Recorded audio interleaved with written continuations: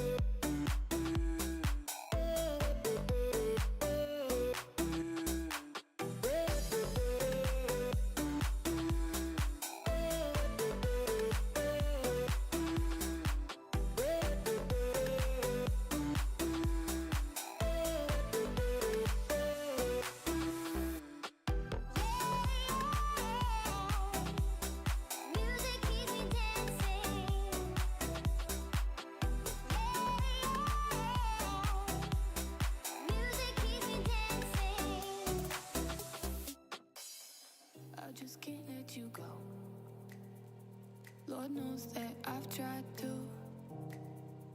You said I was the only one. No one likes being lied to. You made this mess and left me with the pieces. Now I wanna burn all the bridges between us. I can't focus, I can't forget. I've been thinking too much lately. I just need to clear my head. I just need to clear my head.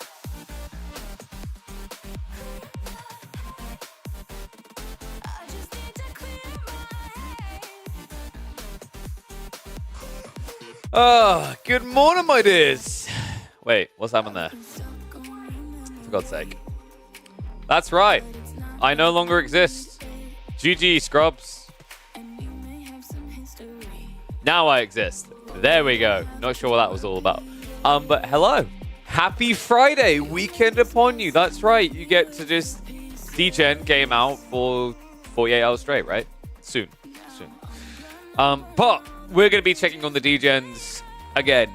Yes, we are continuing the trend of recapping the games. I decided that this stream would open up with 2, maybe 3 series being cast from the Elite Classic qualifiers, which will get us prepped nicely getting into the main event because some of the players will appear. After that, we will be looking at some pub games, trying to catch the pros as they're practicing and prepping for tomorrow and seeing what crafty little strategies they're coming up with in their pub games. And then if there's enough time at the end, we might round out with 1 or 2 community games. I do have a cutoff point of just before 7 o'clock tonight, my time, which means we have got maximum about 7.5 hours of stream time. So, first series we're going to be opening up with. Dude, why does it write it like that? I'm just going to do that. I'm going to force it. There we go. All right, so Baltoon versus Kaiser Johan is going to be our first series we're checking in on. We checked on one of Baltoon's series, looked really good. This one comes from an earlier point. I thought it'd be interesting to have a look in and see how Kaiser Johan done up against his fellow Swede. Gotta admit, like, Baltoon is looking pretty fierce, though, from what I've been seeing so far. I'm impressed. I'm excited to see what he's going to be able to do in the main event. So, let me pull up the data.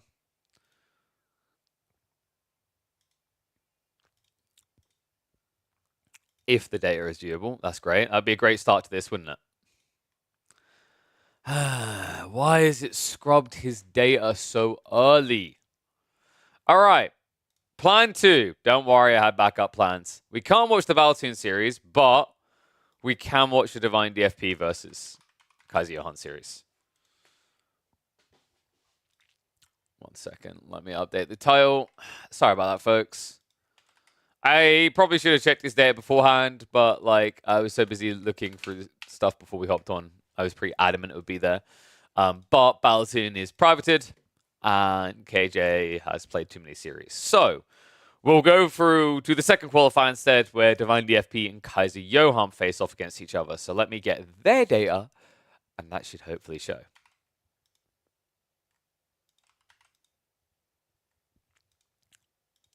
All right. There we go. That I know is going to be doable because I can see the data in his match history at least. So we are going to have a best of 3 potentially here. And it looks like the opening map is going to be Rocky Canyon. Interesting drafts coming out from the 2 players. Divine basically outside of the Mongol pick, just showing that he's still a vicious little toe. Abbasid's Chinese. I mean, Shushi in fairness aren't really a turtley civ, they're an aggro civ. I think the biggest shock to me is the fact that because Divine wanted the Mongols so damn badly, he prioed that as a ban. And then prioed HRE as a ban. Okay, we've got some target banning here. Mongols, I'm not so sure about. I don't feel like that's like KJ's ultra speciality. The HRE is. Kaiser Johan loves HRE. Serves him very well. Served him very well in the qualifier number 1 up against Elyono, actually. But The Mongol ban just to prior the pick, it's kind of surprising to me. I mean, the auto pick not being there on both sides is really weird. Oh, ban rather. I don't know, man. Dude, like, I can't look at this draft and see a way in which KJ has lost the draft, really, right? Like, he got Ottomans, he got Ayabids, he got Rus, and he got Japanese. I think Japanese works quite well against, like, Abbasids. It can work well against Mongols as well. It sucks against China. The rest of the draft, though, is like, this should be pretty cruise my picks, right? Like, Otto to open up against Zhu Ji. That can't be a good win rate for Zhu Ji, right? If we check the stats on that, I'm pretty sure they're going to be low. I want to say Otto's win like 65% of the time, because Otto's win like 65% plus of the time. All the time, it feels like. So Ottomans against the Zhu Ji, 58.7%. That's on the 30th Jan patch. If we go to the previous patch where Zhu Ji was stronger, of course, we can see Otto's versus Zhu Ji. So that was a 44.1% win rate. So they suffered a bit. But there was a lot of changes since that patch, right? So for a start, Zhu Ji had been nerfed pretty hard. On top of that, Ottomans basically got buffed. With the changes to Siege especially, they were one of the biggest benefactors. So yeah, very, very funky draft. Let's see how it's going to work out. I'm a bit perplexed, actually, to be honest with you. Oh, I forgot about the tournament logo, didn't I? 1 second. Let me just re-grab that. Where is my logo? There it is. All right, and then I need to put this score back on. All right, let's get ready for this, then.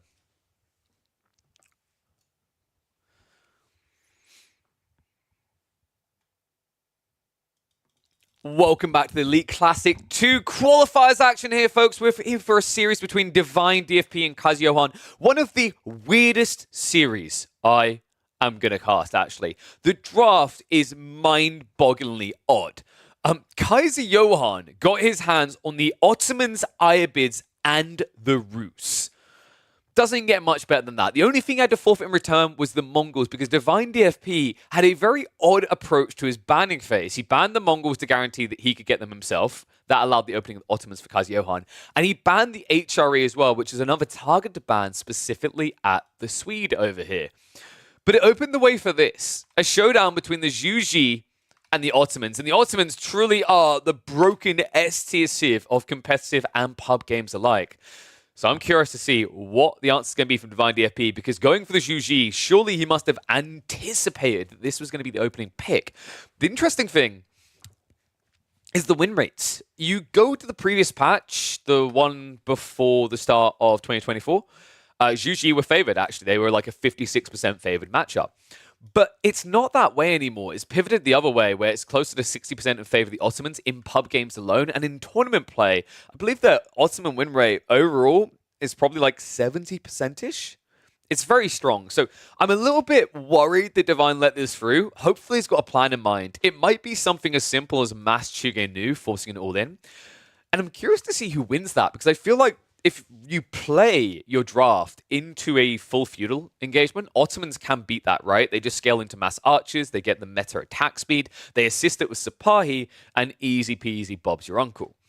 But Zhu Ji have done some heinous things. The only thing in my mind, though, that's more heinous than that is that game that Divine DFP lost in the first qualifier against Avali with this very Civ against a much weaker Civ than the Ottomans. So considering this is qualifier number 2, let's see if he's learned from his mistakes. Scank-wise, it looks like we're going to get a 9 sheep pull compared to an 8. And looking at the spawns, I've been noticing this with Rocky Canyon, actually. It does a lot of tree lines like this where it spawns it in a line. It's weird because in some ways it assists you if you want to wall yourself in. But in other ways, it makes you, I think, a little bit more exposed, a little bit more easily milkable in the tree lines, because these straight kind of forward wood lines are much harder to concave. So it's much more difficult, I think, compared to your standard tree lines, usually anyway, to hide from your opponent. The reason it's not the case with the circular wood lines here is because, funnily enough, The flat tree lines are your safe trees here. You can see by the distance of the TC, right? So like actually, that's an interesting difference to think about, considering that these tree lines keep spawning on the forward. Sometimes they do spawn a bit looser and the circular trees are closer. I think that serves a turtley sieve better. But I've got a feeling we're not going to see turtles from either side.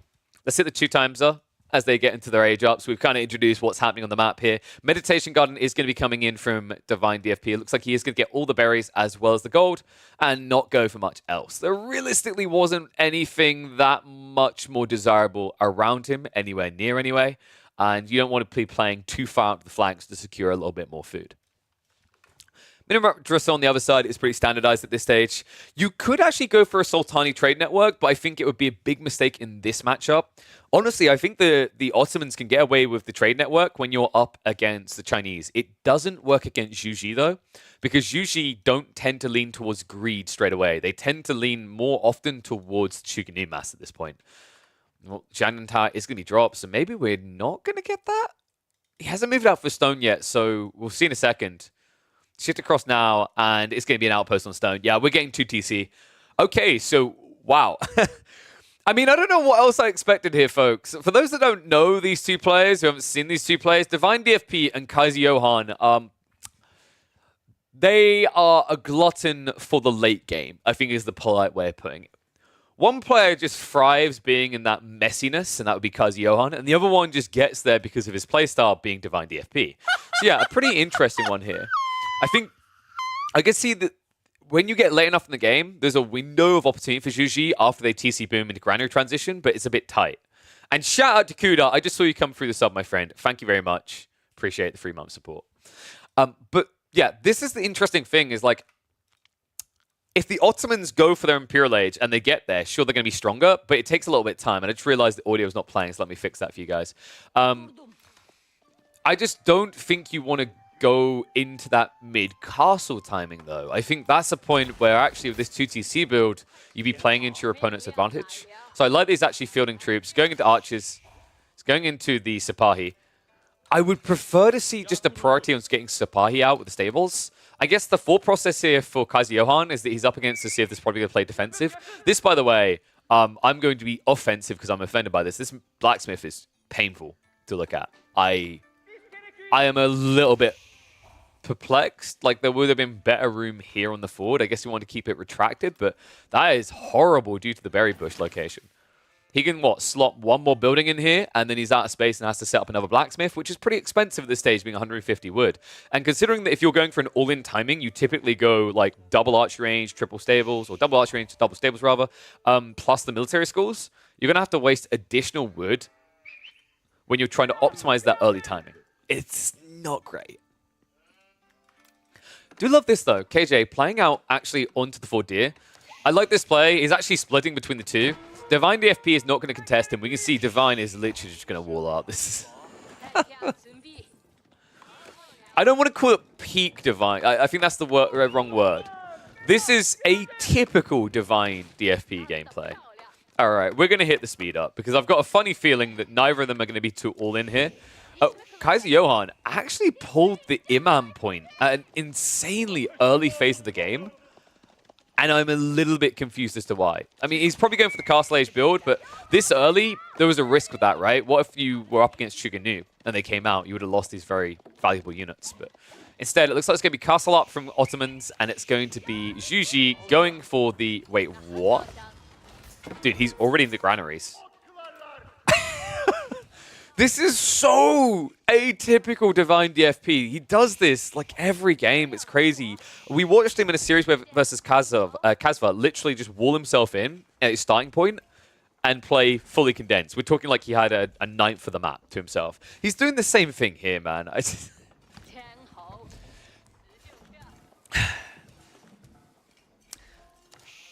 This playstyle doesn't work anymore unless you let it. I don't think so anyway. I think when you're looking at the top level, when you're looking at the people that are going to play in Elite Classic 2, the people that are considered to be the hardest players to beat in the game, they are standard play going to be playing at a pace that prevents this type of greed and punishes it. weirdly enough, the reason why Divine's getting away with this right now is more because of what KJ isn't doing, right? Choosing to go for this Castle Age build versus maybe getting some Sipahi together, getting some Archer together, and turning the pressure up would have been a big difference maker because these granaries would have been fully exposed, right? You come around the back, you ram them down, all of a sudden Divine is in the crapper. But no. Not to mention the fact Divine basically is at a point where he's chopping through these tree lines. Instead, we're going to get a fast castle up. Now, KJ can still win this if he's aggressive. I think that's the condition to play into here. You know, I think up to 10 minutes, you can get away with being this greedy person, but if you play a little bit deeper, 15, 18 minutes, I know I said Ottoman Imperial looks good, but if you're rushing it while your opponent is being this greedy, it's not going to be pretty. So hopefully, what we're going to get out of KJ is all-in aggression. Because I think, weirdly enough, in this matchup, like, if you go Imp plus, great. If it goes to the start of Imp now, because Divine is already scaling into granaries with an eco advantage of almost 10, you're going to run into problems relying on the passive production and the idea of a Great Bombard. So hopefully, fingers crossed, we are actually going to get more units being added in. So we have got Archers, got a meta coming through as well, the Drum Boys actually being actively produced. He does need to try and come through the front. I think, you know, this is one of those type of games where just get the man go out, wheel up, break through the front door and get in, but Divine is going to get time to react now because of these choices. Shuginu being built, Spearman as well. He has broken through his wood wall here. Interestingly enough, is setting up an outpost. I'm actually curious what people would bet on to win here. Would it be Zhuji or would it be Ottoman's the way this has been played? Like, 1's for Divine, 2's for Kaiser Johan. If you're watching it later, be sure to actually mark it as well. Be bold. Make a prediction. Because I think, like, from this position, Ottomans have a decent shot due to the fact that they're picking all the relics, right? The relics should insulate your eco in conjunction with the passive production to a point that you're ahead. But you do need to find a way of targeting onto these farms soon. Otherwise, that granary effect, trip granary at that, is going to make Divine a lot stronger in economy.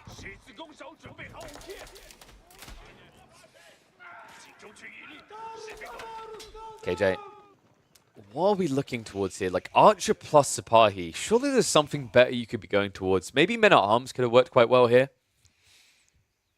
I think there's a window where MAA makes a lot of sense. It's kind of weird because you're diving hand cannon slits, and I think that's why he leaned away from it. But unfortunately, that means like your dive potential is quite weak. Sipahi and these choke points against Spearman, there's not much in there. He can take a siege approach. I wouldn't mind the idea of getting 1 or 2 rams together, actually. You know, they're a lot more cost efficient now, 200 wood instead of 250. And you should have surplus eco at this stage, especially the way that you're kind of being more optimal about your economy. Going out into the deer stacks, going out into the pocket resources. KJ, oh, dude, don't do it. KJ, I beg you, please don't do it. All right, guys, we're going Imperial Age. I'm going to hit the fast forward. It's... In the fairness, I should have known these two in a lobby together would only mean one thing. One playing style, one way. The late game. Mountain Blue Academy now on the way for Divine DFP. More farms getting added in. And funnily enough, he's making a push. So KJ is going to have to back off entirely. This greedy Mother Ducker is legit going for Imperial. I don't think you can, right? You have to play this longer. He's starting to invest now. Genuinely, it looked like he was trying to get away with a greedy tech up, and now he's realized, actually, with the enemy kind of arriving at his doorstep, he can't just be that cheeky. So instead, he's going to have to invest in an army. Unfortunately, the reality of what KJ just done here is by backing up, by resetting, having all this extra eco, because he was clearly trying to go for Imperial Age, he gave over a window of opportunity here. At a critical point in the game, where Divine DFP's eco lead is starting to equal something significant. Look at the food income. Look at the wood, gold, all of it. Like, you know, it's comparative in some departments and a mile ahead in others. This is a scary point in the game for KJ. The only upside right now he has is, of course, he has got the extra relics, right? He's got the last 2 on the way home. But the reality is, like, this almost feels like the type of game where you would have been better off going for a second TC and then going Castle Age. I think you would have gone away with that too. Instead, Sipahi are now going to arrive for a raid. But the problem is there is, of course, an outpost upgraded with a Spring Autumn placement here. And that's a little bit too tricky to dive. So now this is the point where he literally has to go back, waste another 2 or 3 minutes, and Divine's just going to keep scaling, right? He just saw more cav, more Spearmen get added in. Don't think you want to actively produce too many crossbows, right? But like you don't know if you're up against men at arms, so you can't take that risk. Ends up being the right call. Because realistically, like now, KJ's only window is MAA, but the thing that I don't like about this is the amount of food that he's likely to have for it compared to Divine, right? If Divine's scaling crossbows and has taxation to cover that, he's never running out of food, and taxes are eternal, right? The extra walls is worth it.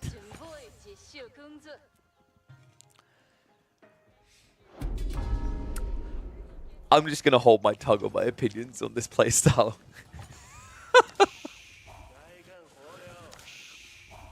Divine DFP is channeling his best Shrek right now.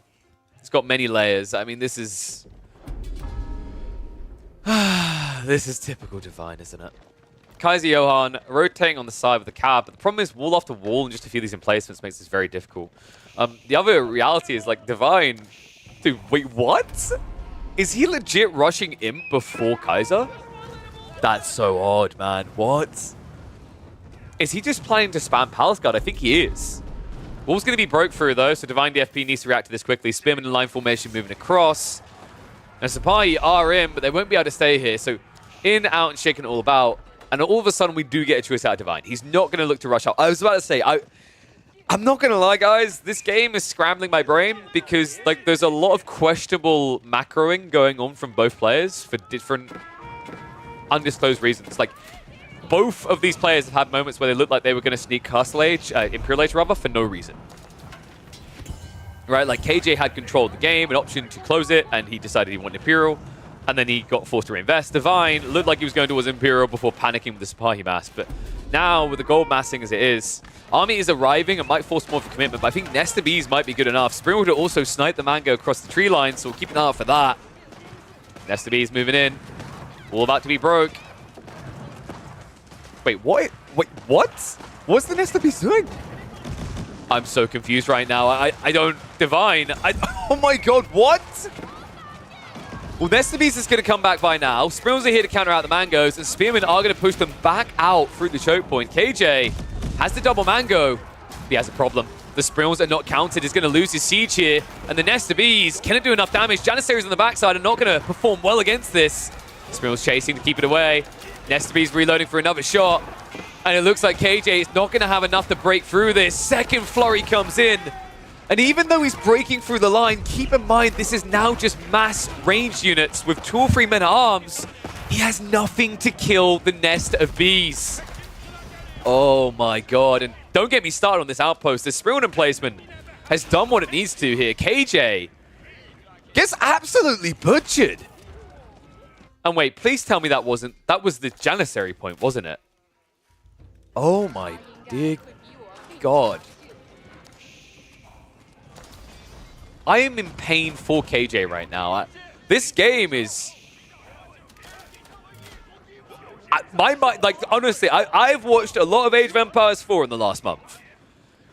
But this game... there is so much indecisiveness. It's like me trying to choose between chicken and beef. It's crazy. Like, the early play opportunities for the Ottomans here, they were there. KJ backed away looking for Imperial Age. He panicked and got forced to pull the trigger on a second load of troops away from the Imperial goal. And then at that stage, instead of saying, okay, you know, it is what it is, I guard against you, now I go for a tech up still, he does this all-in maneuver without a siege advantage, without a clear way in. The crazy part is, like, I know what's going in through Kaiser Johan's head right now. He's fixating on the farms. He's like, oh, farms, dangerous, must deal with. Agreed. But the way that he approached this, he took a long route around the back, which meant that it took him a lot longer to get his troops in position. And also, this tree line just got used against him completely. And now we enter an uncomfortable phase in the game, because KJ, if he tries to rush towards Imperial Age, he's going to be behind. The reason he'll be behind is, despite the power of Ottoman Imperial Age with the Istanbul Observatory, the reality is we're talking about a Zhuji player that is now over 30 eco ahead, has 3 granaries fully fleshed out. He's thriving. He has Mountain Academy, that's even more resources coming in. This is a very uncomfortable phase of the game for KJ.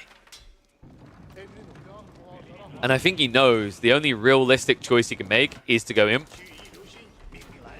His army is smaller, so he might get a bit paranoid, feeling need to reinvest. But realistically, all you're going to do is turn it into a meat grinder that you will lose out in because you won't have the production speed. So instead, looks like he's stockpiling up. Istanbul Observatory is now on the way. And Divine DFP doesn't realize that this would be his moment to strike. Instead, he stands there. But unfortunately for KJ, the reality is, by the time you tech up, Divine DFP could easily be there as well. He's got over 3,000 food in the bank. And he gets over 1,000 gold a minute. And with the build speed of Zhu Ji, even if the tech up completes first for KJ, Divine can just immediately pivot and go for his own tech up in half the time. So, scary game we're about to enter here. The thing that I'm also looking towards is the idea of supervising on things like the University, because if you get the Palace Guard upgraded fully via supervising rather from the Imperial officials, I think that's where KJ is going to be in trouble. He at least has his own Unitech here, but right now his army's kind of splintered between the idea of men-at-arms, archers, Sipahi, Janissary. They all require different techs to buff them. We have got the Siege Crews. The Shutter Triggers is on the way. So that's one area that KJ does have a big advantage in. Right? It's going to be the Siege. Remember, this is not Chinese. We do not have a clock tower. It is just your standard Springle crap. Temple of the Sun is on the way, though, and this is what I was a little bit scared of. That movement speed is a problem. The only upside right now for KJ is Divine does not have mass Palace Guard, so he doesn't have an ability to snipe in, just grab that siege. And KJ, yeah, buddy, we got to fix the housing problem ASAP. Oh, no. No. No. Please let's not do this. Oh, well, you can tell he doesn't get to pick Ottomans much in tournament games because he totally blanked the idea of skewing up the Great Bombards. He's not even actively building into them right now. Oh, man. Dude, this is like when a Delhi player forgets to queue all the eco upgrades. This feels painful. Sure, the Great Bombard's still going to be ages away, but now it's going to be an extra minute away. And all you get in return is a Mango. A Mango that's going to become less useful now that we're in Imp and you have Shutter Triggers on each side. Oh, boy. Upgrades being queued. They'll come out a lot quicker for Divine DFP, though. Mangoes getting sniped. Nesta Bees with a good hit! KJ, no! Oh, my God. He rushed forward of the army of the siege. Nesta Bees just got the biggest freebie imaginable. Mangonels get dodged out perfectly. Divine DFP is having too good of a time right now. Finally, the Springles are going to reach in, but so much damage to the army already. KJ, barely with a military lead that matters, especially when you look at the siege side of things, right? Especially when you consider the difference in the economy. And now they've reached back towards Divine DFP's base. He'll make his stand here. He's got more troops on the way. Nesta Bees are going to be lost, yes, but the Springles should be able to trade out. Mango's being taken out for free right now because, wait, what? He's attacking the ranged units with the Springles. Divine gonna eat Kaiser Johann. Oh my God, KJ now about to lose to Aegis Springles here. Nothing left to deal with the anti-siege from Divine DFP. Army is going to be pushed back, and KJ, despite what you see on the raw military, keep in mind half of that is archers. And in this type of game, this should be mass Palace Guard. But wait, what the hell is Divine? Dude, I'm so confused right now. He's massing spears. This game is doing so many good things to my brain. Divine DFP has over 2,000 food a minute. He actually is at a point where realistically you should be spamming Palace Guard. Like, your opponent doesn't have any solution to Palace Guard. You could argue that he can mass Janissary and that'd be a problem for you, but realistically, he doesn't have mass Janissary and he wouldn't be able to mirror your moves left and right. In a game where Kaiser Johann is desperate, right? He's moved out into the right side gold. He's setting up trade. He's gathering left and right across the map. And here we go. Divine nods his head. He agrees. So this is probably breakpoint for KJ. He's lost way too much army, and he doesn't have the type of economy to replace it as quickly as Divine DFP. The thing that's really missing for KJ, I love that he got these walls up, but he didn't get them up all the way. So what does that mean? That means your opponent can easily just run in. This wall needs to be complete, and I don't know if KJ is going to be allowed to get it. So much gold coming in for Divine DFP. He has got the Divine Haste as well, right? Of course he has. So these Palace Guard are two-legged cavalry, remember. They move at 1.58 movement speed. That is only a small fraction slower than Heavy Cav. KJ, I mean, dude, I don't think we're acting with the absolute panic we should be about this wall right now. If Divine scouts this, like the moment he sees this with the outpost, I'm expecting him to pull the Palace Guard and run in. And here we go, he sees it. He knows. KJ, is he ready to make you stand here? Because I'm seeing a humongous military lead right now for Divine DFP. Great Bombards are finally starting to come out for KJ. 2 of them have been produced. We'll get some decent hits in here, but that's going to be a military school going down. Spearmans are also starting to move up. There's a lot of them. They do have extra range compared to the Great Bombards, and that means that KJ has a significant issue with reaching his late game potential right now. Wraparound attempt coming in from Rafusapahi. That's not going to be enough, though. You need a lot more troops than this to take this mass down. Nesta B Flurries coming in. Spearmans are going to start trading out. Great Bombards go for those shots, but Spearmans get rid of one. And a quick reset before he goes for more. The Great Bombard is moving up. The front line is starting to give way here. So KJ looking like he's turning it, but the issue is going to be the siege. Nesta Bees clears out the last of the men at arms. And this is looking like it might just be over. No Great Bombards left over. Only one Mango left. 3 Nesta Bees, and this is going to be enough to crack him. Kaiser Johan has gotten an absurd draft in this series. He opens with an absurd Civ, but this game ends in an absurd way. Divine DFP, after the biggest blunder of the Zhuji I've ever seen in this tournament so far, does it right against the hardest Civ on his next run at it. So game 1 goes the way of Divine. Really wild game. I think the way I describe that game is indecisiveness until the late game. And, you know, you can kind of see that both of these guys are a little bit comfortable with a little bit too comfortable, I'd argue, with the idea of late game. I think what was going through Kaiser Johan's mind is like, oh, it's Divine. I get to go late game. And then he saw those Chunganu and panicked a little. And he pulled away from his late game plan. He could have still stood a decent chance if he rushed towards that imp a bit quicker. I still prefer the idea of an all-in castle or even an all-in feudal against Zhuji booming. But if he was at least optimal on the imp age timing, there is a way that you can make that type of comp work. You'd have an extra 1 or 2 siege weapons, you'd have extra springalds, and your initial punch would be a lot more ferocious because you wouldn't have thrown away 40 units grinding into the enemy base. But it's only the first game. We have got potentially 2 more games, and next up, it is going to be Mongols versus Ayabids. This is a really good matchup for the Ayabids. Even better still, it's on a water map.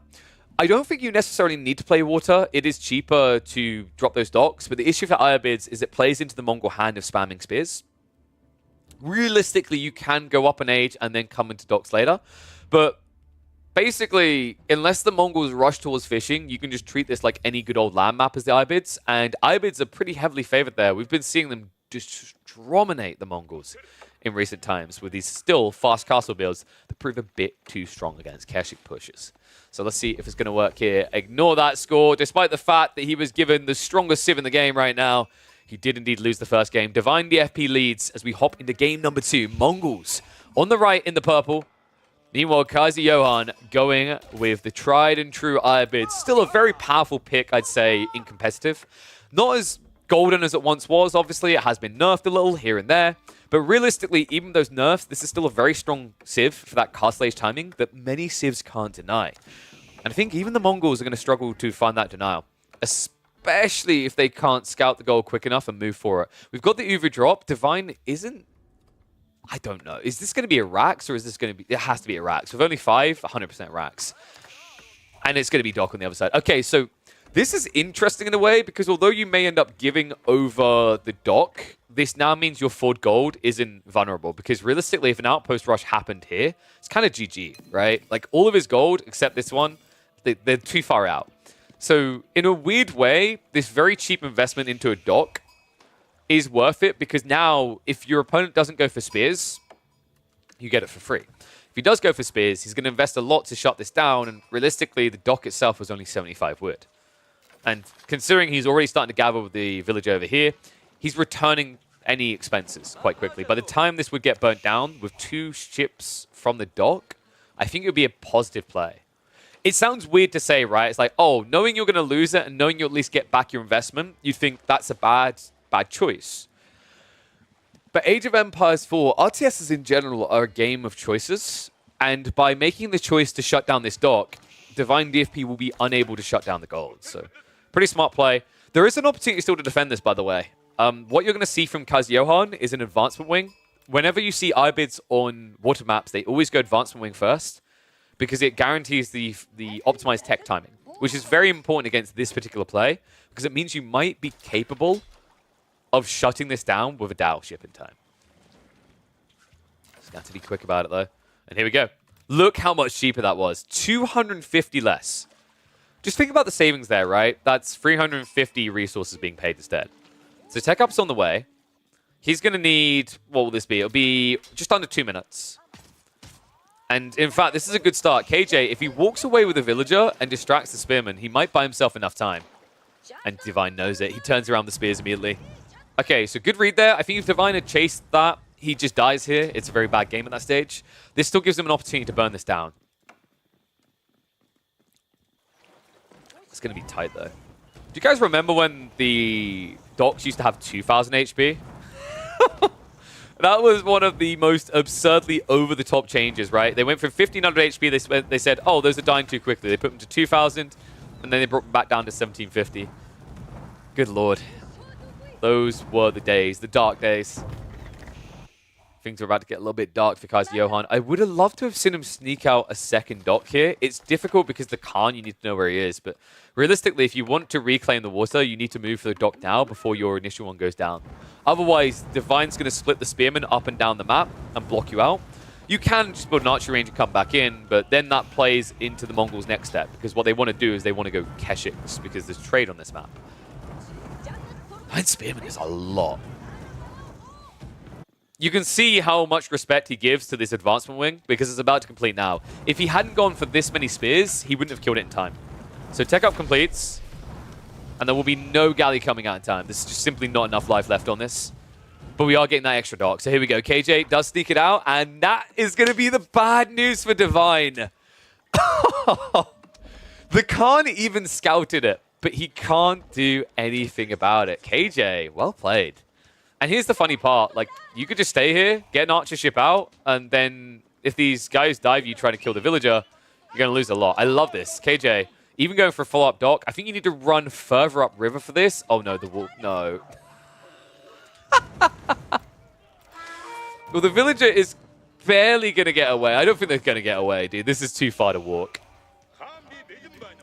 Could have pulled the boar? He doesn't need to. There's no reason to, right? Like, he'll always get the kill at this stage. The wolf guarantees it. Archer ship does come out, so that's going to be Divine DFP having to pull away from burning this down. And Divine, now you need to look towards the base, right? There's one thing you can get out of this, which is you can deny gold. The interesting follow-up play that I'd love to see now from Divine is if your opponent can't access gold, you just go for a Springald ship and win, right? Because the only thing you can build is archer ships right now.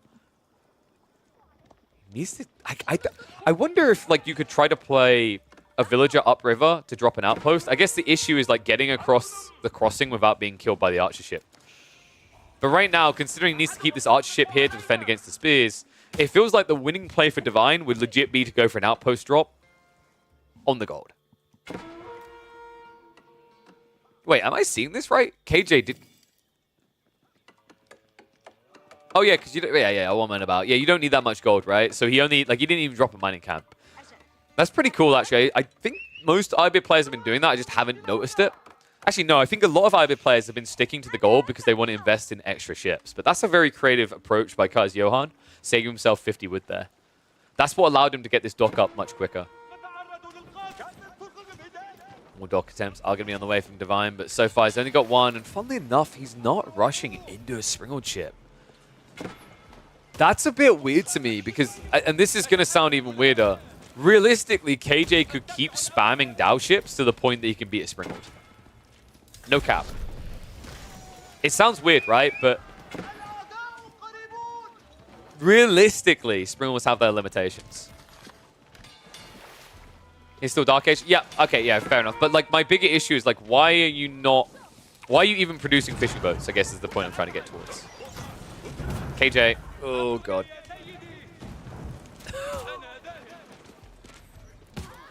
I think my brain's still scrambled from game one. Like, this heavily favors Iobits, no? Especially when Divine keeps hanging around with the spears like this. Oh, God.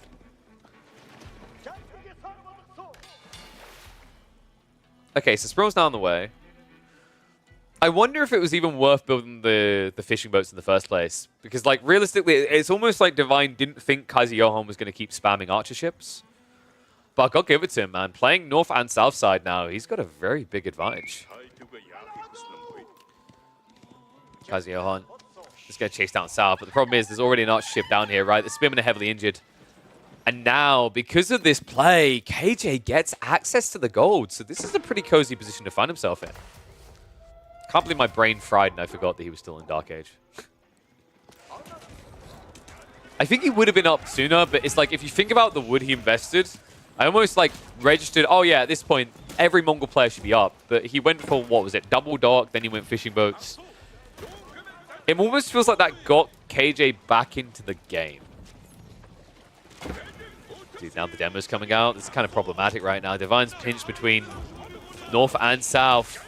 Archer ship moving in. Demo ship is at least going to get detonated. But funnily enough, he's just cheesing him down with mass archer ship right now.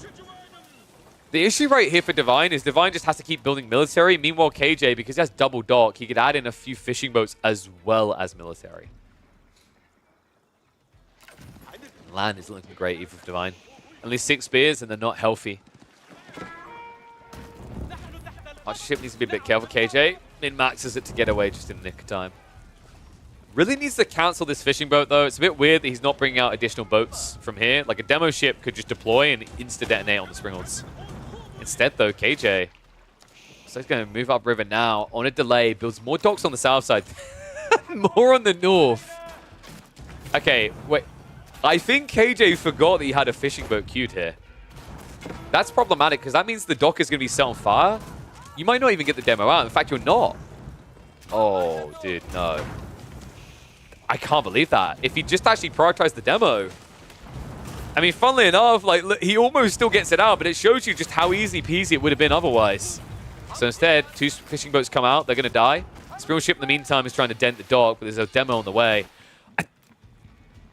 I feel like KJ is outplaying Divine from a dock placement perspective, but he's getting outplayed when it comes to C micro. And it's not even close in those 2 departments, right? Like, Divine is getting pulled north and south constantly, but on the flip side, Divine is winning each fight he engages in. So it's a bit weird from KJ the way this has been executed. I would have just loved to have seen maybe more Springals and then demos. The Dao Archer ship opening was nice, but then you need to just get more offensive boats to open that up. One of the big issues was accessing his gold, right? He got denied for a while there. But once he got back on that, you know, the fact that he was trying to add in more fishing when he needed more force was definitely not the most ideal of plays. And oh my god, dude, has he really got such little gold? This is just very wasteful. KJ, the way this opening happened should have felt like he was a mile ahead. But realistically, yes, he does have fishing and still has a lead. But I feel like Divine's getting an opportunity in this game that probably shouldn't have been there. And now with trade adding in, you know, fishing is going to have to keep escalating. Divine might slowly lose this dock now, though. He's shifted all the way upriver. But this is the thing now. Divine, so this is going to reset into I have north, you have south, right? And Divine's army on the sea is big enough that he could just consider adding in fishing boats to pad his economy at this stage. Yeah, that naval arrow slit has proved quite problematic for KJ. So what do you do now if you're Kaiser Johan? I think the answer is kind of written in the stats here. It's going to be Castle Age, right? We're probably going to be looking at a Growth Wing. Seems the most likely with what you got remaining. You could go for Desert Raiders, actually. It's kind of like an underutilized choice for Castle Age, but getting 3 Desert Raiders every 2 minutes would basically give you a way of shutting down the trade in a game where both players are fully investing onto water right now. Yeah, in some ways, like I think on water maps, Desert Raiders might be underrated as a choice. It does sound a bit weird, right? But like realistically, you just drop a stable, you get the upgrade, and by 2 minutes in, you know, you haven't even had to buy any Desert Raiders, but it's already worth the veterancy.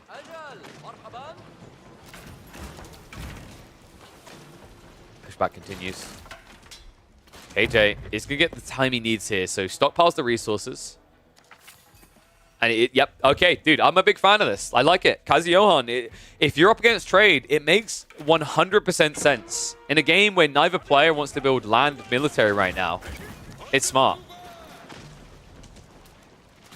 Ship trade in the meantime. And the interesting thing actually is Divine has layered in archers as well as spears. So unfortunately, despite me saying this is smart for KJ, Divine DFP already seems to have sensed something here.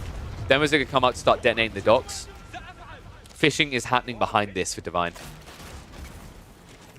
And this Finn River is a problem.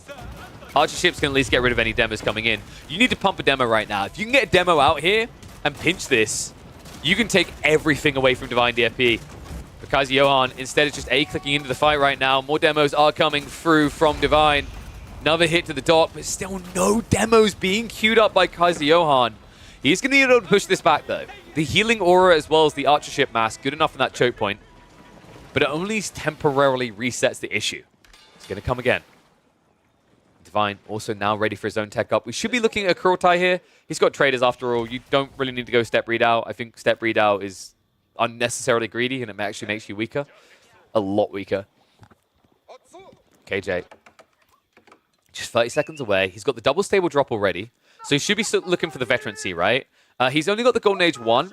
If he adds 2 more buildings in, he'll be sorted to get the unlock quicker. And then it should be upgrade into Camel Lancer spam. And considering Divine only has, what, 4 archers, you'll be fine. Interestingly enough, KJ's adding in his own archers now. Blacksmith also going to need drops, so he wants to get that undermesh just to protect against this spam. Meanwhile, Riverside is just genuinely grinded to a halt.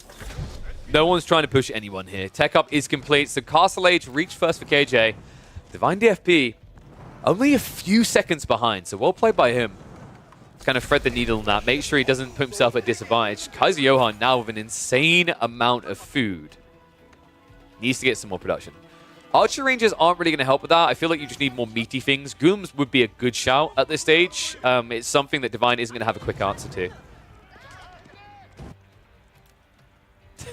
What is happening now? I don't understand why no one's attacking anyone anymore in water. This is very surprising. I kind of get it from Divine's perspective though, right? Like he has 2/3 of the river, so he doesn't care. And KJ is going to run out of fish sooner because of that. So it kind of makes sense. Archers are at least going to get rid of these spears, but Payday, they already got the bounty, so they got something out of this. Desert Raiders now moving in. This is problematic. They have a lot of damage, even when they're not upgraded, right? The Feudal Age version has 13 damage per melee strike. So nice move in here by KJ. More spears are on the way, however, so he needs to be a little bit respectful of that. Or you could just run in and die. Lancers have now arrived, though, and this is the real problem for Divine DFP. Trade, unguarded, unprotected, and now being raided by the camels. Well played. Archers also have cleared up the spears here. Looks like there's going to be a push in on water again. Demo ships are now being queued up, though. This is what was missing before. Demos are going to get in, however, and it's going to be too late of a move. Oh, my God, dude. Imagine if KJ came up with a demo idea earlier than this, how different it would be. It looks like he should have enough archer ships still to hold this back. And on land, damage is being done. Divine DFP trying to scale into more spearmen, doesn't have enough yet. Yami's also on the way. Brace is coming out, but that's not good when you're outnumbered. That's terrible! Oh my God. I actually think Divine's just going to die to camel spam now. Well played by KJ, actually. This build, this order on things, paid off. The Desert Raiders, if they weren't there, I don't think this would have applied enough pressure. The reason why the Desert Raiders are important is because whenever spears come out, you overwhelm them, guaranteed. So you tank with a Lancer, and then the Desert Raiders keep hitting them on the side. And now the villagers are also getting massacred as Divine DFP somehow doesn't have enough food. What? I mean, Wood's running Finn, but that just doesn't make sense to me. Looks like the camels are going to stay underneath the TC a little bit too long here, so crossbows are at least going to clear him up. But Lancer's wrapping around the other side, once again hit the trade. Divine still with 8 traders remaining, but he's not really growing anymore. Waterside is at least turning into an absolute mess for Kaiser, though. Kurotai's moving in. This one dock has done everything it needs to for Divine DFP in this series. Could it be enough to get in the win? Ram now coming out. Kaiser Johan just trying to switch to a more permanent army to station in the enemy base. Unfortunately, that Kurotai means he cannot contest this right now. The men-at-arms just too effective. Crossbow now being queued up by KJ. Lancers are still hitting their targets though, right? Like, this is the thing. If you look at this from a raw land perspective, that's where Kaiser Johan's staying in this. The fishing is there for Divine, sure, but the reality is he only ever built, what, 6? And that's it.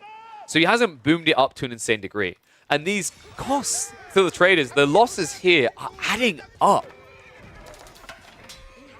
Even with the discount. Villagers also now being hit. Love the fact he pulls the Lancers back as the Spearman arrives and goes on the other side. So this is just back and forth. It's seesawing from Kaiser Johan.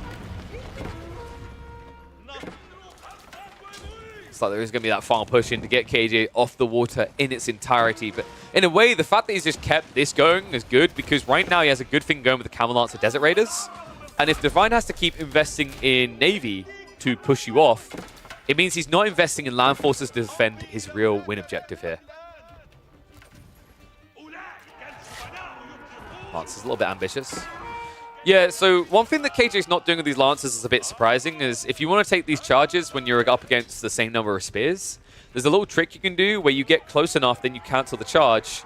The Spearmen chase you, and then there's a way that you can recommit the charge instantly, hitting from like point-blank range. It's basically you just target something behind the initial units, and then target on again. I think it's like to do with the A-click behavior, if I remember correctly. We've seen Vortex do it a lot, actually. It's very effective. Even though your Lancer charge with the camels are worse than other civs by default, it's still better than your base sword damage.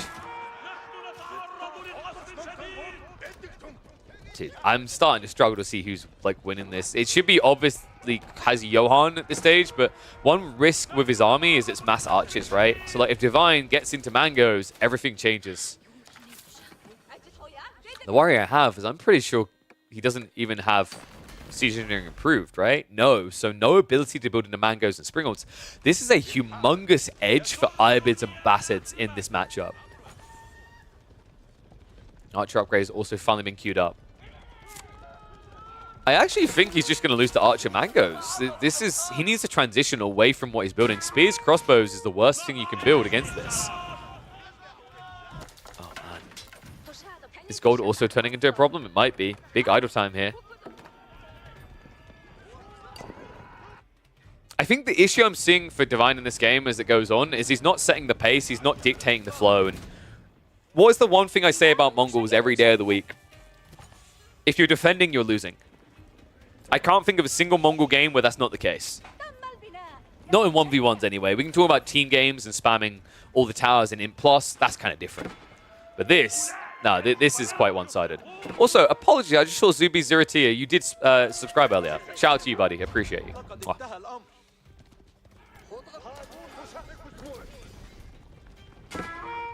Right in. Villager going to go down. The problem right now is Divine, dude, he doesn't have the outpost spam, so this Yam is kind of worthless, right? Like, actually, where? I think he had one outpost over here. It researched Yam, and then it got taken down. So, like, he might as well have just not bought Yam at that stage. He doesn't have the effect anywhere, which means he's just getting outmaneuvered by mass camels. Like, he's legit going to lose this game because of mass camels. And now, it baits him into the engagement with the archers. Oh, no. Oh, this is the worst thing possible. Divine DFP. I mean, the Kurotai won't help you here. The Rams are moving in to deal with the docks. He's going to try to go for a demo ship play. But against archers, mass archers, that doesn't work. And it looks like the Kurotai is going to get caught. In fact, it could easily be pinched. Archers chasing away the entire battalion right now. This is looking disastrous. And guys, look at the timing right now. 71 military to 54. If Kaiser Johan had waited another minute, he'd have problems.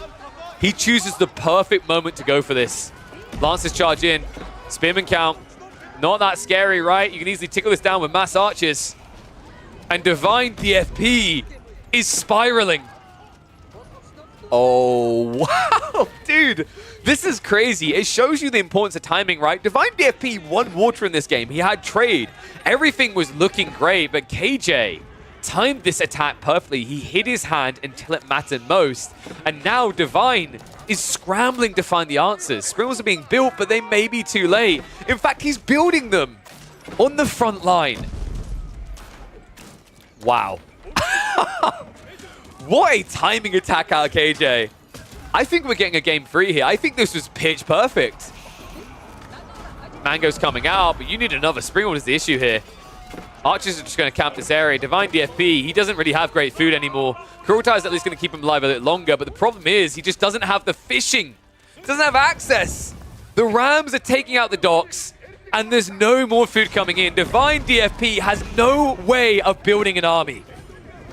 Mango being chased by mass archers right now. I mean, that shows you how bad the situation is. When Kaiser Johan's that confident, he gets the kill. Springald takes it down.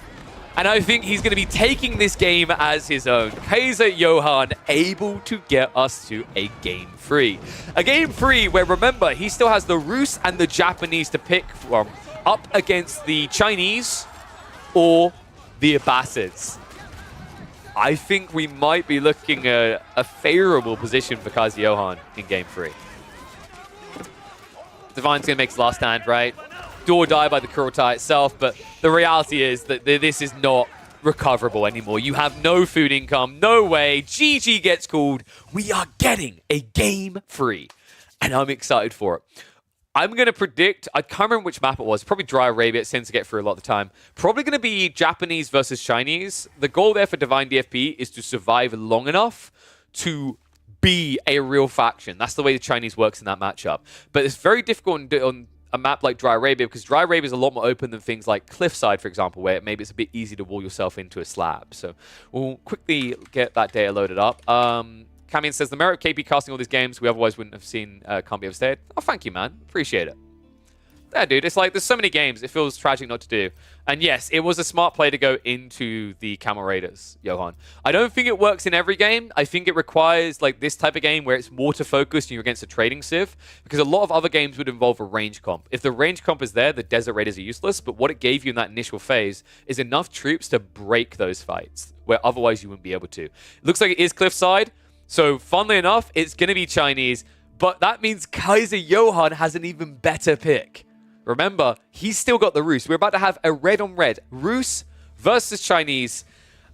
And this is interesting because this map, Cliffside, Rus are like top 3 on this map. It's a very powerful one for them. Divine's got his work cut out for him. And I'm hoping that KJ has learned his lesson from game number 1, because this is going to be another rendition of that, just more focused on greed than it was with the Zhu Ji. Let's get into it. Deciding game between Kaiser Johan and Divine DFP, and it takes place on Cliffside. Divine in the purple is the Chinese, and Kaiser Johan with the powerful Rus. I think this is a type of series as well where Kaiser Johan, like, I wonder if there's a mental strain in his brain where he thinks back to the way this draft went, and he's thinking, I shouldn't lose this. I have no excuse to lose this, right? I had Ottomans, Ayabids, Rus for a best of 3. You could not ask for more power in a draft than that.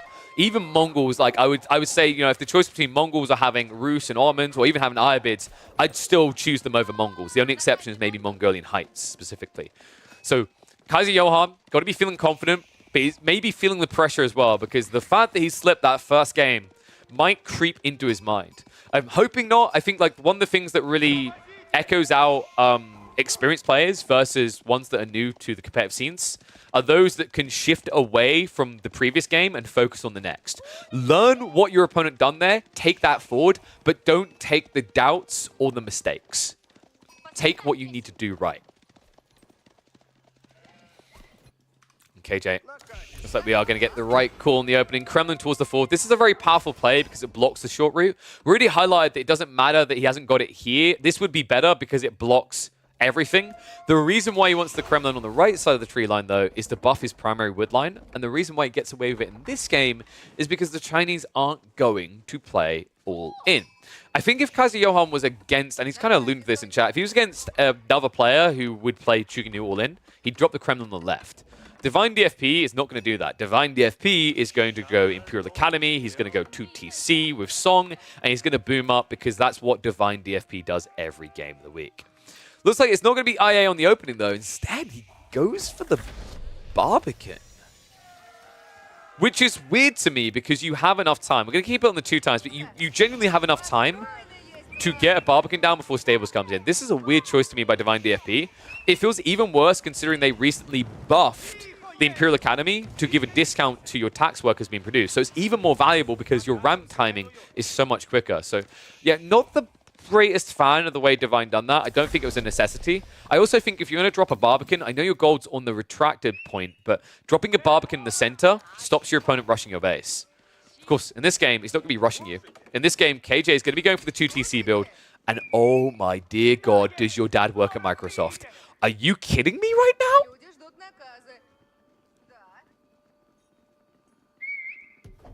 Dude. Okay, if picking Roos on Cliffside in this matchup wasn't a big enough advantage, how about this? The deer are so tightly packed that this is optimal for the entire area. Meanwhile, Divine, it's a little bit more split, right? It would have been less beneficial. Now, you always get the boar and the deer nearby, but the way this is playing out, it means KJ is going to get everything practically on one screen. And what's going to happen after this? We know. It's going to be a rush towards Castle Age. Divine DFP, meanwhile, is rushing towards that second TC. With 3 scouts, you can actually block this out, so likely Divine's just going to drop it at home. That doesn't feel great. You want to drop it on the deer. If you can't get on the deer, you can't contest the castle timing of the Roos. Divine. Dude, I love the grief of just making him do that, repair by accident. Yeah, so this is congested. This is rough. I'm really not a fan of congested TC play by the Chinese. You have a scout. Put that scout to work. You've run into the enemy base, or you should be running the enemy base right now. This is kind of bad, the fact that he's not seeing this. Because if you can't see a stable, you shouldn't be going for such a safe TC. You should be playing one a bit wider. It's risky because the scouts can maybe block you out, but fundamentally, like if you don't play a wide TC here, you're not being optimal with your economy. All your villages are in one location. It means they're going to exhaust the close-by resources twice as quickly, and then any additional villagers spend a lot more time walking to their new assigned role. So yeah, a little bit of a rough one. Outpost also coming up, but the reality is that KJ has no interest in military. We're going to hit the 2 times because it's going to be another one of those games where it's going to be all about Castle Age and beyond. Because Kaiser Johan doesn't need to build a single unit until it's there. And you know what? I love these walls. He's blocking him out of every piece of food. Now, if you guys remember, in Game 1, Divine was happy to do that to himself. He walled himself in. He didn't give a crap. He went for a farm transition pre-10 minutes. This is not the same game. This is the Chinese. They don't get that Song Dynasty discount on wood-based buildings. So it's not as easy to go in towards a full farm transition for the Chinese. In fact, it's the weakest point in their game, and it leaves them very exposed. And no, I don't think you need... So the whole idea of Pro Scouts, it's not a necessity here. You don't need Pro Scouts at all. Pro Scout slows you down because it's very expensive, 350 resources. There's so much deer and boar here, you could just end the game off of this area. Like, realistically, you could be that strong in the next several minutes. I think I want to see a Horse Archer opening here. I think Horse Archer is super effective against what Divine's doing. Knights less so because you're going to be up against hand cannon slits, but we'll find out in a sec. First of all, High Trade House, get your numbers in. If you're watching on YouTube, pause the video. Put a number down in the chat. If you're watching live, spam those numbers because this is a money shot right now. Whew-wee. Look at that beauty. It's got to be like, what, maybe 89 trees in range? Oy, oy, oy. So, wall is at least going to be blocked from going fully up, but let's be totally real. These walls have done what he needs to. He's created a little Takeshi's castle. It's very annoying for Divine to try and get around this area. He's now setting up his own walls because he knows that if he gets starved off this food, it's GG. Let's see. Is it? Dude, it's going to be archery ranges. We are getting it. Horse Archer opening. This is really cool. I like this because the reason why it's effective, Chinese don't build many units to defend. They only build spears when they do. And then the whole idea is because they've gone Song 2 TC, they have way too many villages to protect. So you just run through the base, gunning them down. The reason why you don't want to go Knights instead is because against spears and against the hand cannon slits, you're actually very much countered by the Civ. It's why I say, for example, when you're playing French, one of the two worst civs you can go up against to have to dive is Chinese, because of the hand cannon slits making it difficult. Oh my god, dude, he's... Oh. Divine, this isn't game one. This is what we call in the industry a feed. This type of transition, it's going to feed your people, but it might also feed the game to Kaiser Johan.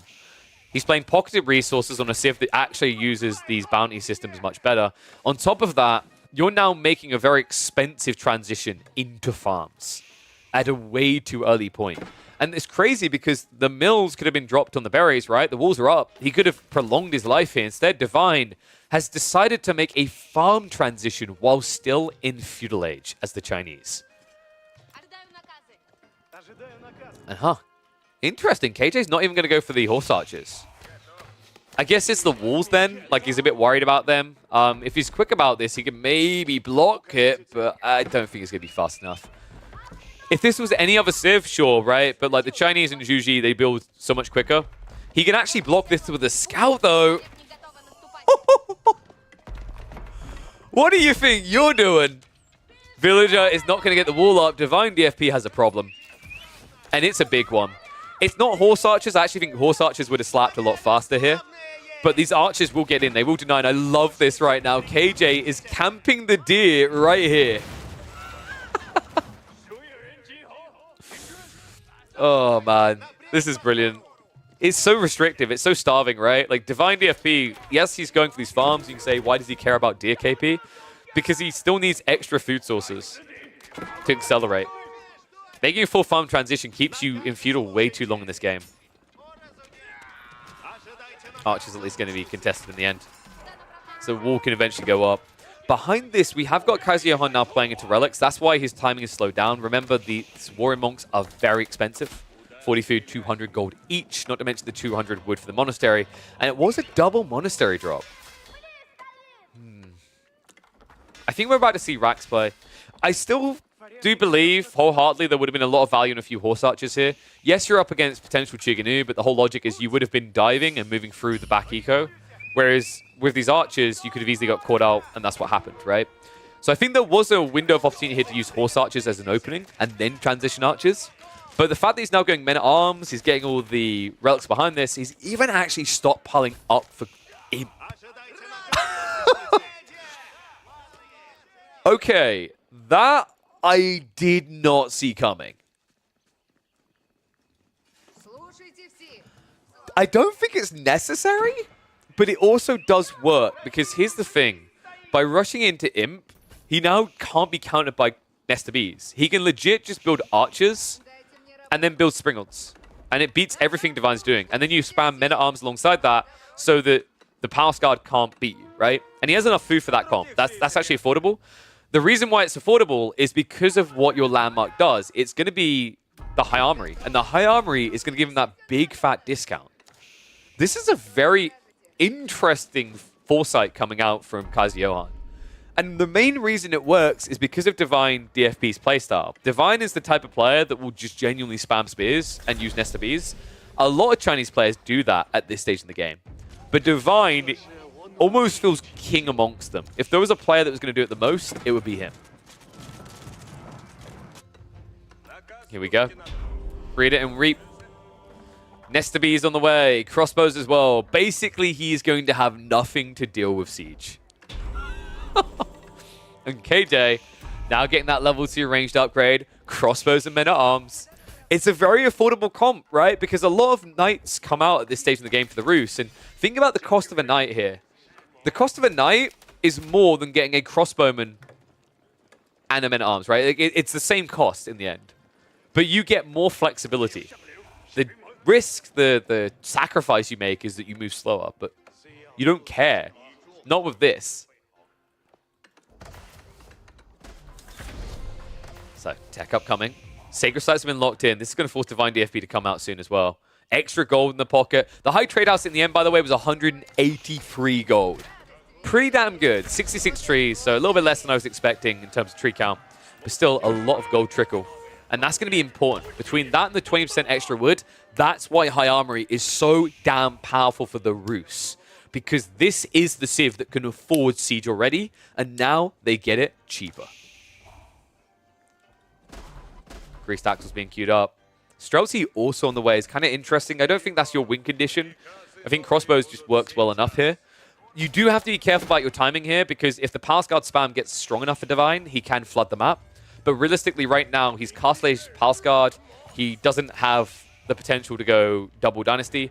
And also, you do have these walls being built up to slow him down. So the timing looks like it is going to align here for KJ.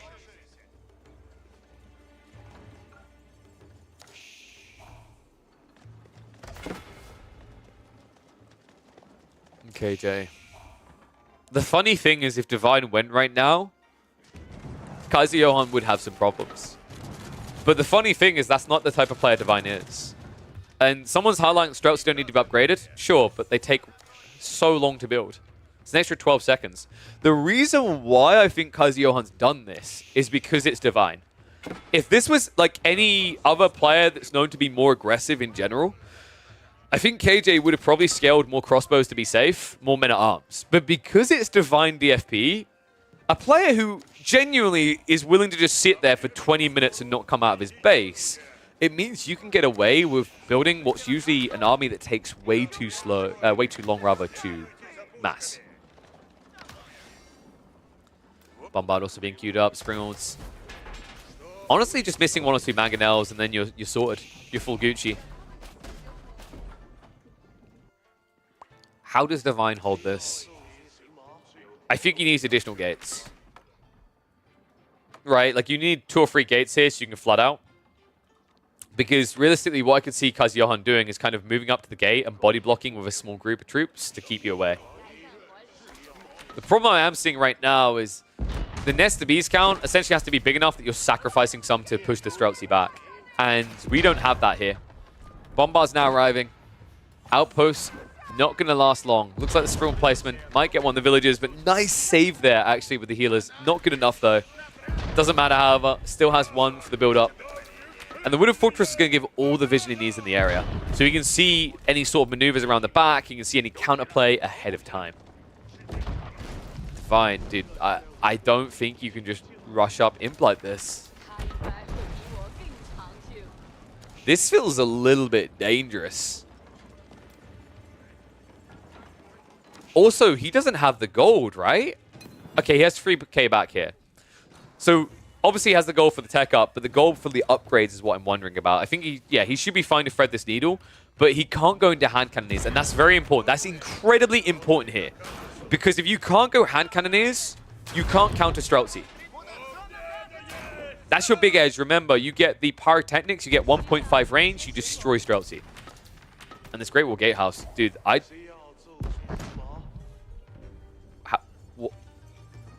not sure what this protects. I honestly think Divine DFP was hoping he'd be able to thread it and get it here, but he got blocked on the timing, right? So Great Wall Gatehouse on the right side.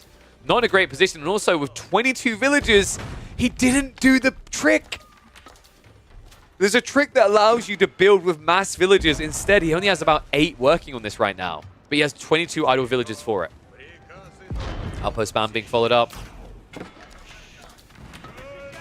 Sprimmels basically are uncounted right now. Divine DFB is rushing additional siege out of a siege workshop. That's not going to work. He even gets sniped trying to move away. And KJ moving in deeper. If he sees the siege, it's freebies. Oh, he has his number right now. Bombard's just starting to blitz for it all. Blacksmith's going down. Can get rid of the production buildings. Divine DFP, his army is not impressive enough to dive in right now. Kaiser Johan has him by the long and curlies. So many production buildings going down. This is smart by KJ.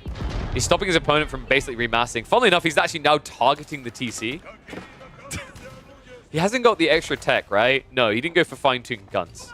I would love to see fine-tuned guns. It's just so expensive. I think this tech probably needs to be buffed.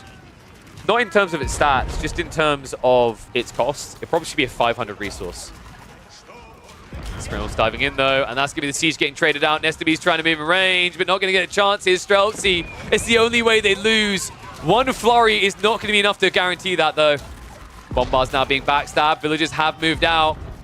But these Bombards with the Siege Works are so insanely tanky. He's only going to get one, and he's barely going to get that. Looks like the Streltsy are at least going to get cleared up, so Divine DFP is at least going to get a soft reset. But a lot of damage has been done here in the dive. The problem is he never hit the farms or the granaries. However, Kaiser Johan has got a lot of Streltsy coming, and remember now, this was the thing I was highlighting before, Divine DFP wants to go for hand cannoneers, but he has no gold.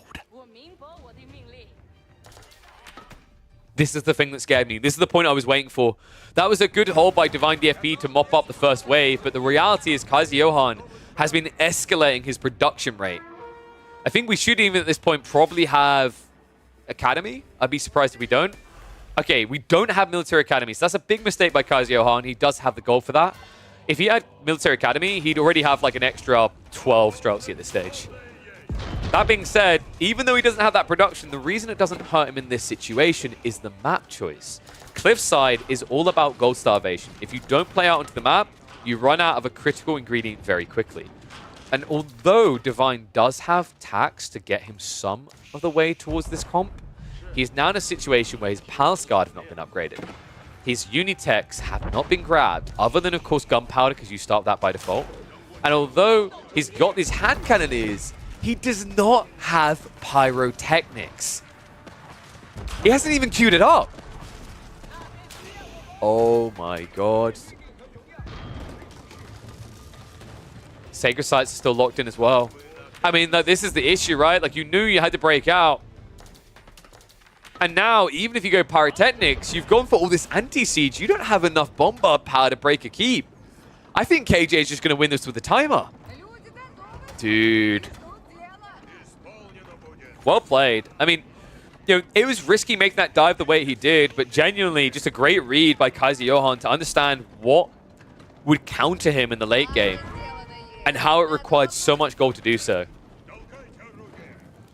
Now Divine DFP with both players in a match point situation.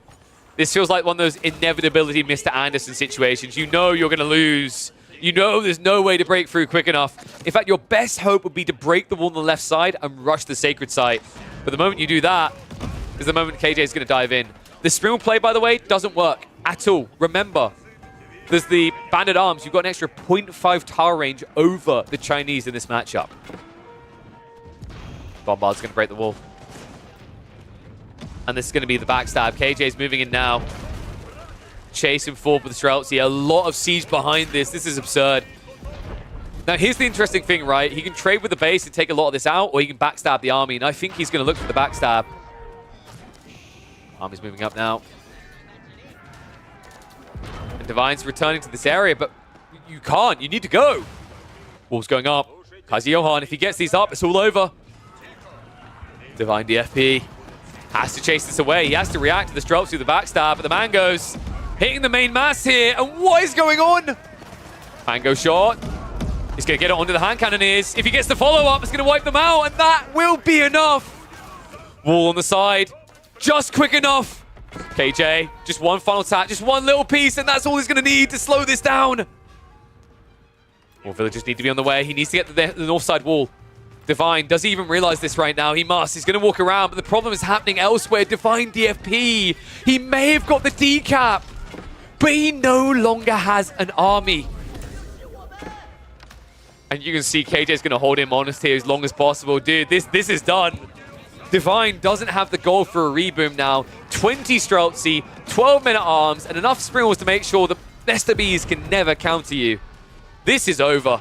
Villagers being massacred as they run out, because right now, Divine is desperate to get gold. Oh man, and he knows it.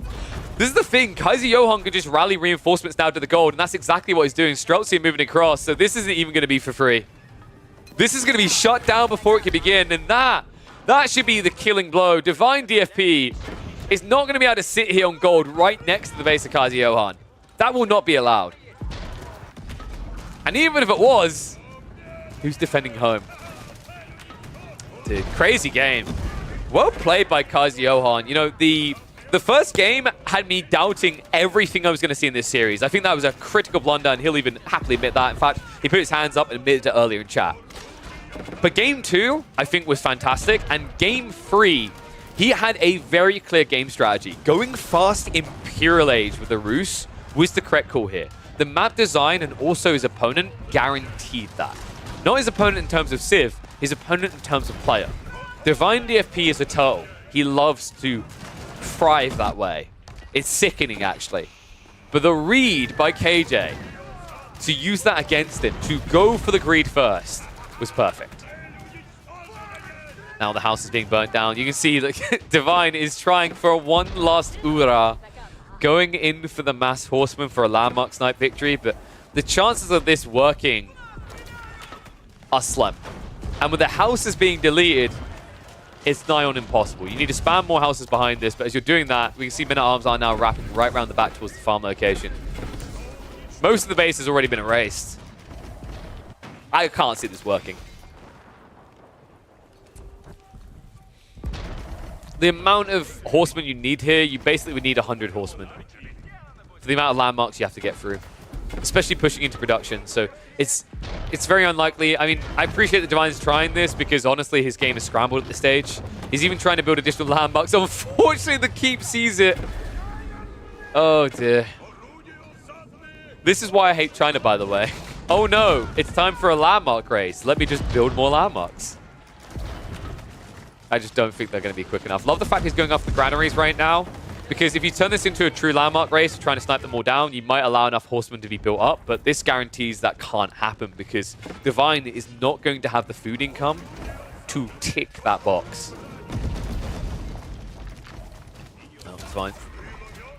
Doesn't want to just GG out. I understand it, but the reality is, now with the Streltsy coming over, the Men-at-Arms as well, right and truly is on the wall here. 3 landmarks already down. 3 to go. What a sick game out of KJ. What a sick series in the end. I mean, it's kind of how you'd expect it to go, right? Like, with the overpowered draft that he got, he basically got all the best picks you can get at the moment when drafting. But the reality is, like, after that game 1, it could have been very easy to doubt himself, to be demoralized, to be face-palming about the way he allowed that to go down. But he took it in his stride, he recovered, and he came back stronger as the series and games went on. And now Divine, with his final commitment in, there's just too much siege. The mango hit onto the side. I think that's just going to be it. Divine, he's about to lose, what, 30 villages to Mango Fire and Streltsy. A nice, ambitious last attempt to recover it, but always looking like it was going one way here. 6th series comes out from Kaiser Johan. He does continue on through. Unfortunately, we already know how his journey ends, with bitter sadness when he rematches up against Elyona and it spins the other way. But promising player, always excited to see him, and hopefully we'll be seeing more of him in future tournaments. Woo-wee, lordy. So Pikey asks, how do you do the Great Wall trick? So the Great Wall Gatehouse trick, the way it works is you put a blueprint of a wall, you only just tap build the centerpiece of the wall, and then you drop the Great Wall Gatehouse landmark. And what that will do is that will allow you to then build all around it in a square. Cool series, though. So, we've done the Divine versus Kaiser Johan. I keep wanting to say Killjadi because I call him KJ, and that's Killjadi as well in my brain. We could do Cat versus Sanich, actually. That might be interesting because those are 2 3D members.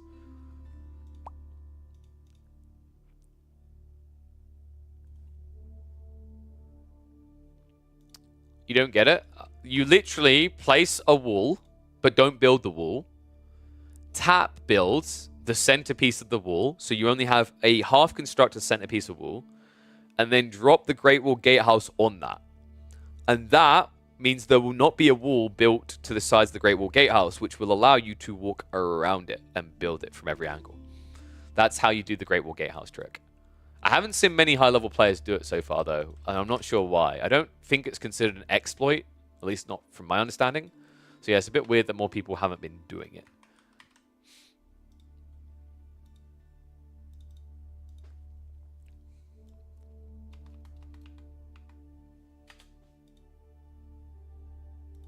Too much APM tax for the worth? Not really.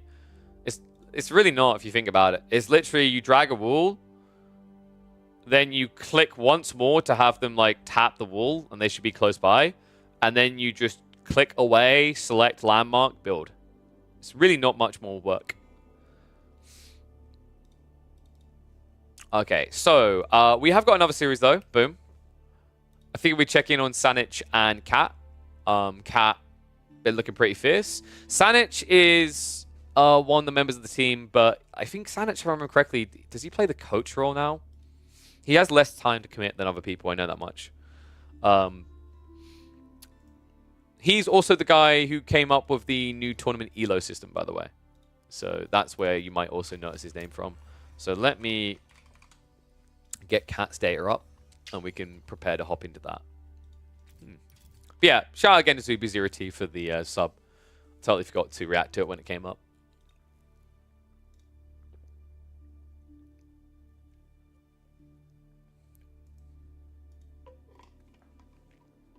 And also, did I miss another comment earlier?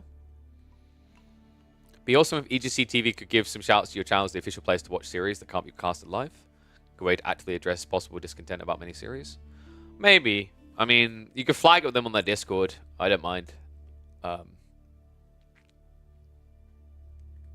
say, like, you know, Pessy would probably be open to, like, doing it, but it would feel weird of me doing it if I'd done it, like, myself, if that makes sense. So, let me find the Sanich Cat series. Alright, Dry Arabia first. Byzantine Iabid match. Interesting. Sup, Gully? What do we have here? We have games.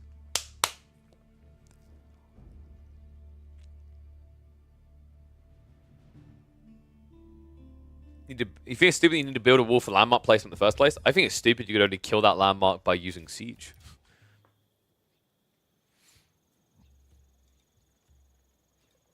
Well, here's the thing. If you're using... like, so I don't think it's just... The build trick doesn't just make most sense when you're playing an offensive landmark drop. It actually makes a lot of sense with a defensive landmark, because defensive landmarks, like, if you're opting to go for that, like, for example, in the situation for Divine, he's panicking. He's like, oh, I need to catch up. I also need to defend my flank. So, actually, the timing on building that matters a lot. So much, in fact. It's not just... you know, if you're doing it offensively, it's more worth. It's worth it when you're defending as well. Okay, so... oh, let me reset those scores, because we have got more games. After this, we might check out some pub games. I've got... what did I line up? I lined up some Voldemar games, some Crackety games, Vortex games. I'm not sure if there's much more than that right now, because people either privated or they're only playing in custom games to prep for the tournament. Maybe we find some live games. Some Gully Deckle versus Ramen? No, Gully. We can cast your series versus Divine. Would you like that?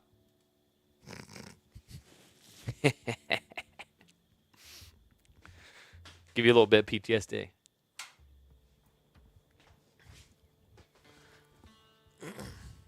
All right. Let's get ready for this one. Oh, actually, wait a sec. I'm going to run 60 seconds of ads, so I'll keep talking for a sec, just so that people don't have to worry about ads in the middle of the game. So bear with us a sec, guys. By the way, big reminder, I am going to be casting tomorrow. So if you want to catch me on EGC, it will be on Saturday. I'm going to take my Sunday off, and then obviously we'll be back on Monday to cast a bunch of uncasted series. So whoop whoop, plenty of content to be covered. You like ads in the middle of the game? It's good. I think the ads in the middle of the game are really important because it reminds you to subscribe. It's very smart. Crackety casting Sunday with Dabs again? I'm not sure. I don't really ask who's doing all the other days. I don't... not in a mean way, I don't really care. Like, it's just like, it doesn't matter to me. Games are games. Hell yeah. Bring the pigeons. I mean, dude. Like, no, because I'm doing the push-ups, and the thing is, you're now going to say that I'm not doing them. Even though I just done them. All right, should we get ready? So I might as well do them later. All right, so everything's set. I'm a good boy, by the way. I've started to remember to actually switch this over to amount of people and things. Lash had to do a push-up, Cam too. Yeah, but that doesn't work with a one PC setup, to be honest. Because you can only have your PC, so your camera integrates into one location. To be honest, I need to increase the price of these things, actually, because you guys make way too much on predictions now. I've been giving you way too many points. Maybe I should put like 1 billion points gets you a PS3. That's right, I'm a cheapskate. It's only a PS3. Anyway, let's go. All right, one and all, welcome back to the Age of Empires 4 action. We're here for the Elite Classic 2 qualifiers for a 3D Clan showdown. That's right, 2 members of the 3D Clan going off against each other. We've got 3D Sanich here in the red playing as the Byzantines going up against 3D Cat on the Iabids. Sanich, I think, probably the least known member of 3D Clan at this point. If you're not familiar with Sanich, Sanich, he played for the GG team, which I've forgotten the name of because, I'm sorry, just going to be honest about it. They haven't really had any relevance. I think it's Genesis or something. Genesis Gaming, I think. And more recently switched over to 3D Clan. You might know him for his ELO system, actually. The tournament ELO system that gets used was created by him. So we used to have the ATR that was created by Adney. But at least with the EGC tournaments, they decided they want something a little bit more acceptable, a little bit more inviting. So they switched over to something that Sanich created recently this year. Other side of it, Cat has been missing for a while, but he has been high rising. And I've actually been impressed. Like what I've been seeing out of Cat recently. Very aggressive player. I love the way he kind of goes all in. The thing that I think is still a weak point for Cat is the late game. When he reaches late game, when it goes 25 plus minutes, I feel like things start to unravel for him. It's almost like he loses a game sense of how strong or weak he is. And we've seen that against multiple players where there are games he could easily end and he gets hesitant to do so. We'll have to see if the games go that late, because if they do, we're talking about Byzantines, which could be a very big edge. This matchup, to me, feels like one where the Iabids were stronger previously, but the Byzantines, like, there's no denying they received some buffs. I think this is the type of matchup where I'd probably lean a bit more towards the Iabids still. In fact, if I check the stats, Byzantines versus Iabids, Byzantines at a 55% win rate. That was December 6th, but January 30th, Byzantines versus Iabids, yeah, still a 55. I guess like that's a case that the game's going too late, but I think if you optimize your timings as the Iabids and you look to basically all in a Gulen push after reaching Castle, they're going to be very strong. Who's better, Beastie's Cat or Gully Deckle? Clearly Gully Deckle, because Beastie's Cat got eaten by Beastie's Dog, so checkmate. You checked this matchup yesterday as well? Yes, but it may have changed over a day. I don't remember the percentages exactly with the Civs right now. I think I've talked about this before. I'm not the biggest fan of percentage stats for pub games because they are really poor representations of competitive performances.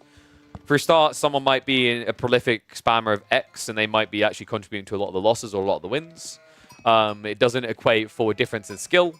You know, in general, tournament statistics is a lot more reliable. Unfortunately, there is no website that exists that compiles tournament statistics in a reliable way in Age of Empires 4. I'm not even sure if Age of Empires 2 has that. Anyway, let's hit the speed up on this early game because it's going to be Grand Winery coming out on one side, and it looks like it's actually... Okay, someone has been practicing with Anatan. It's a Culture Wing logistics game. Let's go! Dude, I love this. So the idea with this build is you fast castle after this. You get in position to pick up relics, and then you just rush home. This is a really cool build. We saw Anatan do this in a pub game on Gorge. Although his kind of fell apart because he was up against Ruland, who is a prolific roost spammer, who played the game in a very different fashion. But this, I'm expecting this to hit pretty hard. Sanich looks like he's in chill mode with the Grand Winery double cistern opening. He hasn't added in any production whatsoever yet. And also, scouting-wise, yeah, the rotation might end up being off. In fact, where are these logistic boys? Oh, he's housed. Whoops. All right, so they're going to come out. And you can immediately send them to like the flanks where they'll be least likely to be scouted, actually. It's probably the smartest play. For the time being, Cat's seeing them here. I don't like this. I think if you're going to sit them at home, just sit them inside the TC so your opponent doesn't know for sure. But the outpost might be enough to stop him. Yeah, well played, actually. The outpost is going to scare him away. So Cat, now he sees the scout is where you could look to move out because you know he went south side, so you could shift north.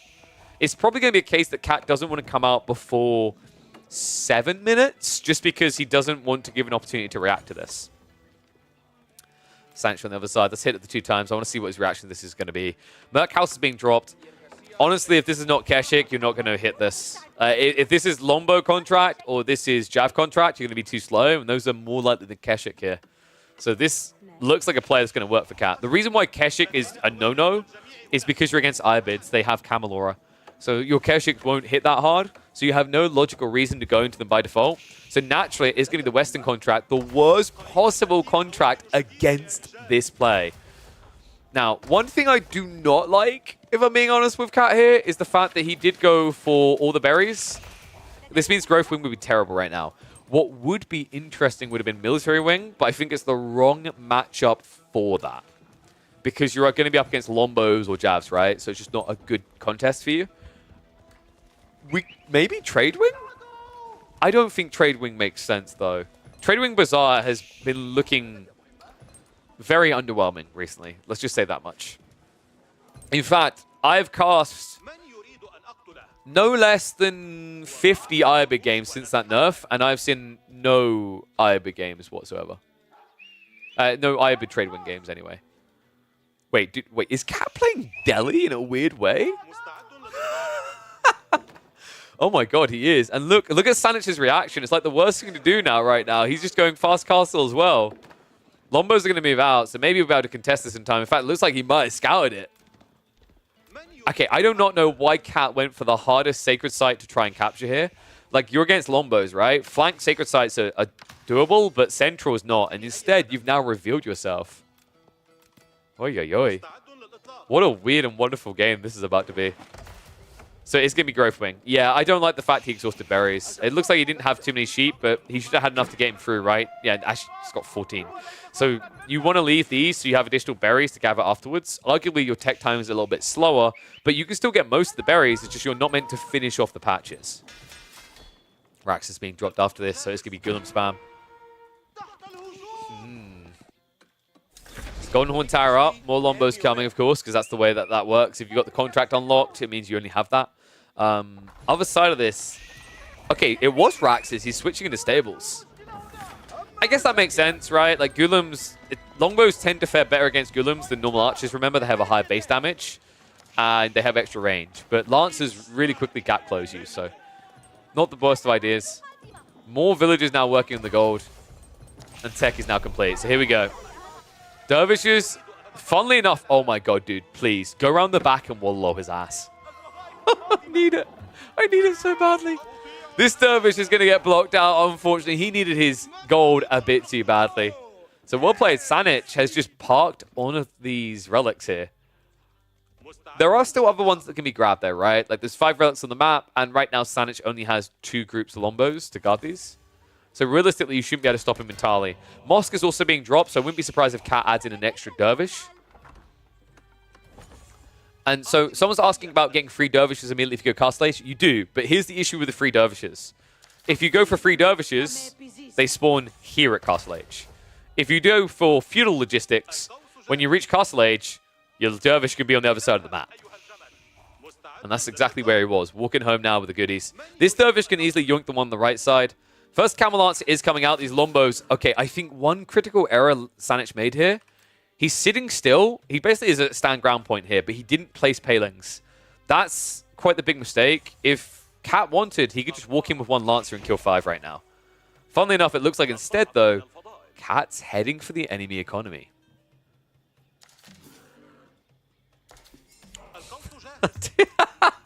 Oh, you literally saw him, Sanich. Come on. Oh, no. Alright, that's ambitious, though, from Cat. Turns out he didn't see the Lombos. Well, at least he noticed them. Lancers are going to move in, though. So Lombo's going to get cleared up over here. Second group. Oh, going to get the kill on the Dervish. So that's going to be a Dervish down. The Lancers have moved into the eco right now, and Sanich has a problem. He's behind by 10 workers because of that play with the Growth Wing. And now, the eco losses of 2 are going to put him further behind. Oh man, dude, this is a hard game. These Lancers can do a lot of damage on the backside. Luckily for Sanich, Cat isn't immediately charging. Finally turns around for it. Nice thing about Lance in that situation, quite often you will be able to get at least 1 kill. Weirdly enough, he's mismicroed this. He has somehow almost killed 2 villagers and let them both get away. Still, in the center, it looks like the Lancers were able to start denting away the longbows. Sanich did rally the troops together, though. He's got everything together, looking to make a move. And it looks like he is playing for relics himself, but realistically, Cat should still be looking at a 4-relic game here. In fact, this relic looks like it should get home at least. This one is a race you never win. It's going to be even sadder than that. You're going to arrive here just in time for the Lancer to kill you as the Dervish walks off.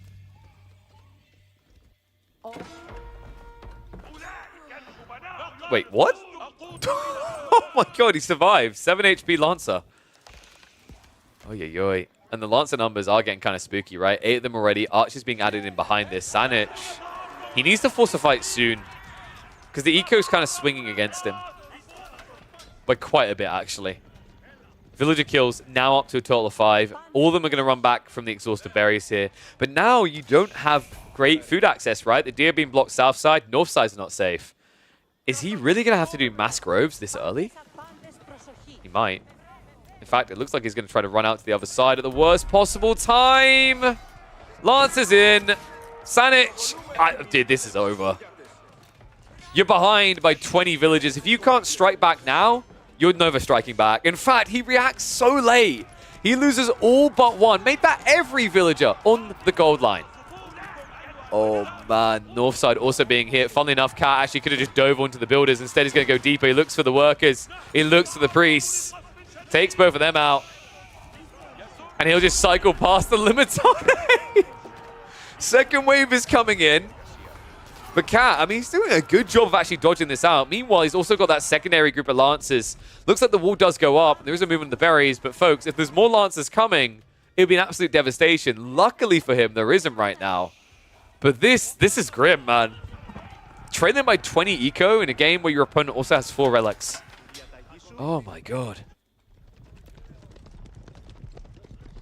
It's weird as well because, like, although I'm a big fan of logistics, I would say the logistics play kind of missed. I think Cat didn't hit his timings with the Lancers to counter out the Longbows guarding. I think, like, a lot of things went wrong there. This was just classic Irobids with Lancer timing and Sanich not being ready. And now, basically, Sanich has to go. Break the base now or break to the force of the Irobids. Those are the only options left for him.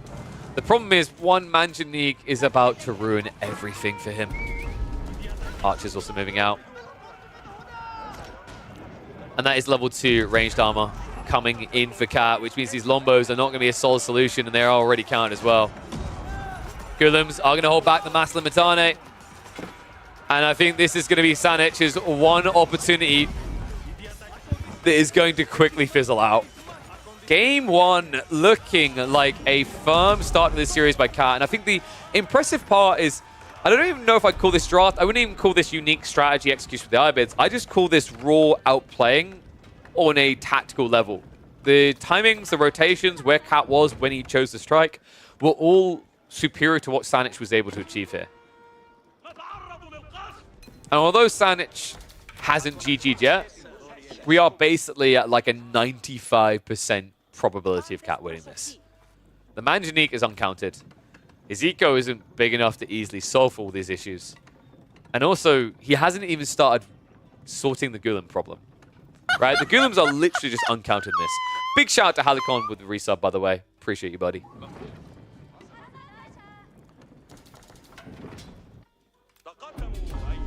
So what is Sanich's way out? I think a backup TC is needed. Like, when you're this far behind an economy, you just kind of got to go for it, right? But the reason why he's not doing it is because he doesn't have any sort of edge right now, right? If he took a winning fight against Cat, then he'd have a choice. You either go for greed or you go for an all-in. Probably greed in that situation because I don't think you can break the enemy base quick enough. Instead, Cat, with the significant lead he's built, looks to build it further. TC going up. Golem's also now striking into the main base.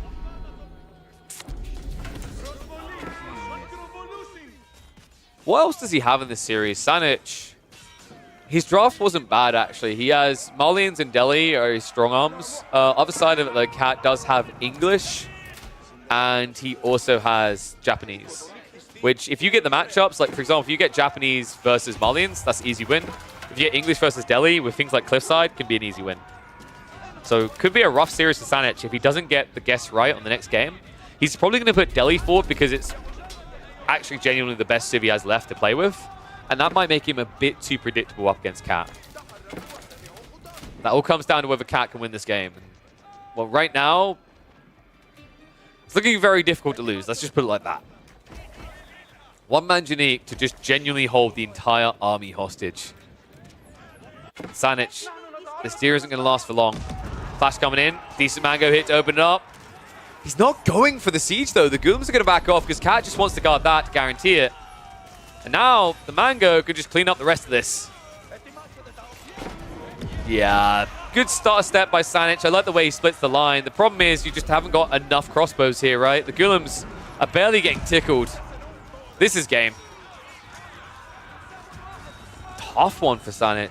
It just seems like he wasn't ready for the fast castle build in the particular way that Cat executed it. The weird part is, like, I liked his solution of longbows stationed out in the locations. I think if he went palings, it would have been a bit more permanent.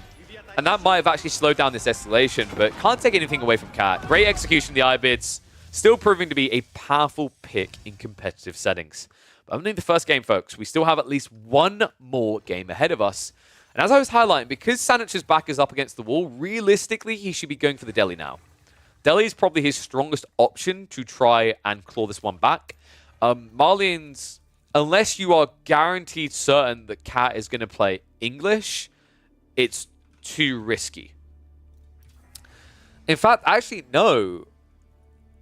Ignore me. Sanic has to play Marlians, right? Because if Cat picks English on, say, Cliffside or picks Japanese on any map, they both beat Delhi. Dude, this is like a rough draft. I actually think Cat outdrafted Sanic pretty hard. English works well against the Bastards as well. Like, legit, the only matchup right now that makes Sanic feel good is if he can get Marlians up against English. And that might be a tall order.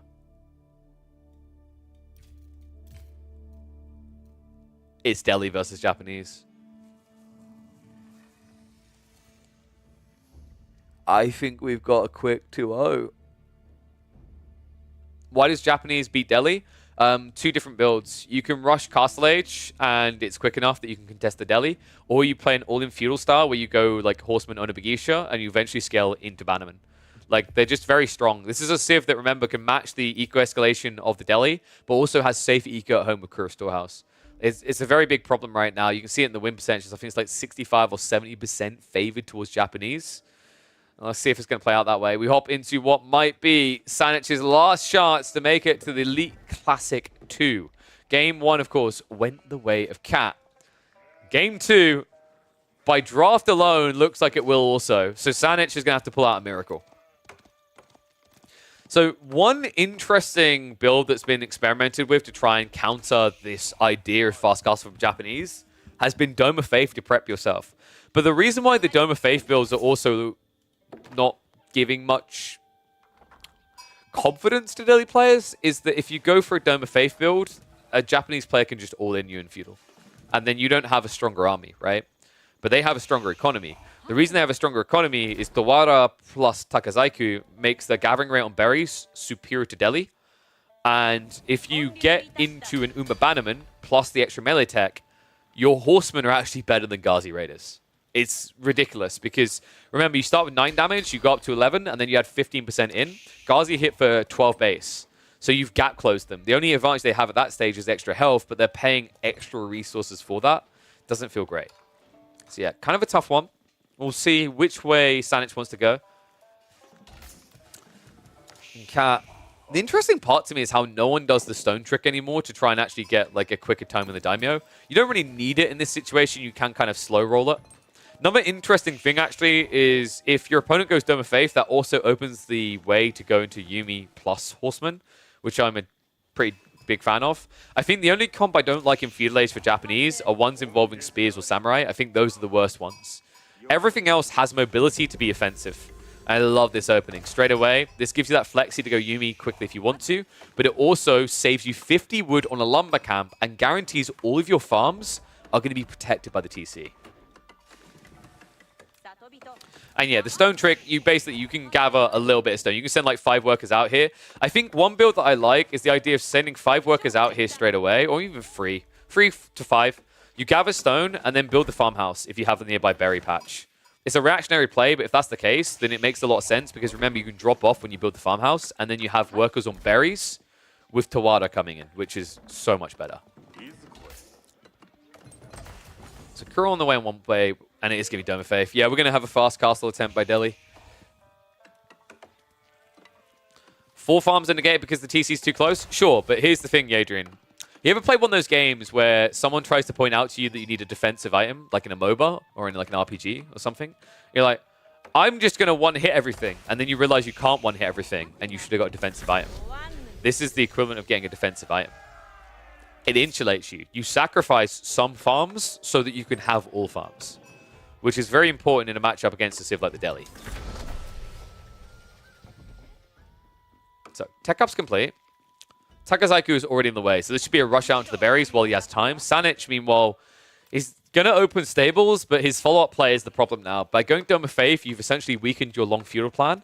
And if this gets scouted out, which I'm imagining it has been scouted out or is going to be by Cat soon, he will probably pivot into a feudal all-in. So we've got, what, 16 sheep compared to 13. That's enough food, especially with the farms. Actually, scrap that. There's no need for feudal. He is going for the double outpost investment. Interestingly enough, if Cat could see what his opponent was doing, he probably would have just gone for more aggro. Cat is a very aggressive player when given the opportunity. He's the type of person that's not afraid to play the Byzantines and 2-ram all in you at like 15 minutes into the game. So I'm going to hit the speed up because this game is not going to have aggression before castle by the looks of it. It's probably just going to be a race between the two. Ghazi at least going to come out, but Ghazi diving this base is almost impossible. The other issue is, remember, because the Japanese get some stone when they drop off gold, they already have arrow slits. It's so frustrating to deal with this. It's a big part, actually, of why the Castle Age build is so powerful. I love this from Cat. I don't know if it's intentional, but I hope it is. I've been begging for more players to do this. You only need an outpost if your opponent attacks you, right?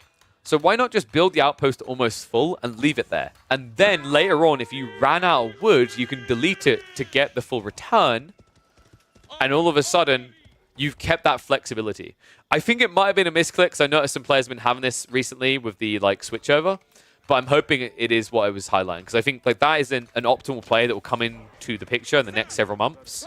Similar to how like more recently we've seen people pushed it in. It's the same logic here. Like if you're an HRE player, the difference between needing an outpost and not, that wood saving is humongous for you. So like if you prep an outpost in 99% and then scout that your opponent isn't doing an all-in, then you don't need the outpost anymore. That's an extra stable. Not right in here. Not proven to be too effective so far. It's forcing a little bit of idle time, but realistically, just think about the tech timing differences here. Sanich hasn't even moved out for the Sacred Sites yet. He's on his way finally, but by the time he caps them, Cat could be ready to start that tech up.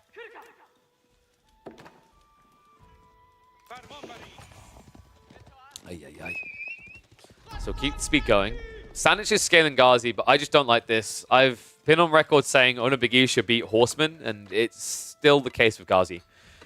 Ghazi have higher base damage, but they have a longer attack speed, and of course Onobigi for an extra melee attack level just annihilate you. So like scaling only Ghazi is really bad here. Finally archers are getting added in, but this is too late. You can't stop the tech up now. And also he has enough sheep left underneath his TC that if he can't be on berries, he's not going to be starved. So here we go. Tech up ready. Floating gate. On the way. And you do not have an army big enough to dive this right now if you're Sanich. This has kind of been my problem with the Dome of Faith build. Is like fundamentally, I feel like the Dome of Faith build relies on your opponent not just fast castling. He's going to try to dive in. Looks like he might even find a village for his troubles. But you can't keep doing these dives, right? The Ghazi are taking a lot of damage from this, and your count isn't great. So like the logic behind the Dome of Faith build is meant to be a quicker timer on taking Sacred Sites against a player who won't come out. The problem that I have with this is the stables built for the Japanese means when they do come out, they can't be contested. And I think one big problem with it, why that's the case, is because I keep seeing these archer builds. This idle time is really good from Sanic, by the way. Like, I want to give him credit where credit is due. He's done a good job with these dives. This undermesh isn't even there, yet he's survived this long. But the problem is this, right? Archers are needed, because if you don't go archers, it's not a stables drop, it's a Rax drop. And if it's a Rax drop, Onibagisha kills Spears and Ghazi. So you need a 1-1-1 build. But a 1-1-1 build takes a while to come online.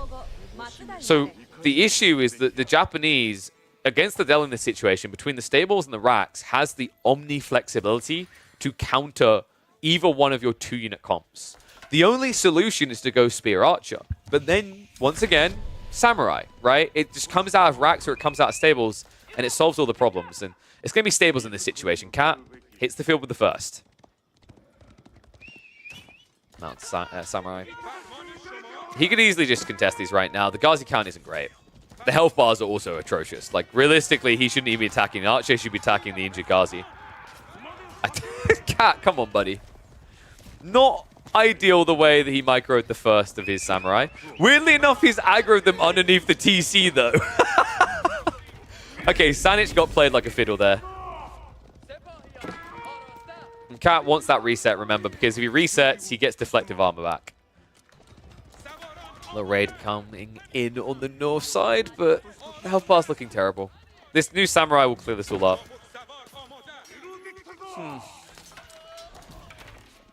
It's kind of got to be depressing having a 30-plus military lead and feeling like the game isn't favoring you, right? But it's the way he's going to have to discombobulate himself. Sacred Sites are at least locked in, but this now, Sanic, he's not going to try to tech up.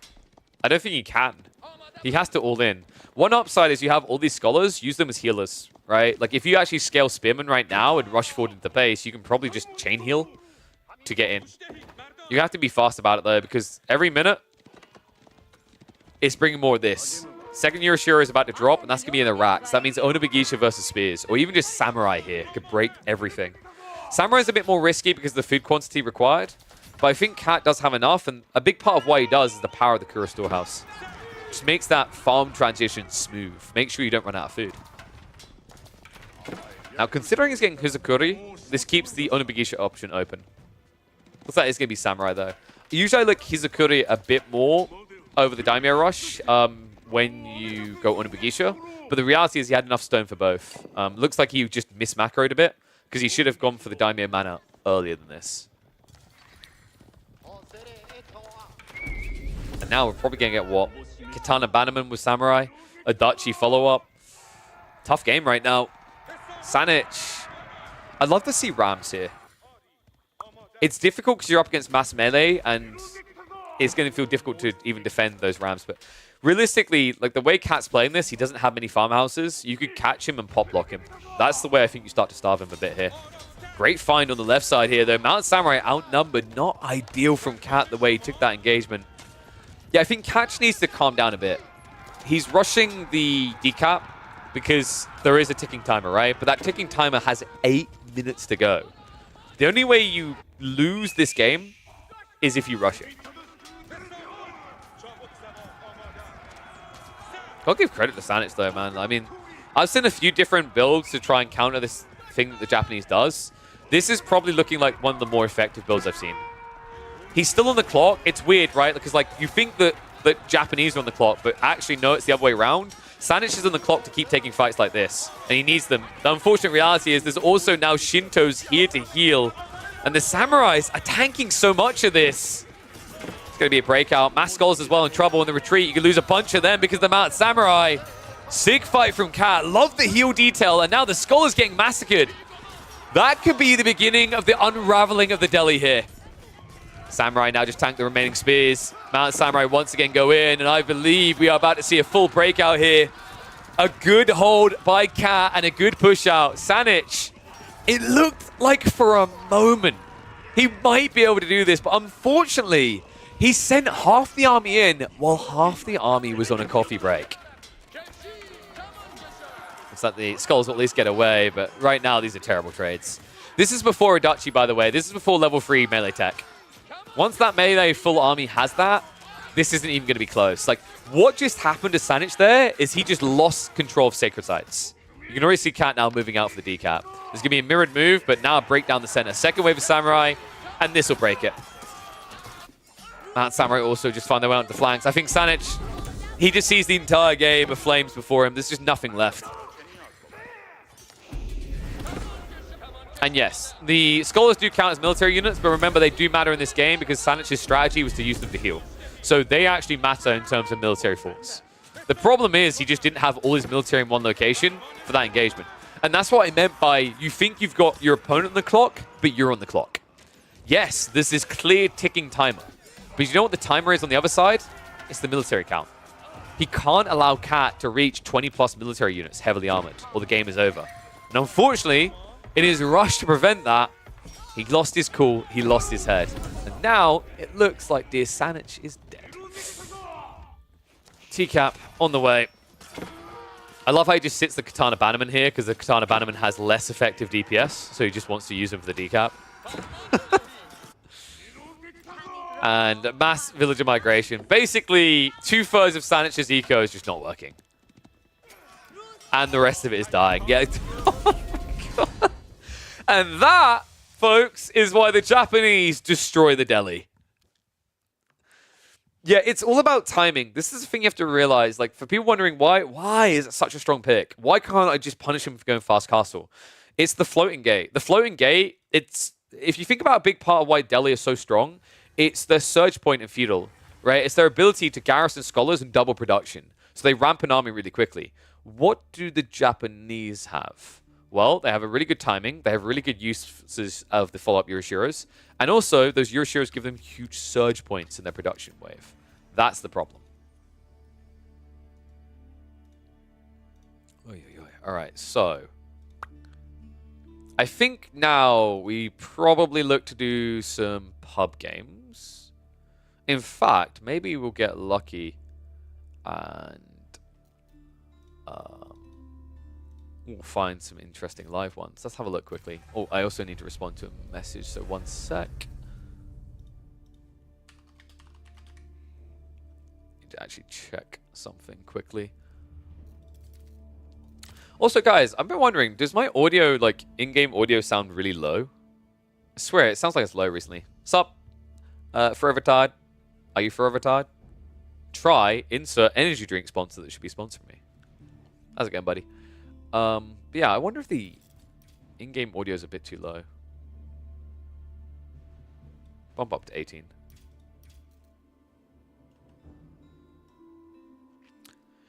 As Japanese, you could also put the Yorishiro in houses to get more food? Yes.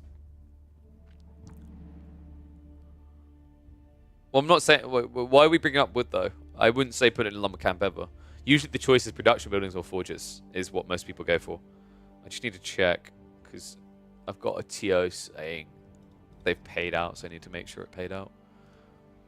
Archipelago? Archipelago... I think Yorishiro is going to be placed in docks, right? I'd have to double check that.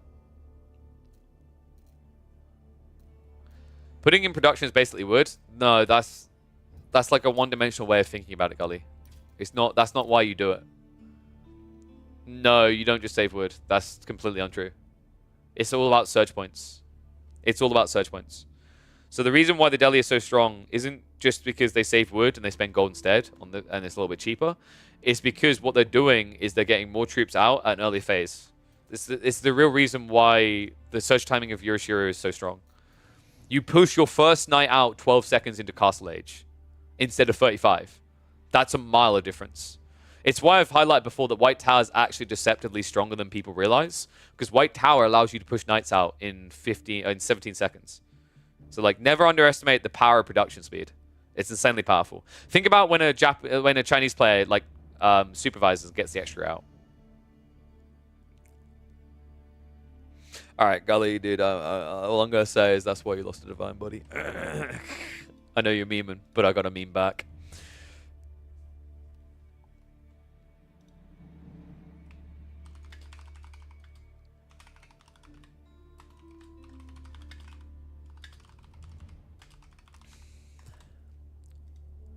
Yep, space is another thing, agreed. But like, it's timing more than anything. So much about the timing. And yes, KJ, the problem with White Tower usually is the English eco sucks. But if you go like, for example, 2TC, Fast Castle. Actually, I can tell you that there is a map there was a build that State came up with months ago that never came into fruition because Prairie went out of rotation. Actually, it was a year ago. And it's a fast castle English build by playing off of Deer against HRE. And the reason you do it is because if you spam Knights, the HRE can't pick anything up and they just lose the game. It's really strong. Yeah, you're focused on your series versus Ramen way too much. I can't even remember who Ramen is. Should I know Ramen? I don't think we've cast them before. So let me have a look at live games here. We'll see who we got. No, Wagger just always shows up as playing for some reason.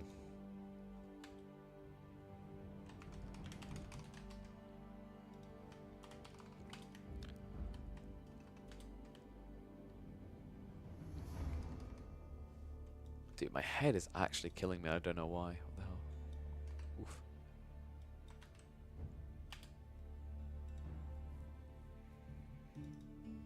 Ramen is like Sanich. He created an Elo system? Ooh. Do we do Voldemort versus Dimmu? That sounds quite spicy.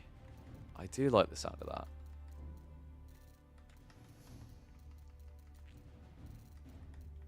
Wait, where'd it go? There it is. Yeah, let's do Voldemort versus Dimmu.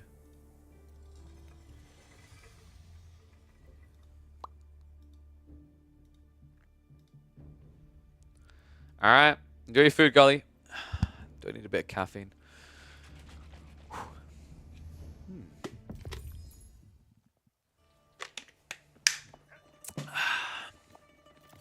Alright.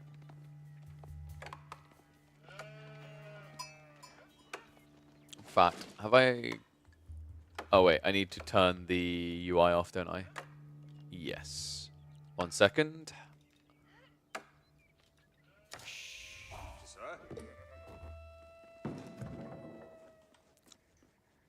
I need to unload the logo.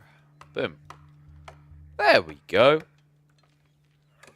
Yeah, Roos on this map is kind of funky. Like, I think... Yeah, I know what Doom is. Doom is going to fast castle.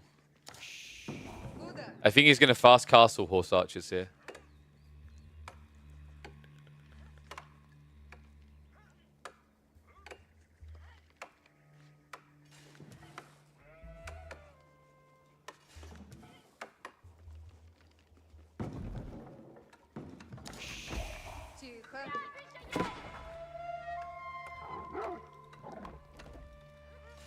Okay, let's get ready to go. Sorry, just checking a message. All right, we are live from the ladder for a weird one here. One and all, welcome back to A4 Action. We have got Team Liquid's Dimmu going up against the kid Voldemort himself on Mongolian Heights in a Rus-Japanese matchup. Very unorthodox one, actually. I feel like Rus avoid maps that have water but don't have deep water. Remember, this is all shoreline fish, so quite an unorthodox pick coming in from Dimmu. Kind of a classical one. I've got a feeling this might be a fast castle build into Horse Archer spam. We'll have to see. It looks like he's actually going for fishing. Okay. I didn't anticipate this, but this could be very impactful. Remember that this is the same Rus that was always dominating water maps because of the conversion point on their fishing. He can do the same thing here. So I have to see if he does it in this game. I'm going to hit the 2 times so we can get closer to live because this game did start a few minutes ago. Voldemort should have a very powerful timing usually, but I like what Dimmu has as an option here. So the reason why Rus is quite effective, and this is exactly why we actually saw Rus experimented with on Rocky Canyon with the fishing where Japanese were dominating there, is because the Shinobi play is irrelevant. If you build fishing boats, you already have a way of converting into attack ships, and it means Shinobi don't work. So I'm hoping this is going to be a game where Voldemort doesn't bother. I really would love to see Voldemort in this game just go for Kura Storehouse to get a stronger land eco. Might not feel like he needs it, though, when he gets that many bloody sheep. Holy crap. 17, in fact. An insane haulage for him. Only 9 for Doom on the other side. Kremlin drop. Pretty aggressively forward. I wonder if you could have went a little bit further here. Maybe dropped it towards the enemy dock. That... I feel like at that point, okay, he didn't scout it, that's why. Yeah, that's kind of unfortunate. I wonder if Dimu had seen this before moving out for the dock, would he have actually just dropped it right next to the enemy? Because if he'd done that, remember the influence would have reached the left side of this tree line. It's a little bit risky, but in this type of game, could have been pretty effective. Would have given you control over the pass, right? Instead, it is actually going to be Coca Township from Voldemar. Yeah, a little bit surprised by this. Coca Township's just not really that impactful because look what happens. Tech up completes, and Dimu can immediately convert into a galley and into an attack ship. So we are going to get full-on offensive play coming out from Dimu. I'm wondering, actually, was this the whole reason why he done the dock in the first place?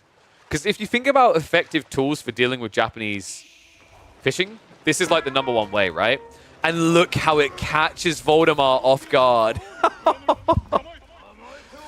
Demo ship can't do anything right now. Voldemar is going to have to pull a galley to try and assist. This is all about timing. Voldemar, okay, let's see. No, dude. Oh, that was such a sick idea. So crafty. Voldemar, what he done there is he hit the demo ship with the fishing boats, hoping that Dimu wouldn't know us, but Dimu, wise to it, instantly attacked. Great read there. That was crafty. The idea was he wanted to pull the ships in range while retreating the junk and then flood through. But great read there by Dimu to protect himself here. More fishing boats now being built behind this. An extra dock also on the way. Something that right now Voldemar cannot contest. Wait, Dimu? Dimu? This is a problem. Oh my. This is a big problem. That's weird, man. I'm shocked by that. I thought you'd actually defend that. It was only a demo and a junk, but he seemed to be worried about the third ship coming out. Crazy dock attempt there, especially considering there's also the Shinobi threat to worry about. Like, you know, I thought if you're going to go for it, you commit to defend it. Instead, he thought he could just kind of hang around, pulls the villager back too late. Now you have this awkward situation where you don't have a second dock, and that hurts quite a lot because it means these fishing boats are idling your dock out for way too long. Remember, it takes 38 seconds to build these. Meanwhile, Voldemar, he can sneak them in more freely at 25 seconds apart. Demo moving in. Oh, Sprung ships, though. Oh, no. All right, this is the problem. Dimu. I think he's about to lose water. He's got an attack ship, 2 fishing boats, and another fishing on the way. This is about to be a huge advantage for Voldemar. Holy crap. Voldy, even with an extra demo ship now on the way, the fishing boats being idled out is value enough in itself, really. War junks are going to keep trading out. It looks like it's going to be a complete conversion to an attack fleet. So, although Dimu's going to hold, once again, he does not have any fishing, and he just got saboed on the dock again. Demo coming in. No dodges there, though. Voldemar, good idea. Just too close to the archer ship. So it's going to be a pullback. Voldemar, he's very far ahead. Like, realistically, Castle Age is feasible in the next 2 minutes while building extra units. Dimu, he's kind of hard stuck now. In fact, he's now going to try to pivot into multi-TC play. Whew. So, Cursing says, Roos used to be king of water maps, but it never feels that way when I play them. Notice the I in that sentence. I'm sorry. Yeah, Roos is still quite good on water maps. It's just they have so much omni flexibility. It feels like there's more specialist civs that are just as good and more desirable. Especially with the nerf to Gremlins. The Gremlins can't reach the enemy base anymore, right? So this isn't the dominant civ it once was on Holy Island. It's just a reality that while Roos is still good on water maps, they have so many other maps that they're very good on that if you have them in a draft, it's better to hold on to them until you need to use them, right? If someone forces your hand in a weird way. That's why we don't see them as much. I mean, this map to me, I think this is more about a counter matchup where he's just looking for the shoreline blocker against Japanese. He's looking to avoid the issue of the Coca Township play. You know, a civ like Irobids may have been able to handle this in a different way and still had effect against what the Roos are doing. But credit to him, Voldemar. I mean, the timings on this, the fact that yes, he did go Coca Township. I would say that was a waste. Kurosawa would have been better here. But he at least found some value. He distracted a little. He bought critical time. And he put Dimu in this awkward situation now where he's going to be trailing by quite a bit.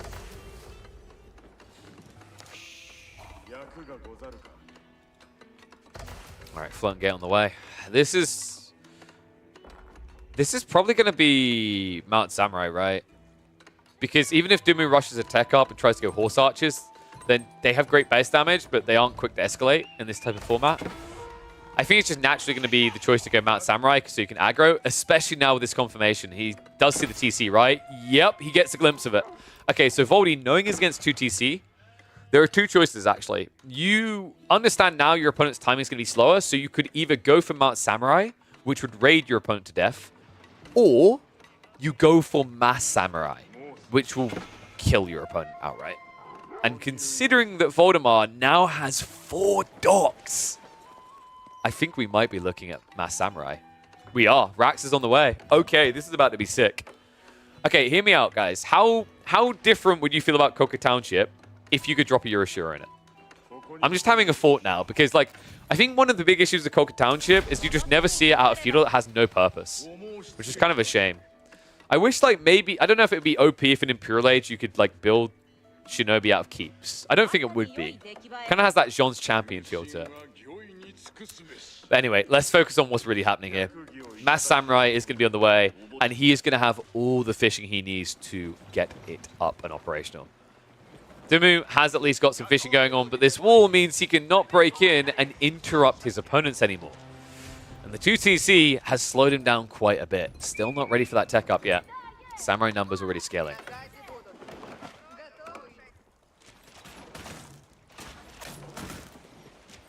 Of this being knocked on, so that might force Voldemar to invest in a little bit more fleet here.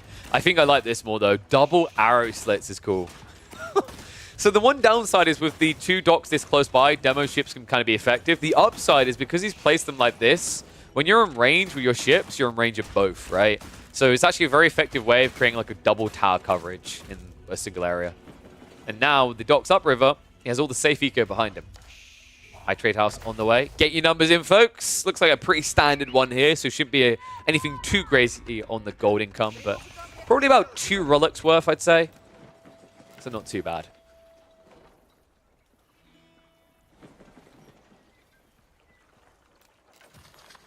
Upgrades coming in. Tatara also on the way, so we're about to see a big juicer in the melee damage. Numbers are only 8 right now, but you have to remember, on the other side of this, Dumu has no numbers. So he can pull Gremlins, and that's literally it. And Gremlins will not beat Samurai. They'll slow them down, but they damn well won't win. How many fishing boats are we actually talking about for Voldy? 11? I mean, you could add a few more in. I wouldn't mind seeing more fishing boats come in here. It's kind of weird because if you scale your fishing operation, you burn through it quicker, and it means that you're eventually going to have to rush a farm transition afterwards. So it's like you're burning wood on this for a temporary source versus burning wood on a permanent food source on land. Those are your 2 choices, but it is very cost efficient. Samurai Mail moving in. TC plus the Wood of Fortress Fire will be annoying, but considering we've got the range 2 upgrade and there's no steeled arrow from Dumu, this is a great time to dive. Voldemar right now is idling out, what, 16 workers. He's being back the militia. Crossbows are at least coming out.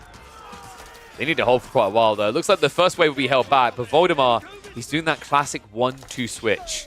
He didn't even bother the Odachi. It's just a switch over into Mass Onabugisha with 2 ranged armor and more melee upgrades on the way. Problematic, actually, because, oh my god, dude, Dumu got fully baited. Oh. I wasn't sure he was going to nibble this hard at the bait, but he's genuinely just going full crossbows. The only upside is he is at least going to see the Onabugisha before he loses this militia. So that's actually important info. Bit of a mistake made there by Voldemar to reveal his hand this early if he didn't want to go straight away. But still, with 17 Onabugisha, you are strong enough now to just rush in.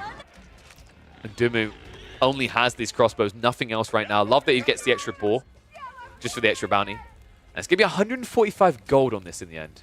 And wait, what? Okay, that is a creative use of your last shinobi. Kills a villager and sabotages the monastery to slow down Dumu's gold escalation. Meanwhile, Voldemar's already locked in his own free, and now he could even try to play for Dumu's relics. That's crafty, man. It's only fishing boats back here, so you can even sneak past the right side. Right? Like, Dumu lost the entire fleet on the sea. So Onabugisha on the way in. Dumu is genuinely still going for mass crossbows. Does he think this is half-half? I think he expected half-half out of Voldemar. That's problematic. The Gremlins can help you a bit, but against Masa Onibagishi, they kind of suck, and you only have 3 tickets, so it's not going to last long. Okay, so he sees it now. There we go. Men-at-Arms have been queued up. Interesting that Voldemar didn't dive that, considering what he just revealed. It's almost like he wanted to check on what his opponent was doing and felt a little bit paranoid when he saw the defenses. So instead, Voldy is going to back away. Now, remember, he does still have the majority of the river, right? He's got about 2/3 for himself, so that's a lot more fish to work with than his opponent. But he doesn't have that full farm transition that naturally happens because of Kura. Instead, he's having to spend time now adding in the farms himself. And we only got Tawara, no Takazaiku, so the berry gathering rate isn't that great either. And where the Yuroshiros go. So we've got 1 TC, got Rax, we've got Farmhouse. Yeah, he's going to drop the final Yuroshiro in another Farmhouse. He's basically trying to thread the needle here. There's a build for the Masa Onibagishi ring right now for the Japanese that relies on double Farmhouse to make sure you just don't run out of steam before you win the game. That's what he's looking for here. Going to rush into the enemy base, seek shelter, actually griefing him right now. Dimmu needs to pull back from this. Crossbows are going to get dove, and that means Onibagishi are going to be able to beat them down. He gets round on them. A bad fight, a bad position for Dimmu. Tries to back away from it. Gremlins are at least drawing some attention, so the crossbows aren't dying too quickly here. But still, a tough fight for so few men-at-arms to hold. Voldemar just going to keep on diving. Idle time is adding up right now. Almost half of Dimmu's economy is not working. The crossbow count is being kept low. Now, the interesting thing is Dimmu is going to have to keep adding in both men-at-arms and crossbows. Because the way this build now works is as you see your opponent go all in with one unit type, you come back with the other. So if Dimmu ever fully cuts crossbow production, Voldemar will just spam Samurai to win.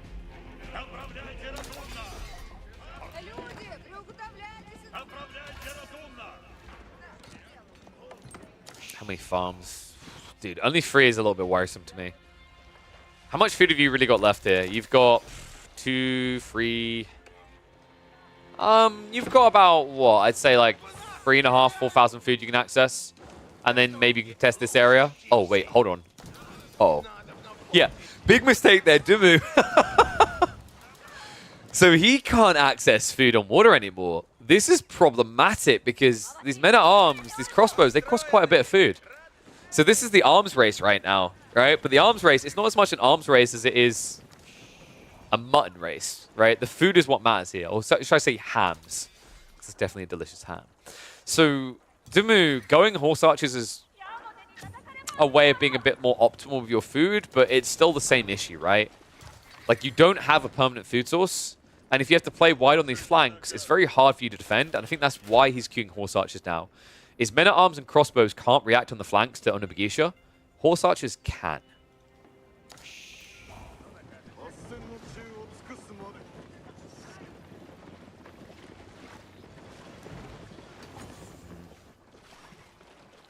Actually, he's gambling right now. Setting his troops up on the left side. Of course, it is a wide arc to get to the right, so realistically, Voldemar can't go there. Voldy... Wait, is he going to play for Sacred Side Victory? He is. I mean, it feels like it, right? He's chilling. This is a bit dangerous because Dimmu, he's already 14 Nico ahead. He's getting a lot of extra gold. I feel like Voldemar should be doing more. Dude, he's actually, yeah, he's going for a Sacred Site victory. Any other Civ, and I nod my head. You're playing the one Civ that can't build castles in Castle Age. Well, of Civs that can build it is what I mean. We don't count Mongols.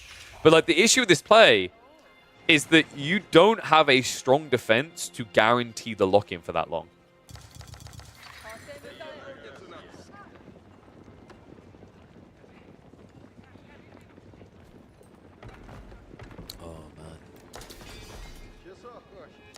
Voldemar. He's got to get ready for a dive, right?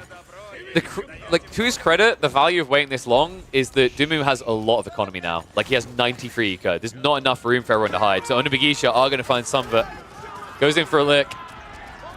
Dimmu's army is heavily outnumbered by the main force right now. But not all of them are here, actually. A lot of Onibagishi are rallying behind this. TC is going to be torched, though, because that's the thing that Voldemar can guarantee a kill on in time. So Eco Escalation is going to be gone. I love that he just starts to run away and the villagers get trapped with him. What a great fight here. Melee tech also is in for Dumu, so it mitigates the damage on the men-at-arms, that the villagers don't have that same layering of protection. Oh man, walls are still going up though. He's genuinely still trying for the Sacred Site win condition. Dumu moving out for the decap though, and Voldemar is going to have to take this fight, but he doesn't have a Bannerman. Is there enough men-at-arms? That's the real question though. 17 of them. It feels like that should be enough to hold on here. Interestingly enough, Dumu is trying to step this engagement though. Gonna start to stand his ground now. I think he realizes that Voldemar's army shouldn't be that strong against this, but the Onabagishas are clapping back. Voldy buys more time on the site. Army continues to retreat. Dumu adding in more horse archers as he goes, just trying to make those men-at-arms last as long as possible as his buffer force. Voldemar, although he will not be pushed out immediately, it looks like this army is eventually gonna have to give up and go home. The horse archers is the threat, but right now the issue for Dumu is it feels like he's not moving further enough back to stay out of range of this. So on the biggest count down to 28. Meanwhile, 6 horse archers and 13 crossbows remaining. Is he actually going to do this? This is kind of wild if he manages this right now. The Onabagishas do get thrown away, but Voldemar has another wave behind this, and both of them are exhausting their food quickly. The difference maker in this game, genuinely, is the fact that Voldemar got 2/3 of the fishing and blocked out basically half of what Dumu was going to have as a remainder. Still, it's 4 minutes to go. There's an opportunity here because I think there is a kind of gap right now for Voldemar, right? Yeah, he's only got a small group of people out in the deer here. He's playing berries on the wide. That's going to get him a booster. But then there's going to be another gap when he has to shift here. He is on the board. So I've got to give a lot of credit to Voldemar. I think the way he spread his eco out, he's not going to have that awkward gap we see some players face where they just can't keep the Onabagisha pumping. It's a very ambitious goal. I wouldn't have expected a Sacred Site victory here, but he should have just enough resources to make this work. He needs to get another Bannerman out, though. I think like there's a big mistake happening here in that he doesn't actually have that aura. It's so much extra damage missing at this scale. Dumu. Still no archers. Horse archers, he stopped believing them. I think I deluded myself as well. I thought the horse archers could do better than this, but in fairness, we're talking about a unit that doesn't attack very often and doesn't have great range. It just feels like extra chores for you to micro. And I think that's what happened in this engagement. So finally, it is going to be archers, but it's so late. And Voldemar already has mangoes on the way. Ship's delayed. Dumu has no value on them anymore. This is a really creative build by Voldemar. I would never have pegged the Japanese to win by Sacred Sites at a time like this. It's almost like Delhi territory, right? Sure, a few minutes past where Delhi were typically trying to end the game, but that kind of old idea of constricting it at an early phase of the game is what he's aimed for. I think the last of the fishing is now being cleared by him. He's going to come back down the south side where I think he's got about 3 left over. Funnily enough, he can now go back for the south side ones because there's no contest there anymore. So funnily enough, if Voldemar scouts this, which I believe he saw them being deleted, he knows there's nothing to threaten him. Look at the size of this! Oh my god. Even with the melee level 2, man, this is hard. This is so hard. The mango is also a really big problem. I love that we've got Springles coming out from Dumu. The problem is, like, if you overextend, if you get baited in at all, right? Like, the Onabagisha, if they run past the men-at-arms, they can easily clap down Springles. Dumu, he hasn't got more time to wait with now. 2 minutes to go on the clock. Voldemar. Dude, this is incredible. The fact he's doing this with just a minimum farm count. He has 4 farms. And he's going to actually make this work.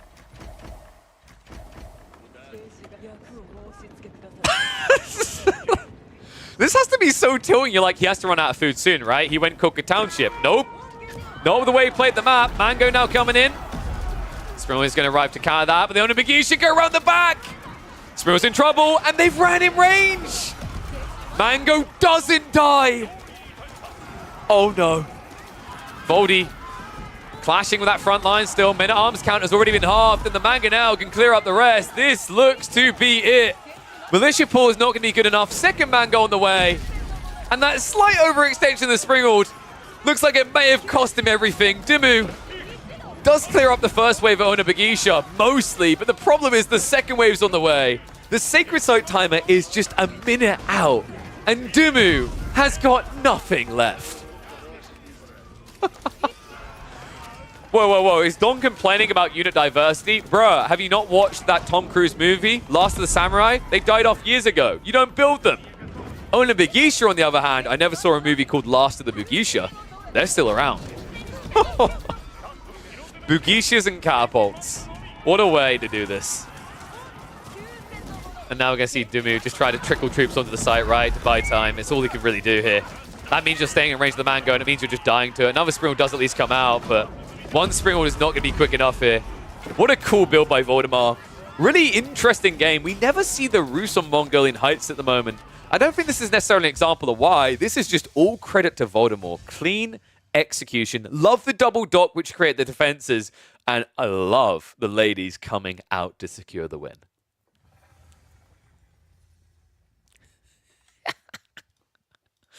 Did he have enough Onibagisha? Nah, I probably need some more. So Dimmu is asking how you cast in the game. Is he? Klep? I mean, he should know how I'm casting the game. There's literally an entire ladder, whoopsie, built into the game that you can search. That's how you cast the games. Pub games are public territory, basically.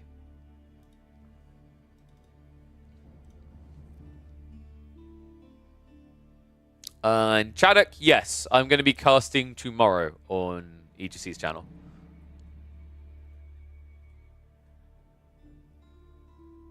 All right.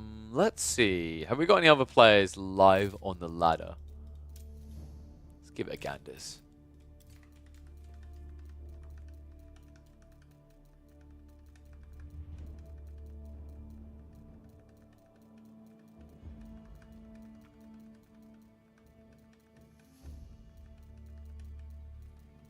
Must be some other pros online, right? They might be all in scrims prepping for the weekend. That's the thing. If Dimmu was scrimming, we wouldn't be able to catch those games because those would be private. But pub games are fair game. People are working? Ugh, imagine working. Be a pro player, bro. Do you not like the idea of going full-time pro with an unpredictable future and not knowing what tournaments are coming and whatnot? Come on, bro.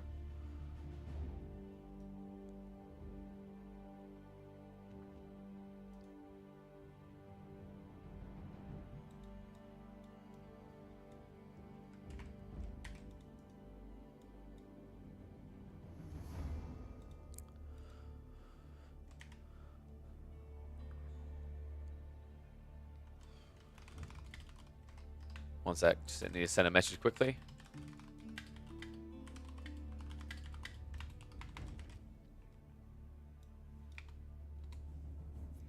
$100 prize money? Whoop, whoop. Dude, imagine being able to afford pot noodles for the month. Big pog. So, we have got... What was there? There was a Vortex Lash game from yesterday I was kind of curious about. Order the Dragon versus Chinese. And what makes it interesting, actually, is the fact that it's on Boulder Bay, so that's an option. I think, let me have a look. What else was there? There was also a Krakeny versus Voldemar game. Sorry, Don, you said you had a game, right? But you weren't sure if it was there anymore? Because you played a lot of games. Can you remember which one it was? Which map it was? Who you were up against? And I'll see if that's actually there still.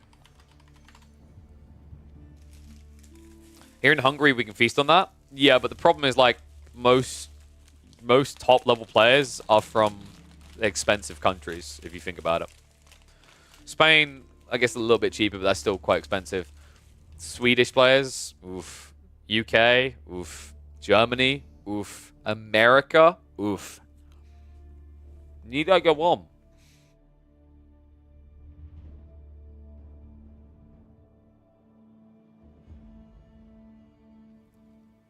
Hey, bro, Neri, you meme, but Serbia importing an NVIDIA graphics card 4 times the price. Come on.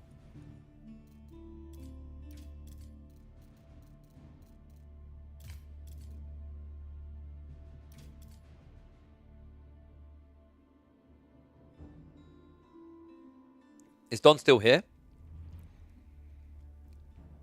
Oh, sorry, he said it. Oh, he already said that was the game that disappeared. Big Saj. Dude, I hate this replay system.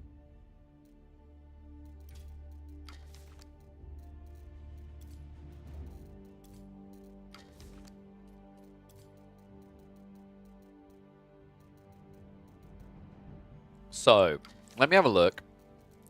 I said there was an El Sensei one, wasn't there?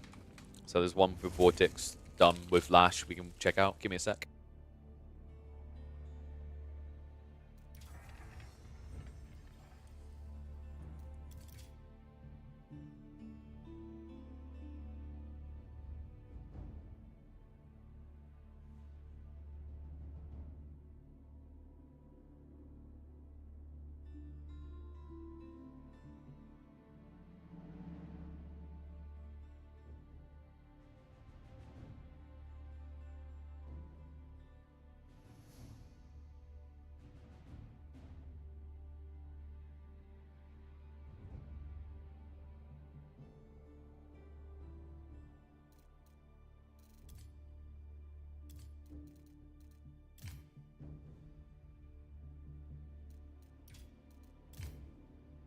Okay, so there is a Boulder Bay game we have between Lash and Vortex.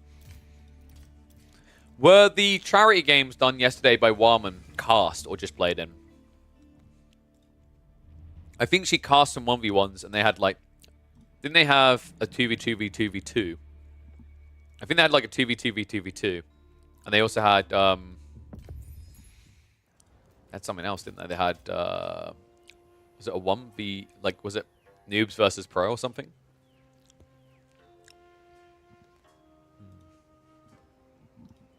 Might be an option to consider later. But for now... I want you... I want you all to remember... I'm going to do this intro. I want you all to remember the Boulder Bay of all. The one that they told you not to worry about, and then you see this. This is a shadow of his former self. I mean, barely a pond. One and all, welcome back to the A4 Action. I discovered this absolute gem, and I had to check it out. We have got, in the north, Lash, German Wonderlad, playing as the Chinese in the green. And on the other side of it, a Spaniard has emerged. El Sensei, a.k.a. Vortex, in the blue, playing as Order of the Dragon. What a curious matchup, actually. I don't feel like I've seen OOTD on too many water maps. We've seen them a little bit in Holy Island in tournament play. Really effective.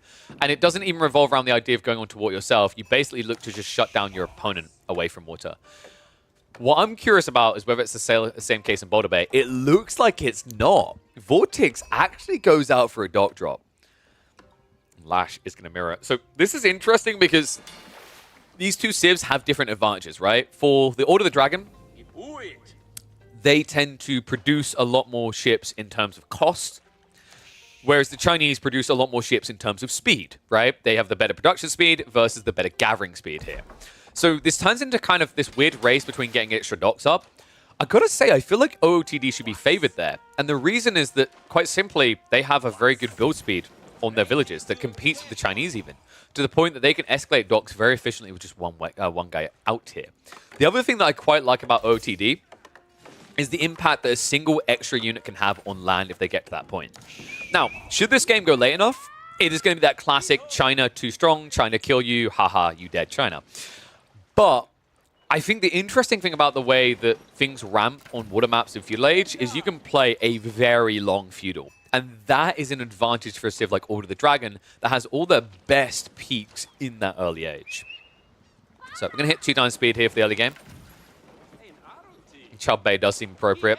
Fishing advantage is slightly there for Vortex. I wouldn't be surprised if we see a dock escalation ahead of time as well. You've got 6 versus 9 on the wood. No supervision though, so no additional coming out from Lash. And it looks like it's just going to be a more fixed timing, I'd say, for Vortex into Feudal Age here. I like that he's going for this a little bit earlier than what we're seeing from Lash. I think Lash, the classic issue here is getting a bit too greedy and blinking first. well, now with that wood finally being supervised, I mean, the other issue is Lash. He just doesn't have any gold gathering going on right now. This is going to be a very big advantage for Vortex. Whilst the food gets dropped off, gold is about to be deposited, and that should now be in mine work. Wait, what? Okay, that's interesting. So, screw the feudal power spike. He's going all in on water. I'm a little bit surprised. I thought actually what would be really cool here that Vortex could have done, he could have actually used this villager to build a proxy racks and then sent men-at-arms into the enemy base. Hand cannon slits are kind of a pain in the ass, but the power of the golden cuirass cannot be denied, right? Instead, because he has the double tree line and he thinks this is going to just be defined by water and water only, he decides to go for the Archon Chapel that most Order of the Dragon players, I want to say about like 90% of high-ranking Order of the Dragon players, do not go for right now. Creeping in with the docks as well. Would love to see him sneak onto the stone. Something you can do here, remember, is go for the naval arrow slits. You're playing the HRE / Order of the Dragon. It means you get a 25% discount on the cost of that tech. Instead, it's going to be the archer ships.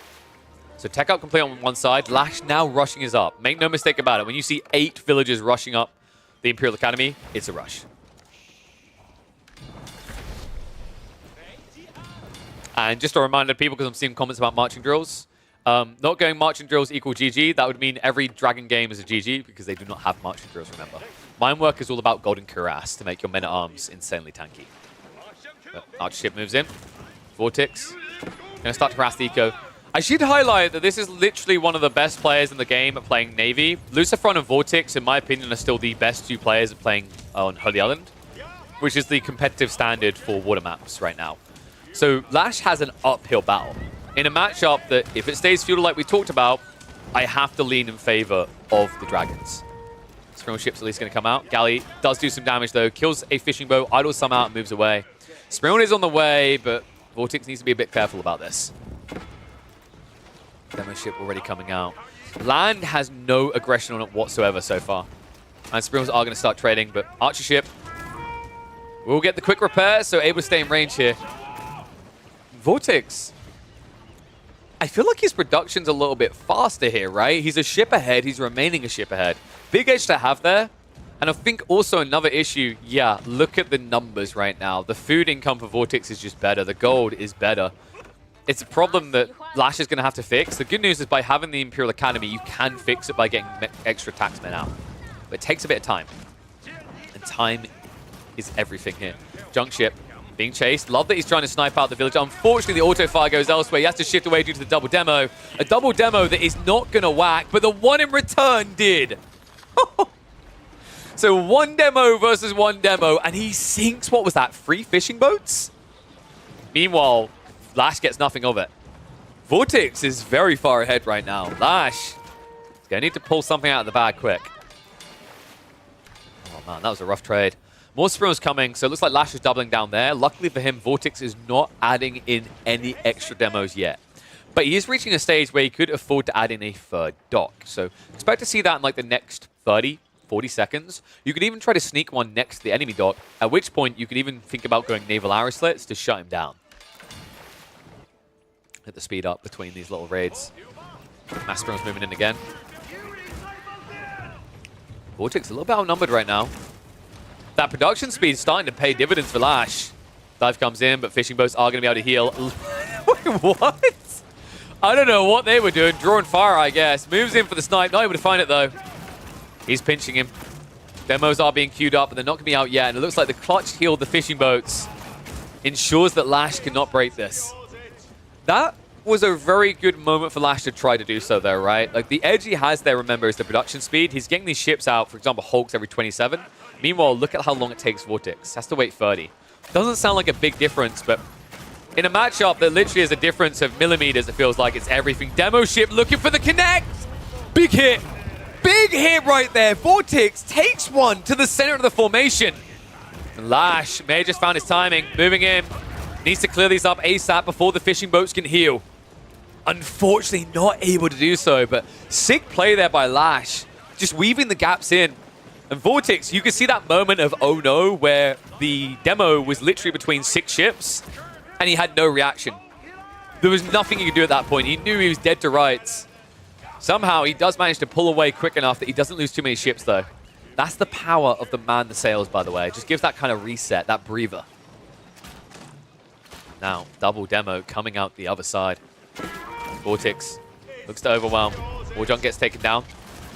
Nice hit there, by the way. Heavy damage on the dock, which is exactly what you want. So far, these fights have looked reasonable for Lash, but the issue I'm seeing is the way that his docks are getting hit. Vortix's aren't. It's making fishing uncomfortable for Lash, and it's also costing him health on these valuable production buildings. Demo comes out. Oh,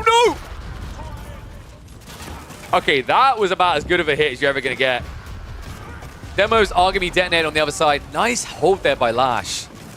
I think the issue right here for Vortix is the control gripping, right? The galleys up against the edge there griefed him. It didn't allow him to retreat. And now with the galleys down, Demos hold him hostage, but in return, it's the same way.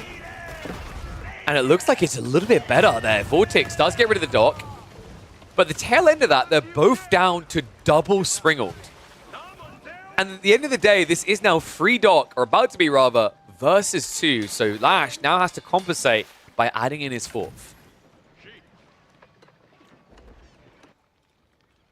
And the extra repair, if you're talking about fire stations, the problem with fire stations is it costs 350 resources to get one extra health. It's not... It sounds like it's great, but it's not. I think it's just better to use your fishing boats to occasionally heal to make the difference. Because by going for fire stations, you're 1 extra boat behind. A similar issue has been highlighted before with the idea of piracy for Mongols, where it seems really good, and when you're like 10 ship kills in, it seems like you should have got it, right? Like it would have paid for itself. But the counter argument is, unless you already have a lead, going for it gives your opponent the lead. That's why Order of the Dragon haven't gone for fire stations. Good idea, though. It's just, unfortunately, that's the state of water, right? It's very hard to get these extra upgrades. Demos diving in. Nice detonation. He stops him just before the fishing boats. And actually, it looks like he didn't get too much for the double demo either. Next one coming in. This could hit hard. Lash. Pinched it. Demo's moving in, and it looks like he's sitting on top of the fishing. He's going to get the hit. So more fishing boats going down. Lash still does have the eco lead, though. This is interesting, right? Like, it's kind of deceptive because you have to remember that it's standard eco versus gilded villages. So when we look at the fishing boat count, that's where we're going to notice the biggest difference. 5 fishing, 5 fishing. They're neck and neck here in a game where you probably would expect the Chinese to pull ahead a little bit as it goes on. Simply not the case. Vortix, remember, it's not just the extra 28% base gathering rate, it's also now an extra 10% courtesy of having that Arkan Chapel, buffing practically all of his economy bar the gold. I'm going to speed this up because it looks like they have had a little bit of a calming moment. Lash.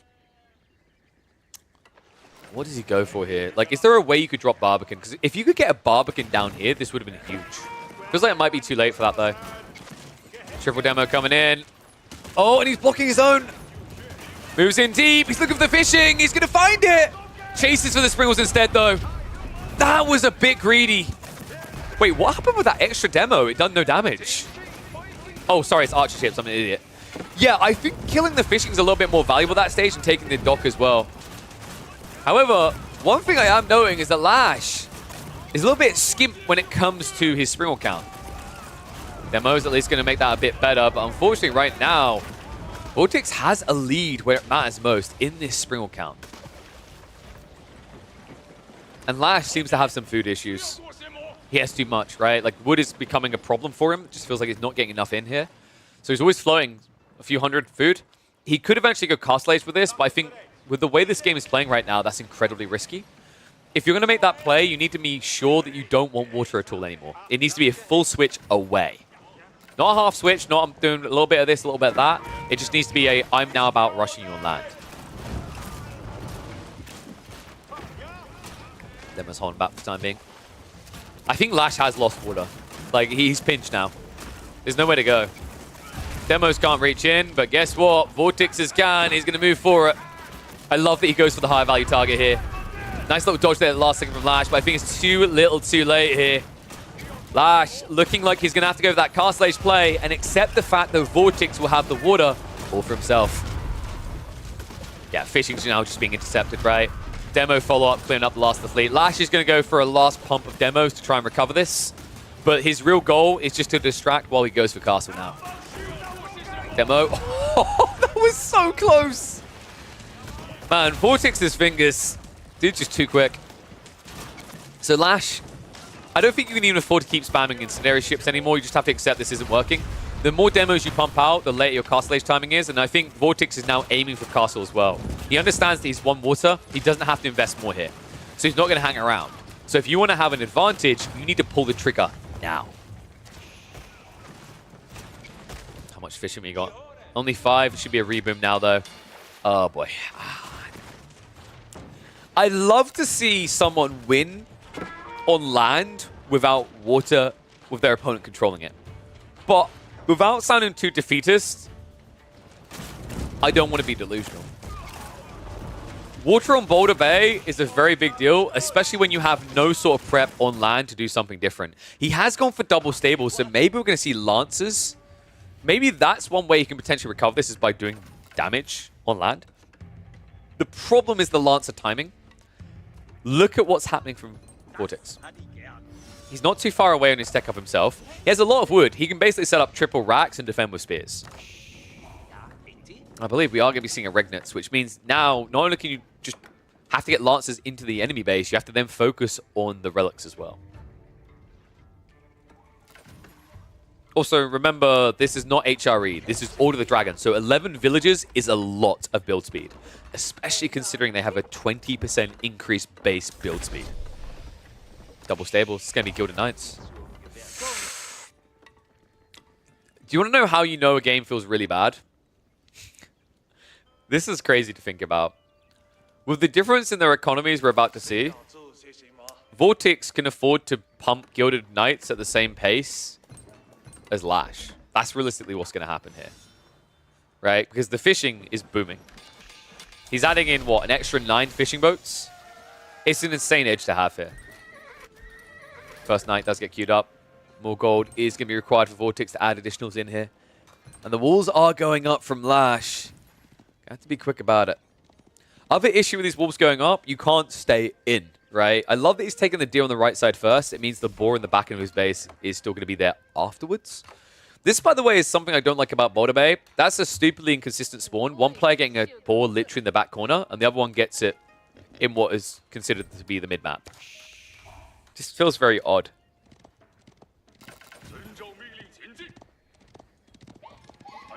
Yeah, I wonder if this map would be better with just shoreline fish. And then put, like, 2 relics on the Sacred Site Island or something. Or maybe, like, it can have deep water fish, but shouldn't have this many, right? Like, maybe it has 8 in total across that whole spread.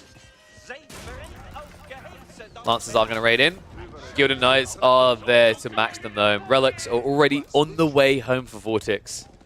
So remember what I said, like, with the eco that Vortex should have access to, realistically, you should be able to match the Lancer pace. Unfortunately for him, Lash is in the middle of a surge with this deer gathering. That is going to change. Vortex, realistically, should be going for extended lines at this point. I think it's worth it, just to make you more efficient with your population as the game goes on and guarantee you have enough food slinged in. But realistically, like, if this ever turns into an even number of cav, Lash loses. If it turns into a 2 for every 1, Lash can't take a direct fight. He'll have to raid on the flanks.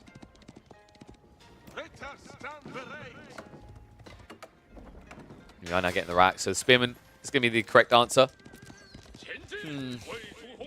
Lash is going spears as well, but his spears are going to feel kind of less initially impactful, right? These Gilded Knights, if they do break in, it's going to be an absolute catastrophe to get them out, and they have indeed broken in. Villager is going to be struck down. Double Knight here also wouldn't be able to win against this. In fact, Vortex doesn't even want that fight. He wants the eco. 9 villagers out here. They can die fast. Remember, the sword hits for 36 damage per strike. Vortex not reacting yet. Has just ran past that, so it looks like you're going to dodge death there. It's because of the distraction in his base. Looks like Lash did dive into the main eco. Didn't really find much for it, though. I think Lash needs a big wallop here. The problem is, have we got textiles? We have. Yeah, this makes it so difficult. These Knights, it takes them, what, 4 hits if they don't have the Lance charge at first? 4 hits is a long time, especially with Springwall defenses and Gilded Knights chasing your ass. So we'll find a few. But on the other side of it, Gilded Knight is also finding a payday here. Spearmen are going to be able to outmass him and kill him off in the end. But now, with the Lancers being cleared up, Lash has, what, 3 left compared to 6 Gilded Knights. Well, guys, of course, whoa. Why is this even being debated? We all know that Golden Swords are very strong because we live in the Age of Empires world, not the Minecraft world, okay?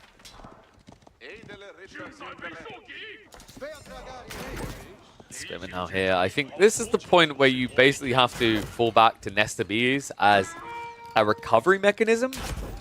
And Nesta Bees is against Gilded Knights. You're going to need a lot of spears. Let's just put it like that. The other issue with Nesta Bees is the same issue of going Mangonels against anything is they are more tanky, right? So you need additionals to kill them.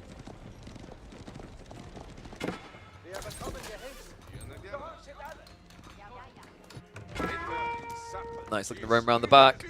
Okay, so right now, Lash does not have enough spears to defend this. Yeah. He does at least take a relic away. I like that Lash is doing this because if you just get bogged in your base in the corner, 5 relic Order the Dragon, they're going to ramp too quickly with fishing. Nice little charge. Dude, that's what I'm talking about. Remember we were talking earlier about not worrying about the brace? That's how you do it. Vortex there with the short range charge. That's important because look at the difference. 45 instead of 36 damage. The other reason it's important is, this is what you have to remember, is the Lance attack speed then allows for the sword to be attacked that quickly afterwards. So the difference between not using your Lance is you will do 36 damage twice across 2.5 seconds. If you use the Lance and then hit the sword, you're going to do over 80 damage in just over 1.5 seconds. It's actually an insane difference. Lance is actually allowing him to get the wall up right now. I mean, Vortex, it's not the most clean, right? Like, this wall probably shouldn't have been allowed here. It's kind of interesting that the Knight stopped off. So he's going to have a slowdown here where he needs to burn through. The scary part right now for Lash is he's literally spamming spears and there's Langsneck being queued up. Oh boy.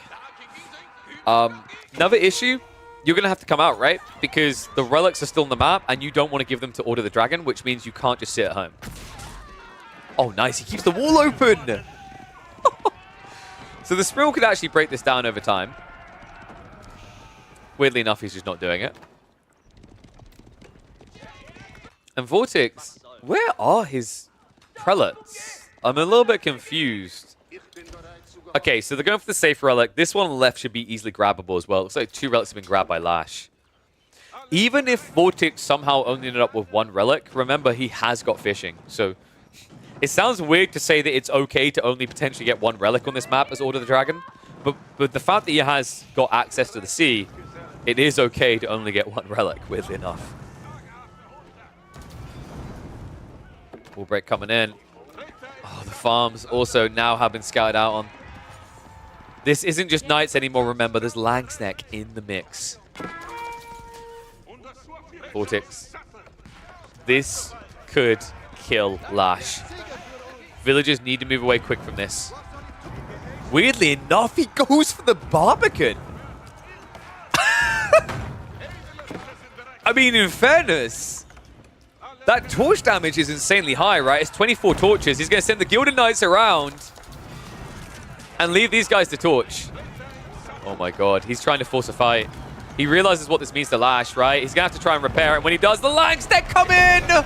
Oh my god! Oh, that's it. No, dude. Throw the towel in. Back to the locker room. Take a shower. Because I feel dirty for you. Oh! What a bait there by Vortex, dragging the attention on the Barbican, massacring the villagers, and then cleaning up the Spearman afterwards. That 1-2 punch, and now the absolute massacre. This game is over. I mean, it was back up against the wall when he lost the water. But Vortex, with just a few Langsneck, 2 Langsneck, ends it in style. Oh my god. That is why we need more units like Langsneck. That is why I love Onabagisha. That is why I love Langsneck. That's why things like mangoes can be incredibly thrilling. Demo ships of old, I kind of miss them because these things turn the game in an instant if you do not react to them. That's the pacing that I love to see in AoE 4. Oh my god. Now, Lash, I don't know what he's staying in this game for anymore. This is over. Barbican is still being burnt down while all this is happening. He's cleared the first wave, but at this stage, double the eco, over triple the military pop, and a Sacred Site. Yeah, a Sacred Site victory is what's going to be on the way. I don't blame Vortex. Like, well, if you're not going to leave the game. Damn. You know what? Boulder Bay is still the dirty map that we all hate, but that Lion's Neck swipe made it worth waiting. Oh, what I will give Lash, actually, is a bit of credit on the way that he played the Navy side. Ultimately, Vortex did win out, but I would say that Lash was a closer match than most people would anticipate, considering Vortex is, like, top dog, right? Probably top 3 for naval warfare.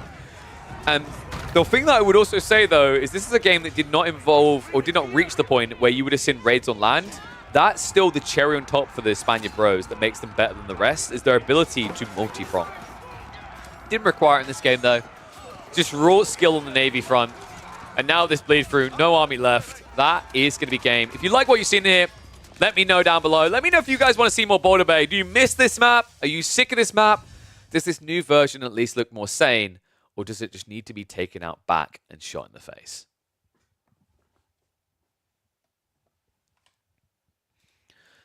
I'm always so uncomfortable with the archetypes. More units but weaker and less units but stronger. No, I like it. I don't think it's powerful. Like, I don't think it's overpowered either.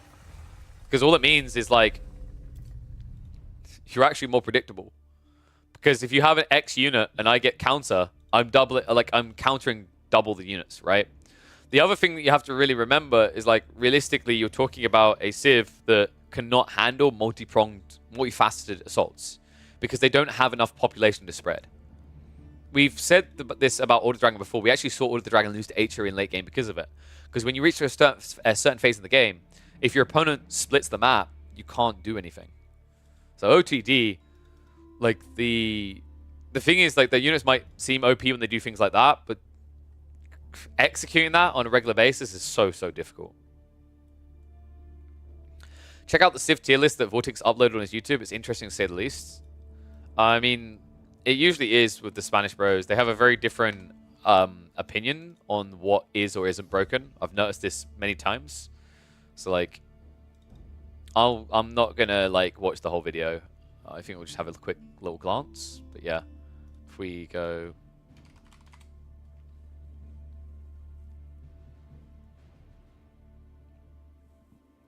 Don, you got a good replay for us? Big Bog. So tier list. Woof. Less units but stronger melee. Yeah, that's what I always said, is that the melee gets involved quicker, but it's not always true. And the reality is actually the OTD's strongest point isn't melee, it's ranged. Ranged is better. So. Yep. I did. What have I been saying? Actually, like, his tier list is incorrect for the current tournament. Is this based on just overall or tournament? If it's based on Elite Classics, English is S tier. Unless he's only reserving S tier for Ottomans, in which case, fair enough. But if there's anything plus Ottomans going, like, if, yeah, so, like, dude, English should be up here. English are actually that good. That I don't agree with. I think they're A tier. I love the face we caught him doing. Sniff it. Yeah, so let's quickly dissect his tier list. Delhi is higher. Even on the current, like, map rotation, like, Delhi's higher. They're, like, B tier. Abbasids is actually, like, C tier, and I think Juji are D tier. French, yeah, I agree with French. I think Jean's in the right place. Mongols as well. Japanese should be here. Malin should be in A. Byzantine still fits here. Ayabids is, like, they're somewhere between B and A. What else have we got? Yeah, English should be up here, I think. Like, if you're going to put Rus in here and Order the Dragon, I'd put, like, A tier, like, somewhere between A and B. I think they're A tier, though. But, like, this is a very spicy take. It's almost got that content creator feel thing where it's like, this will get the clicks. I don't know if that's really what Vortex is going for. But I mean, if he wins the tournament with it, props to him. I would say genuinely OOT, like, so like, if I was to take his list and change it, this goes here. Actually, this and this swap spots. That's the big thing. This goes up to at least B tier. This probably should be like here. HRE actually probably should be down here. And Abasa should move up one. Yuji probably should move down one. I think at the absolute highest levels, Yuji is going to get fried. Especially on the maps that exist in rotation right now. Against less experienced players, yeah, Yuji can kind of work. But, yeah. All right. So, when can I get the schedule for the tournament? Liquipedia. I mean, I don't know what the game order is going to be. No one knows. I don't think so. I don't think they've released that. Liquipedia should have the rough info for you.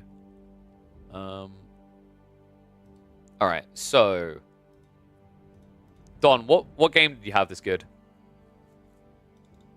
You had ads? Oh no. Twitch Prime. Yeah. What game did you have that was good? Was it one of these ones against the lower level player guy?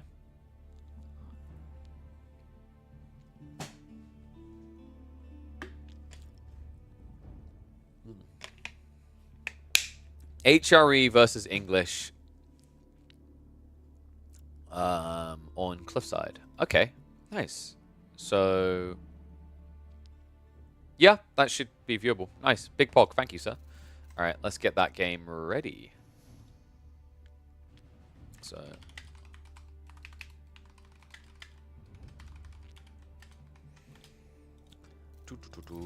let me just load his data now. Don replays Big Poogers. HRE English. Are we getting another one of those? I think we might.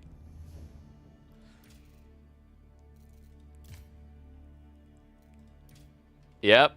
Donald is on his HRE. Woo-wee!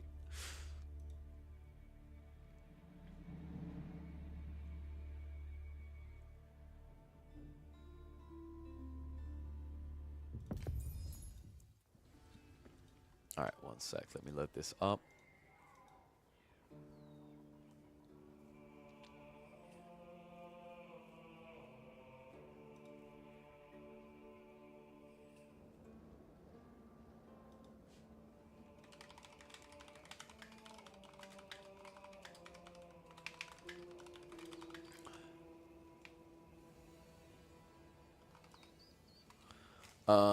Right, just gonna send a message there. They need to respond here.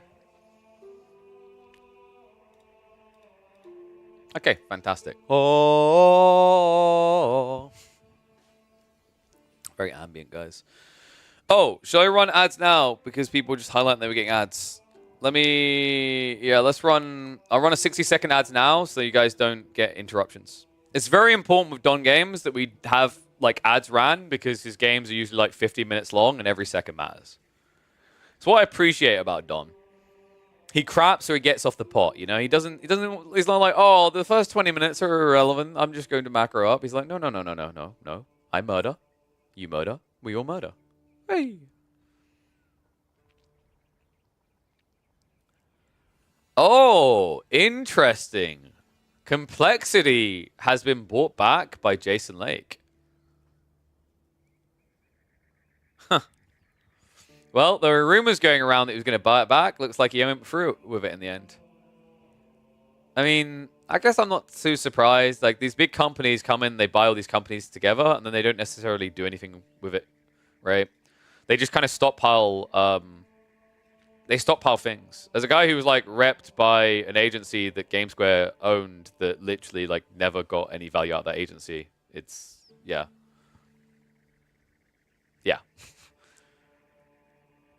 I think it's like the classic making. It's not even making a conglomerate. It's just buying all the companies up and then not necessarily like having a clear plan. At least not from what I could see. Obviously, I'm an outsider, but it doesn't surprise me. I think there's going to be a wave of like buybacks on these sort of like founding parties situation, right? Who knows? If Hex somehow wins his lawsuit, probably end up buying back Optic Gaming, Wink, wink. All right, you guys ready? Maybe I need to make an esports org. Quit bird brain. Don will be my first player I sign. For the content. For the content, brother. Let's get to it. Don Artie time. The Artista is back on his HRE. And he's going to be going up against Zerton, who is most definitely not the lower level player. He's the higher level player here on the English. One and all, welcome back to AoE4 Action for a matchup where the English should get spanked. But guess what? We're not playing on any map. We're playing on what I consider to be an S-tier map for the English. It's cliffside, short map, good opportunity here. Let's see how these two are going to approach it. Because Don believes wholeheartedly that the HRE spanked the English here. And you know what? I'm inclined to agree. Like, in a no extra details given about players, about playstyle, about map, I agree. Like, the mass archer strategy is actually very effective because Lombos can never reach you, and you just basically run around their base, killing off every piece of eco quicker than they can kill yours. The problem is this map in particular. For that lap to occur, and the reason that lap occurs is because you get marching drills, your archers are already quicker, they're even quicker than Lombos with that. The reason why it's a problem on this map is the length between the two bases. We have actually seen Don beat someone with that, though. And we've also seen, I believe, Don lose to Yuumi Archers because of that mobility issue, if I recall correctly. I think it was Don. Yeah. So it's not a shake of the hands and a guaranteed win because it's a shorter distance. But I think there are some very specific things English can do at an early phase of the game that makes it quite a cruise mode game. And one of those things is to move out for an early outpost placement and a wall off. So I'm curious to see if that's going to happen here. And thank you, Don, for confirming. Yes, you were the one that lost to Puppy Paw. We did cast that. It was a very entertaining game. And Don, by God, he's going to do the mine work build, isn't he? He's building a second prelate. We're actually getting the mine work build. So this is interesting from Don. I actually quite like this because I think if you want to stand a chance of being the English with this all-in archer timing, Arkan is actually overrated. I'm sorry. I'm backing away from it. You know, I've been there with BC for a long time saying, why would you ever build anything but Arkan? But I just don't think it's true in this matchup because the tech timings define everything. You're about to be in a matchup where you know you're going to be behind on initial archer production. So you need to be ahead on blacksmith timing. And while an Arkan Chapel can admittedly get you more resources over a long term, in the short term, it will not make up the difference in the discounts and it will not give you a quicker tech unlock. So I actually quite like mine work here. Also, I think the other issue is, like, if he went Arkan, what is he using it on, right? Wood? I guess you could drop over here, but I never like the idea of a forward Arkan against the English because if you do, like, lose an initial fight, or let's say you go for the trade where you rush their base and they rush yours, the worst thing you can do is build an Arkan on the forward side of your base. So you'd have to build at the back, which means you're only getting wood. And yes, I know I said we should be looking at a mass archer build, but that means you have this exposure point on your forward gold, right? Where you're going to have to get... How much gold is it? Ends up being, I believe, 400, over 400 gold, right? Ends up being 500, actually. So you need 500 gold to get all your techs. Realistically, you only need 2, but, like, you need much deals as well. So you probably need about 300 gold. The way this works with Minework Palace, by the time he has about 200 gold-ish, he's already going to have everything he needs. He probably even has extra for an additional prelate. That's the power of Minework, that 40% discount. Let's see how the Scout Hall went in the end. 11 sheep to 15. Yeah, this is really good for Don then. I'm hitting the 2 times though, just because we're now at a very, very idle point of them just scaling up into H2. And then we'll slow it down when they arrive, because that's the respect we give to Don Artista games, because we know they're going to be all-in aggressive. Ooh. Oh, that was so close! Scout almost goes down there. Actually, a really big deal. The reason that's a big deal is he needs to see what Don's up to. And by the way, Don did go double Scout on the opening. So this isn't just going to be a mass archer build. Because of all the sheep he's got, and also the retracted deer, he's now given himself the option of going higher into the game, into Burgrave. This is a big deal. This is something that I've really tried to emphasize is the problem of going one scout as HRE, it makes your entire track predictable. You're going to be going for a fast castle with Regnitz. You're definitely not going to be doing Burgrave. unless your opponent screws up their scouting rotation, which just doesn't happen often at the highest level of play. By going double scout, you're able to constantly keep the read of your opponent. You're able to push their scout away. Even earlier in the game, you're able to guarantee you have a lot of sheep. Meanwhile, Zern goes for a second TC. Wait, what? I expected longbows, and I have received no longbows. Well, Zern knows, right? Like, he would have seen this. This is not going to be archers at all, then. No, Don's saving up.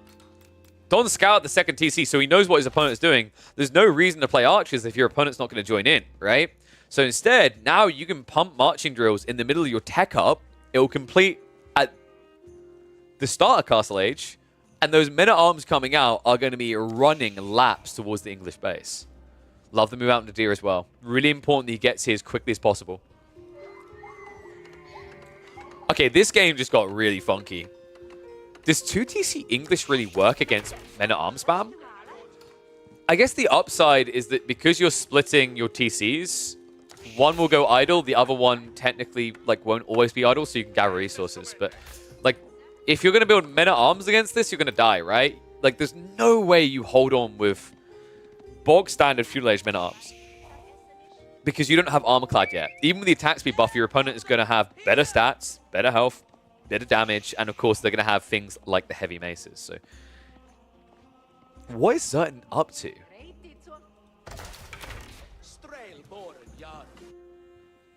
I mean, Don, he's going to trigger this tech up. It should be Burgrave. What? Oh, wow. All right, you know what, dude? I'm actually... So here's the thing. I know someone's going to say it. You've been wrong about everything in this game, KP. And I'm happy, man. I'm like, dude, I had a comment recently on a video where someone's like, I feel like you're just discrediting what the players are doing and you seem to know everything. It's like, well, we can see everything, right? And we've seen all these permutations before. And I've been very vocal about this. I actually hate when I know what's going to happen. I love when I have no clue what their next choice is going to be. And Don, of course it has to be Don doing this. Regnitz after going 4 prelates. Dude, he's doing a discount deli. Oh, that is sick. That is so sick. Don with the quadruple relic grab at the start of Castle Age. Lombos are going to try to contest him. Wololo is not going to be quick enough to stop this getting sniped out, but that's still 3 relics already on the way home. What a crazy build. The only downside is actually Zerg adding in a few Lombos works pretty well here. Like, I got to give it to him. I actually think this has screwed Don's timing a bit. Don, this was like Giga Big Brain, but Zerton's read on it was even better because by getting a few Longbows out, if he restricts this down to just 2 relics for the first 2 minutes, you're now a very sucky HRE because you don't have the buff at home at all right now. You don't have Arkan Chapel to optimize the buff. And you don't have military units yet. And Zerton, with just a few Lombo, I think he was a little bit late. He should have been able to intercept the left side. He didn't read the 4 Prelate. I mean, who reads a 4 Prelate opening, right? Like, when you see 4 Prelates in the HRE at this stage, when there are about 28 villages, you're like, oh, he's just optimizing so everyone's buffed. You don't think they're going to do this. Wow. What a crazy build. And now, Zerton, almost ready for his tech up, already prepping Spearman, and I love this. He sneaks out with a villager. Guys, this didn't even take him that long, remember, because it was the second TC nearby. So it's pretty optimal. This is weird, though. Like, you don't have to be this constrained about it. Just build a wall upwards. And funnily enough, Don is trying to move out, but this just doesn't work. 2 Lombos is enough to beat through the healing, right? Yep, even gets the kill. And now he just needs to push the scout away quickly. Knight is on the way. Is he going to get this? No, there's no way. Spearman is coming. It's only 1 spear, though. It looks like the Prelate is going to move in. So Don is going to make it a 4-relic game. And Zerton, because he's spamming a lot of spears right now, he hasn't even triggered his tech up yet.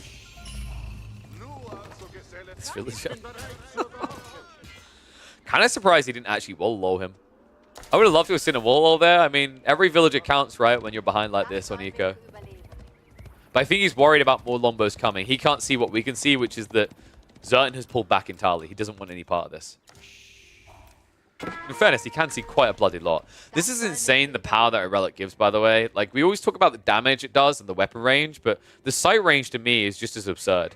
That, like, this vision, him seeing here, is this. I can't show you, like, look. The vision he gets from that outpost is the length of our screen. Fully zoomed out. Such a powerful tool. What?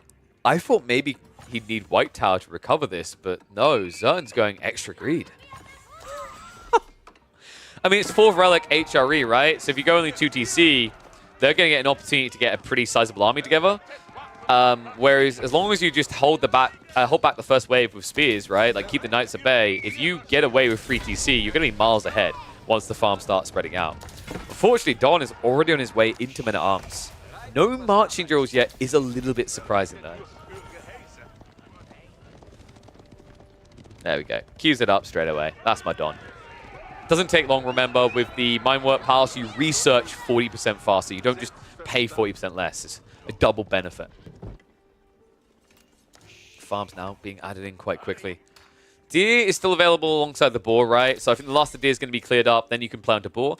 So, like, realistically, Zerton does have enough food to get away with 3 TC without having to worry about having to spam a million farms suddenly. He's going to gradually do it. And I love these walls. These walls are very important because right now Don is at a strong point with knights and men-at-arms, and Zerton only has a few crossbows that can't hold that back. Now, this doesn't feel like the type of game where Don can just say, let's go Imperial Age, right? There's a lot of games for HRE that turn into that. I don't think this is one of them. I think that would actually kill your game. So he needs to play more aggro. Part of me feels like these knights shouldn't even be here with the main army, actually. I feel like you kind of need to get into the economy, right? But with these walls going up, your options are incredibly thin now.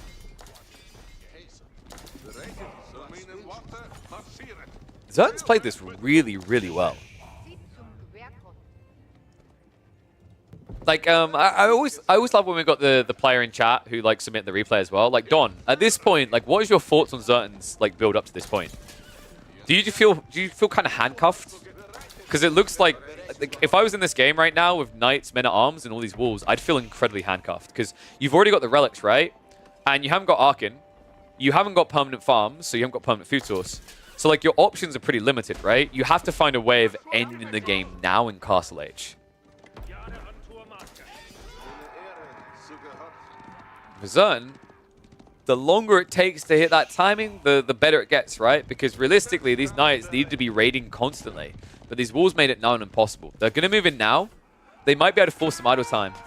But the issue is with this wall up on the forward, once Zerton sees this, he can just pull the spearmen back and just slowly surround you, right? Because you're now in an area that you can't ever really get out of. Yeah, there it is. So it looks like he did scout that out. I think he got a glimpse of the knights on his way home now with the spears. And Don, one tricky part about this ride-in with the knights is blind. He doesn't have a scout. Does see the King's Pass now. Zerton, quick with the fingers, will look to seek shelter. One villager down, but the crossbows are on the way, and this is going to cost a lot. Dodges it just in time. Remember, there's an attack speed buffer here, so these guys actually drill you down pretty fast.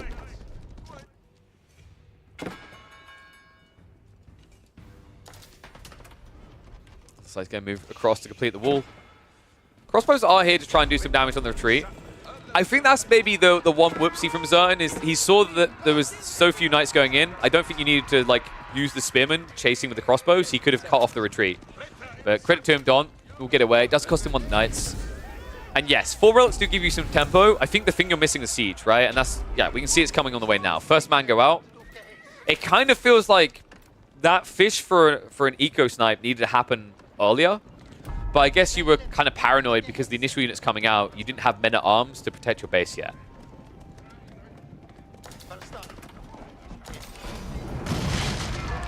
Gotta go for the breakthrough.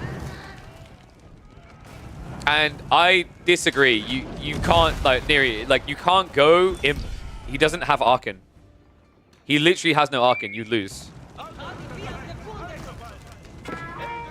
The only thing that I'd say is he could have captured the Sacred Sites. That might have been a smart play.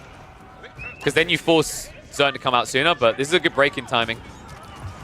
Spirals are on the way, though. Zertan got that early warning due to the wall being attacked by the Mango.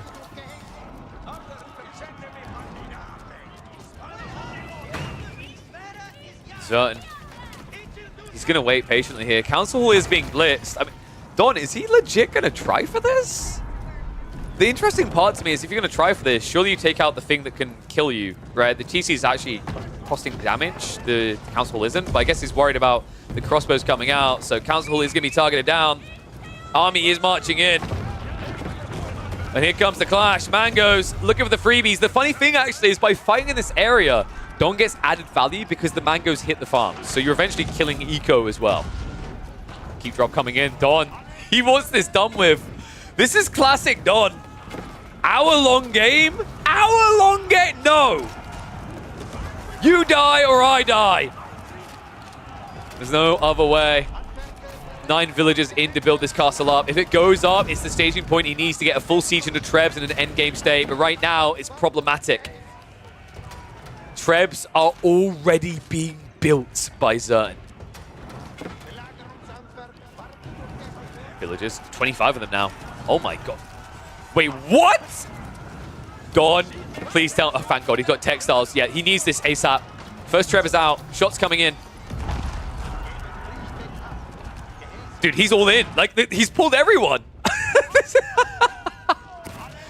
Oh, this is so classic Don. I think he's done, though. There's no way, right? The key drop is cool, but you don't have any wood income.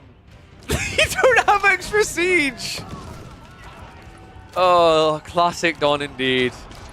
Oh, man. It was an interesting build from him. I think, like, what I liked here was the pivots from both players, right? Where Don, he went for this mine work build with the intent to go mass archers. Zertan said no and went multi-TC. Then Don says no and goes Regnits with 4 prelates to take all relics. And then it devolves into this because Don realizes, like, okay, this game is dragging out. I have a lot of relics. Now is my time. Keep drop, relic drop, get a few trebs. Unfortunately, Zertan's eco is just too big. Oh, man. Classic Don, though. I love the fact that he's still gunning for it. He's like, oh, I've almost got this. TC's down. But remember, there's 14 villages that could repair. And even if they can't repair this, unless you've got another castle, how do you kill a King's Palace? Villages have to run away. Don has 6 economy left over. All right, here we go, boys. Send in the Rams. Oh, no, Don. Don, not like this. Oh, please. The men-at-arms are just dead. This is over. He has no right winning this game, surely. Wait, what the... Okay, the Spril just got thrown away. The villagers will deal with this, though. Right? Yeah, it's only 6 villages to repair. You're not going to be quick enough. So, Mango down. Men-at-arms are all gone. That is going to be a hold for Zertan, but you got to give it to him. Don, even when he dies, is stylish. Don, all I can say is, I like the way you die, boy. Well, it looks like Memology 101, but I got to give it to him either way. That build from Dom, the discount Delhi relic yoin, 4 at the beginning of a Castle Age, is still quite creative. I'm intrigued to see if there's more to that. Let me know what you'll think of it.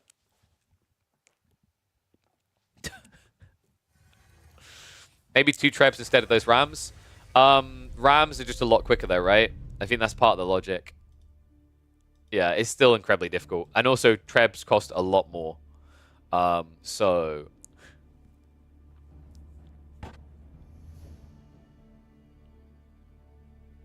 What do I even call that one? I don't feel like people will get it when I say, like, if I say on a title for a video, the discount Delhi build.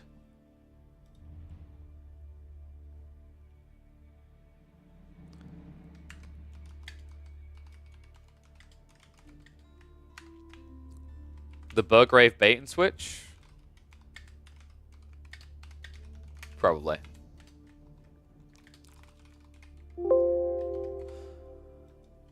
Oh, man. Rather losing 18 minutes instead of winning at 60? Dude, of course. Like, think about it. More games, more practice, more time. I'm still shocked, Don. Like, I think you said you didn't get a chance to play much Stormgate, right? I remember I asked you this before. I was like, Stormgate seems like your kind of game. You want to go so fast, man. I love it. I want to do a tournament where, like, the game's played out at 2 times, and I know that Don will be the champion of the game. Don's way too... like, Stormgate's way too fast for you guys? Nah, dude, it's fine. You just need, like, you need gamer cocaine. That's the... Don't worry, that's fine. It's literally just... It's the powders, the energy powders. There you go. Okay, don't do that. Just don't do that. Dry scoop them, maybe. That was it. Yeah, you see you didn't like the aesthetics. I mean, the aesthetics are going to evolve. You're 100 APM, bros? Yeah, dude. Why just be like me? Just click lots. I feel like my clicking lots is also always a negative in AoE4 because, like, sometimes the response time on orders you give is weird, right? Because I'm like, I mean, dude, anyone who's watched my stream for years will know, like, Dota 2, like, I'm... Calp has APM? I know, Calp was, like, top 60. You know who else has APM? Weirdly enough, I think. Recon? Can you guys believe, like, we've all watched Recon streams, right? He pans around like a grandpa, but he was ranked 30th and 29th in Stormgate. So either he's cheesing or he secretly has, like, you know, Korean APM. I'm not sure which. Maybe he's been, like, deceiving us this whole time.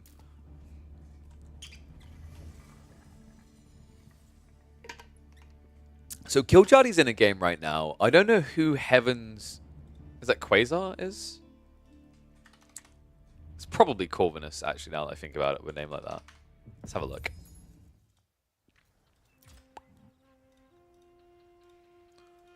Don't do spam clicks that aren't needed at all, but in more tense games, I usually have 200 APM. Yeah, well, it's like, mine's... I don't know, it probably seems like spam click, but it's actually more about having direct control of my units at all time. Which is really important in responsive games. Like Dota 2, it makes sense, because Dota 2 has, you know, turn rates, basically like a very tiny movement makes literally a big difference in a fight, those sort of things. So Heaven's Quasar is ranked 28th. Is this CSO?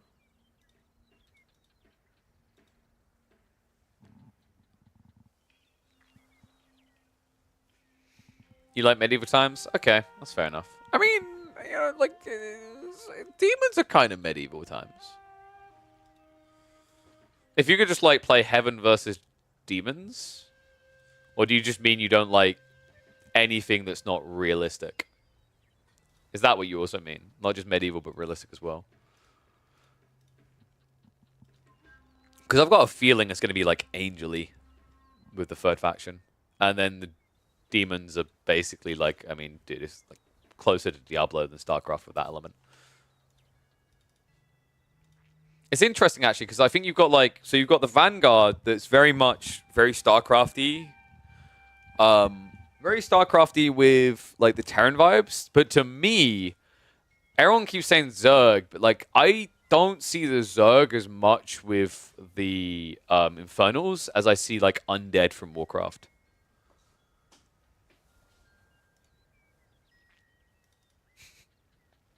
An insect race? Nah, dude. I want my angel keys. Angel keys are important. So, do we do the Killjadi game, I guess? Chinese versus Abbassids. Could be interesting. Oh, wait. You're 2 games versus Defender? Dude, isn't that like a low-ranking guy? Poor guy. Why do you want me to cast your games where you probably bullied someone? Like, I checked the elo. He's a 1450 elo guy. Why are you bullying this guy? Oh, actually, in fairness, he picks Yuji. Dude. Yeah, I know. I can see the 4-minute games. Did he literally just legit see your rank and then leave? Like, why are they even 4 minutes long at that stage? I don't understand. Oh dear, oh dear. All right, let's get ready for this one. Wait, you killed him? Wait, what Sips were you playing? Byzantines and OOTD.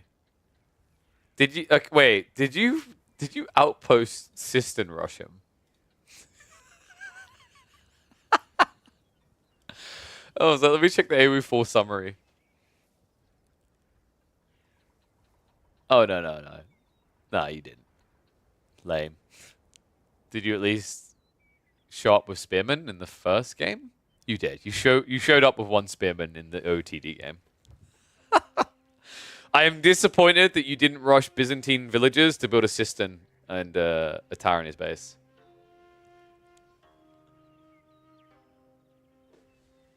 Got it. So what we're learning is Don gets weaker the later the game goes. This is clearly a metaphor for him being so old that he's dying. I don't know what else you want from me. All right, let's get ready for this game. Oh, man. Chinese versus... Does anyone know who this guy is, by the way? They're ranked 26th on the leaderboard. I think this is... I think it's CSO? I guess it's like... Let me... AoE4 World. Heavens, Quasar. Okay, if it's CSO, it's one of his Smurfs, because he usually plays a lot of team games. I mean, this could be... Is Yui back? I'm wondering if Yui Metal's back. I don't know. All right. Whatever. Let's get to it. All right. One and all, welcome back to the AoE4 action. Looks like we've got a new face here. Familiar one over on the right side in the yellow. It's going to be Killjadi on the Abbasids. But I'm not sure about the identity of this person. Heavens Quasar. They are ranked 28th in the world right now. They come from China. They play the Chinese. I wondered if this might be CSO Smurf or the return of Yui Metal. It might just be an entirely new person, which would have me doing cartwheels. I love to have fresh faces at the top of the leaderboard. We are going to be on Mongolian Heights, and it is going to be a dock-off. One side getting docks cheaper, the other getting fishing boats faster.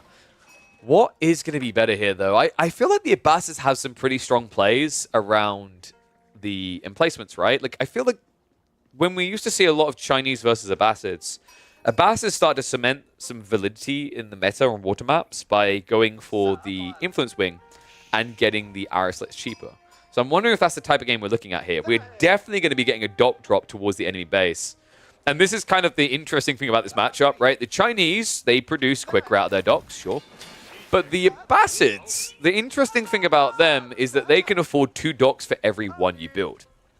A little bit more idle time compared to the Chinese build speed as well. But the difference is that while this is going to be 20% more production speed, you're going to have 100% more production speed. So pretty strong play for the Abbasids.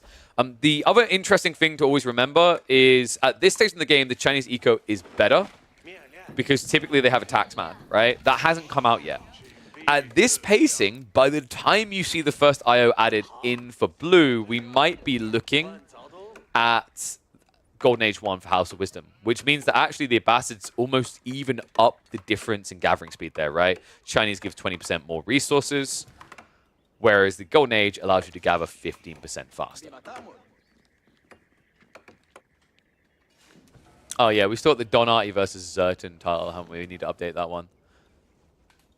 There we go. And the wall's coming up from both players.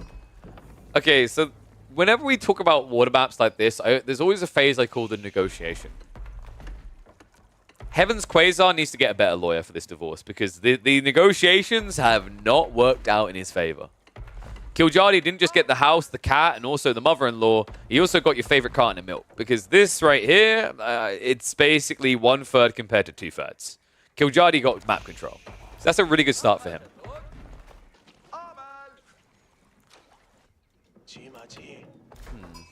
So, Heavens Quasar finally has the IO out. This is where he has an edge, right? His gathering is better. But, flip side, as we highlight, like House of Wisdom, in about 2-3 minutes will come in. And that's where the Abbassids even this out. Add in the fact they're double dock, they'll have a lot more fishing coming out. So their food should escalate quite nicely. In fact, we're already seeing a 2 eco lead for Killjadi.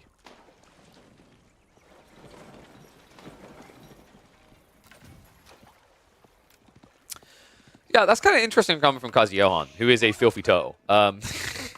He's like, interesting to see Killjadi play Abbassids a fair bit. I think he strikes me as an Abbasid player because Abbasids has found ways of being more aggressive in the last year. Old Abbassid, yes, it would make no sense for him to play them, right? I think it's also why you don't see Killjadi play much Chinese. But Abbasids, to me, I think it does kind of fit him. The military wing opening especially is a very powerful one, and it's the type of military wing is the type of opening you probably see from Killjadi in over 80% of his games. I don't think it's worth it here. We're probably going to be seeing that influence wing I talked about, culture wing rather. He is going to go for it though. Okay. I thought he'd be going for the culture wing so he can get his hands on preservation and knowledge, but instead he does want the melee wing units. Barbican coming out on the other side.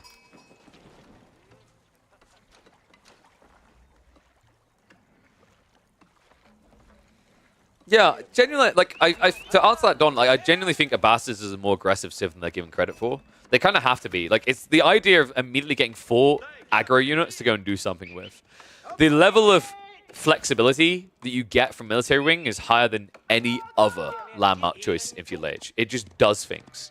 And it blocks other people's things while giving you options as well. It's why we've seen so many players, they'll go for military wing, and then they'll add in 1 or 2 TCs afterwards. Why?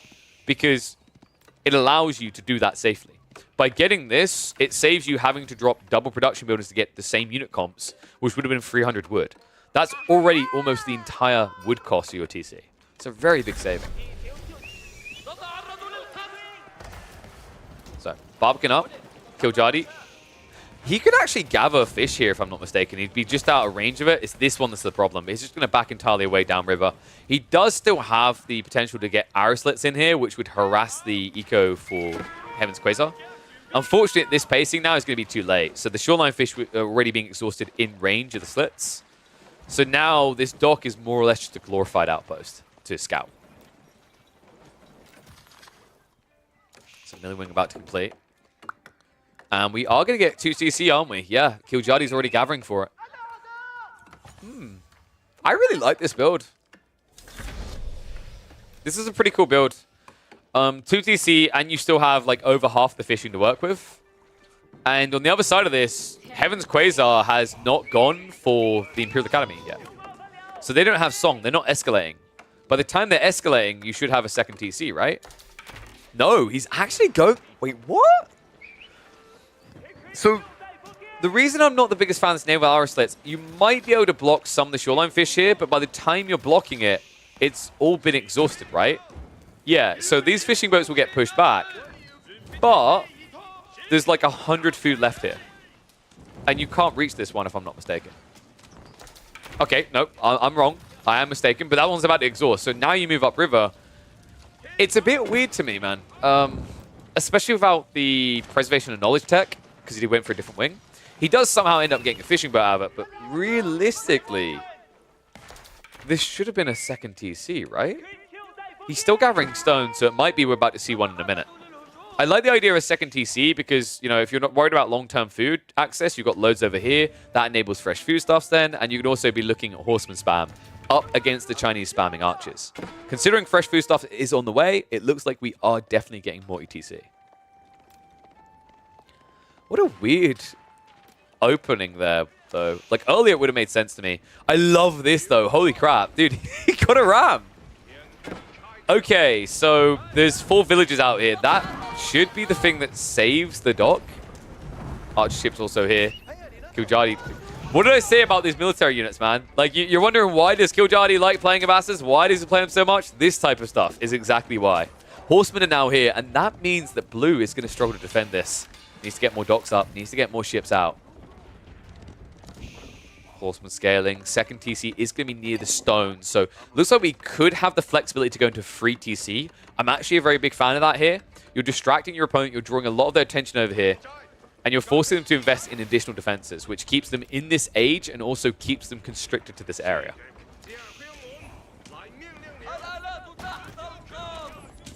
Quasar. Is he going to go for Castle Age here? I hope he has the good read on this. Demo ships is kind of weird, right? Because actually, if you clown car in the ram, the demo ship does nothing.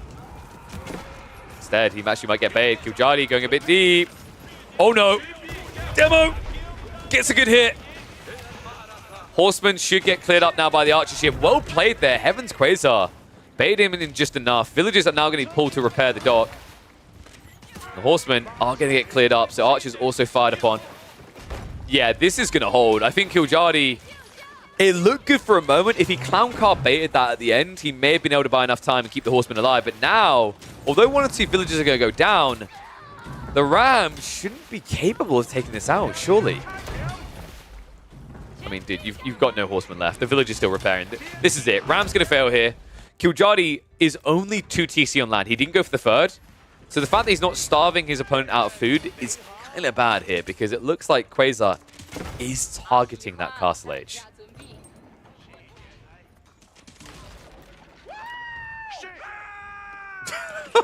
All right, someone's proud of themselves for killing an unarmed ram.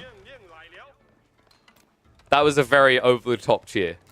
Killjadi doesn't want this to go later, right? No, he's prepping for it. He knows it's going to go later. He's getting towards Castle Age. So this is going to be mass crossbows. Quasar, sneaky git. He actually did slip in on the south side here. All the fish are already gone in that area, though. So you can see Killjadi slowly trekking back upriver. The funny thing is with this many fishing boats, he'll even be able to take some of the fish that are underneath the Barbican. Horseman also just going to find a freebie here. What's important is he scouts out what his opponent is doing next. He knows there's going to be archery ranges already. The Raxes, I don't believe, were shown yet. So once Blue does tech up, he has flexibility here, right? It could be Mass Chiganu / crossbows. It could be Palace Guard. Realistically, you're looking at Palace Guard. So I'm expecting Killjadi to escalate into crossbows. He has queued up 1 archer, but I don't know if you want to trend in that direction. Like, you have got composite bows. It is very powerful. But if you're up against Palace Guard, you're going to have a problem.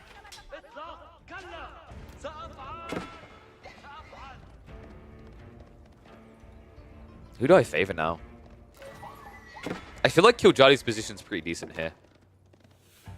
The Song Dynasty, you're not going to catch up, right? You're always going to be lagging behind. And the fish is going to run out at about the same time because of the exhaustion method and rate, right? Because there's still more fish to move upriver for Killjadi. He's not burning them as quickly. They're going to run out at the same time. But the difference is, obviously, one player is positioning to harass. The other isn't, right? We've got stables and we've got archery ranges, which means that Killjadi does have mobility to try and catch you when you move out of the base. And we're not really at a stage where a Chinese player can just say, screw it, I'm going to build farms. What I do love to see is this, though. 20 sheep. Jesus. Where the... All right. We have a problem, actually. Killjadi, the whole idea of him being in control of the game relies upon his opponent having to come out of his base. 20 sheep doesn't really send that message. You know, like, I don't know about you guys, but 5,000 food safely underneath the TC doesn't really send a message of desperation and vulnerability. A bit of trade happening on the water side still. Fishing quickly depleting for both players. But we are now getting to Lancers. Killjadi, it's not something you can afford long-term, but you have got, like, the Bream Room in the mid. And in fairness, he has got Deer to get it further, but I think the issue of affording it long-term is, like, realistically, most Chinese players lean towards Rax play in Castle Age, so you're expecting to be up against either Palace Guard or Spears. And because of all that food we just talked about being in the base, Lancers are best when they're able to chip away at pocket ecos. There aren't going to be pocket ecos. If he can hide it until he's up to like 10 Lancers, that changes the game because it means Spearmen are not going to be there to counter. It looks like he's going to spring the trap straight away and reveal it. So moves in with the Lancers. Dock on the south side did get cleared up, so well played. Killjadi doesn't have to worry about losing control of that area. I'd love to see him drop a Mosque. If there's one cardinal sin I see from Abbasid players more often than any other Civ, it's when they have map control, not going into Religious. And it looks like he's still not doing it here. Okay, sorry, it is at the back. He just hasn't queued any yet. This is the type of game where you actually could get 4 relics. Class coming in. Archers. They don't have the composite bow, right? No composite bow yet. Crossbows are now being queued as a follow-up, so he's not going to try to stick to composites. Lancers can't really contest this right now. There's just too many pass guard. But once he gets these all grouped together, gets a few crossbows through, it can be a breakthrough. Right now, Quasar, one thing that kind of scares me is he's just going into pass guard and he's about to run out of food.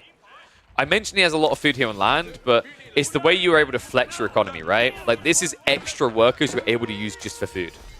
You're about to lose 15 of those. Tickling going on. Archers are going to get caught. To me, Killjadi's winning this race right now. The issue I'm seeing right now for Heaven's Quasar is if you can't get enough pass guard together when you have fishing, how do you do it without? And the Knights, getting the cycle charges actually dent you pretty hard here. Yeah, I'm just like, I mean, it just got highlighted in chat. I'm not seeing the land transition from China. I think he's just slowly dying. Archers moving in. Villagers being sniped down. Textiles just doesn't matter against this many archers. Killjadi now with a 10 eco lead. Looks like Heaven's Quasar chose to go for relics instead, but that's problematic. Like, your issue is food, not gold. I get why he's worried about gold, right? Like, you know, you have one safe gold, the rest is kind of exposed. You've got the Barbican Act. Actually, no, I don't understand why you're focused on gold at all. You've got 8k safe gold behind the Barbican. Oh, man. Dude, I think this game might be over.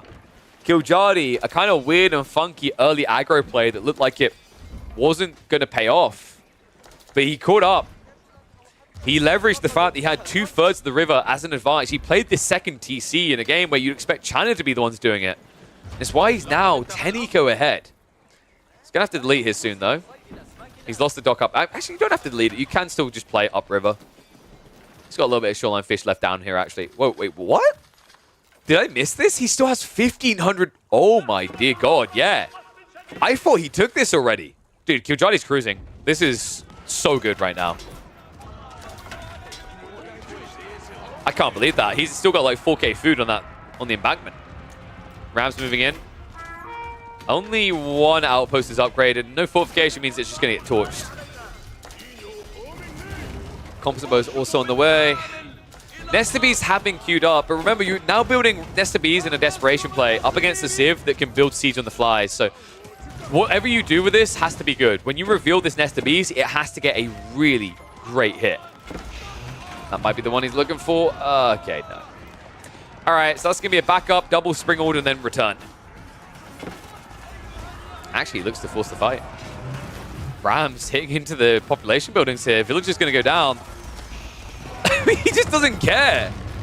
Okay, so most players in the situation that Killjadi's in would legit just go back, build a spring order, then come in and make it clean. He doesn't give a damn. He's got composite bows coming through, level 2 ranged upgrade. He just wants to push it. Rams hitting into the production buildings. And the eco getting hit by the Lancers. Blue now trying to go into spears a little bit too late. Palace Guard, last of them again cleared up. His food income's under 400. This is it. This is GG. There's no comeback point now. And the wraparound wide. The Lancers come back for the Nesta Bees. The Villager is not going to be quick enough. That was his last stand, his last hope. Cool timing by Killjadi, man. Sniffed it out, went down the center when it outbanded most. You know, the impressive thing to me is for a Civ that just has a reputation as being a greedy eco-boomer. In classic Killjadi fashion, he shows you otherwise. Sure, he went for the 2TC. Sure, he waited for the Castlation for the all-in. But you could see he was always fishing. Ironically, around that fishing for the killing blow. And when he gets an opportunity on land, he follows through in one foul swoop. Oi, oi, oi. Killjadi, man. Always fun to watch him play those type of games. That was really well executed by him. Win the water, win the game. I mean, yeah, it's like, it's weird the way the divide happens, because like some of us highlighting there is you just don't want to give over that much water for free. And I like Killjadi just like splitting the map by having double dock. The reason he done that is like if his opponent takes one side, he can take the other, right? You're like Killjadi from eBay. I mean, dude, it's like you probably could have. I don't know. You probably could have been the next Kill. We could have been what Killjadi is to the comp scene right now, if we're being real. It's just obviously you don't. You know, I guess you kind of felt the burnout. You just want to meme or whatever. He does what I want to be. Yeah, because, well, you know what the problem is, Don? The little voice in your brain's like, oh, shh, this game's going 30 minutes. Oh, no, dude, not 30 minutes. No, not 30 minutes. Whereas Killjoy's like, I couldn't kill him in 25. We'll kill him at 30. That's the difference. But yeah, it's funny because, like, Killjadi, to be fair, I think I've said this before, and I don't say it in a mean way, because I say it in a way that, like, he's evolved so well and it's impressive. The guy was just a meme before, man. Like, I remember the way that players talked about him. Oh, it's that guy who always just drops racks in Dark Age as English and rushes men at arms, and he only picks English. Like, that was the reputation Killjadi had. But he's turned into a very well-rounded player in the last year. It's really impressive to see.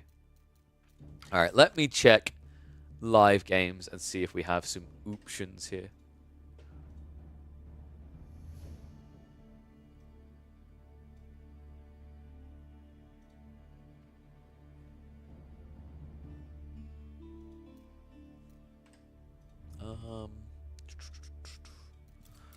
So I need to follow up on those emails later. Let's have a look. So who we got? Hey, look, it's your best friend, Don. It's Mr. Defender. He's up against another Don. Boom.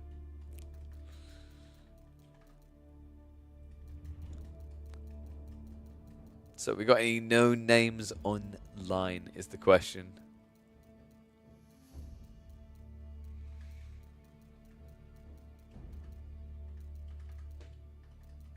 I mean, Killjadi's fighting Heaven's Quasar again. I don't know if we go again for that, though. Just watch Killjadi potentially farm top spot on the ladder, right? Ooh, so there's Killjadi's live game, or there's Voldemar versus Crackety. Eyebrows. And there's also Crackety versus Killjadi. Voldemar Crackety is French versus Chinese.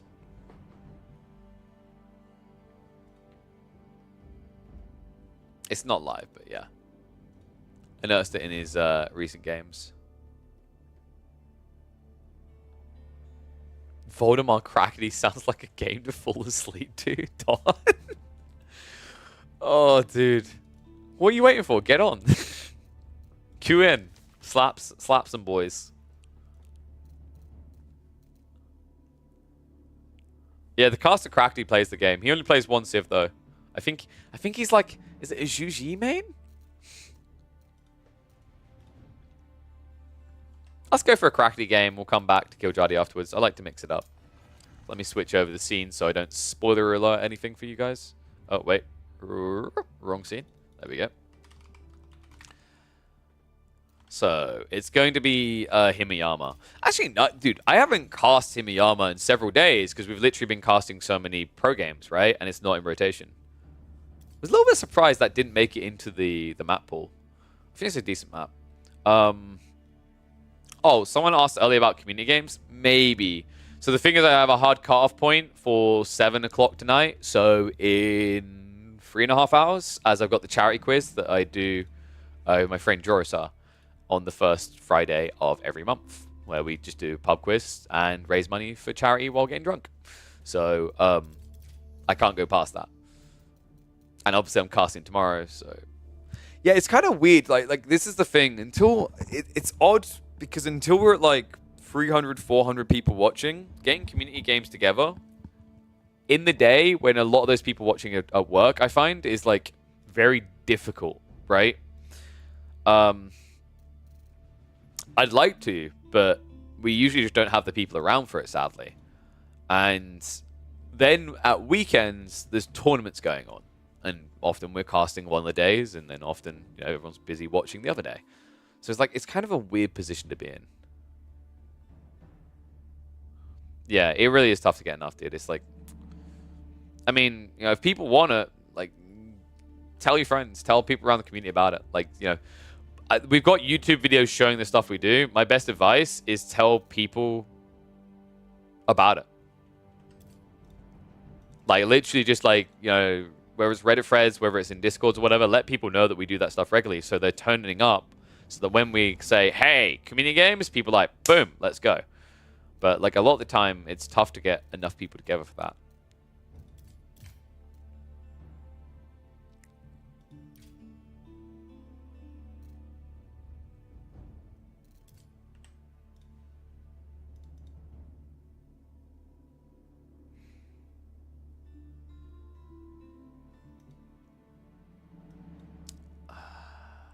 Community will cast games right now.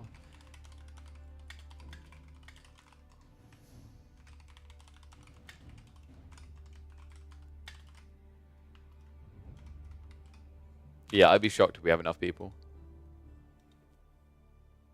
It's also, if we barely have enough people, it's also just rough because you don't necessarily like.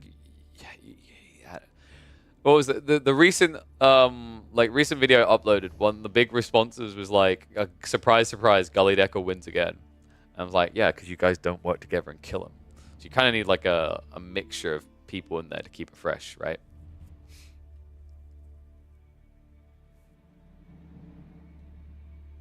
One second. I just need to respond to this, and then where is the game, dude? I can't find the game. There it is. I think that's it.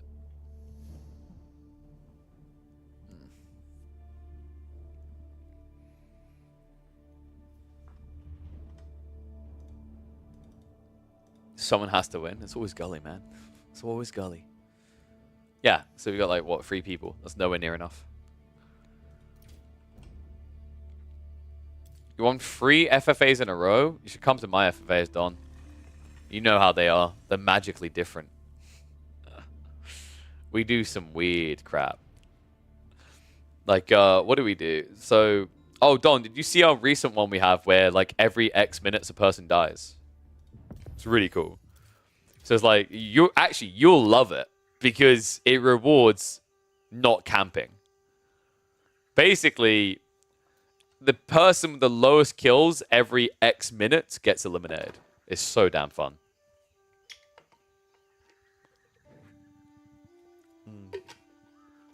Oh, actually, let me quickly run ads while we do this. While the poll's going on. So then when it ends, in inevitability, we'll do the 1v1s. We don't have enough people, so we're definitely doing the 1v1. So I'll just get the ads out of the way, and then we can get on to the glorious AoE 4 1v1s. Is there actually a schedule for the games being played tomorrow, by the way? I haven't seen one yet. I'll have to look up whether there is after the stream. I don't know if that's actually been posted yet.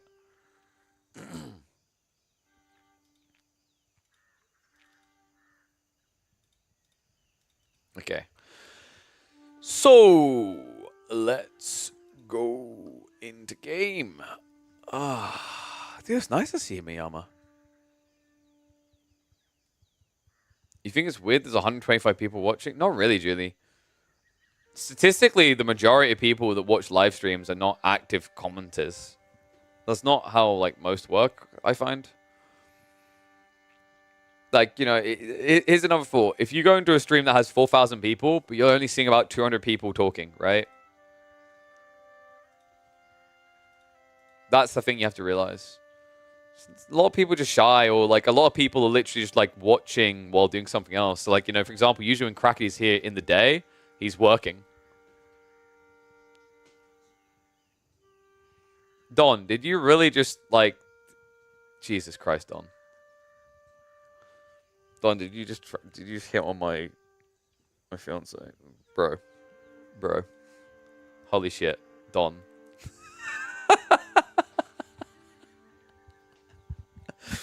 I'm just gonna let this... I'm gonna lean back and let this play out quickly. Fucking Don.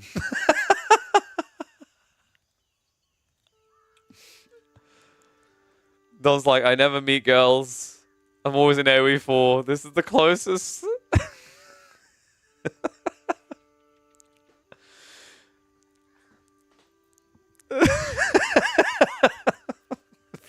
Alright, let's get ready to go.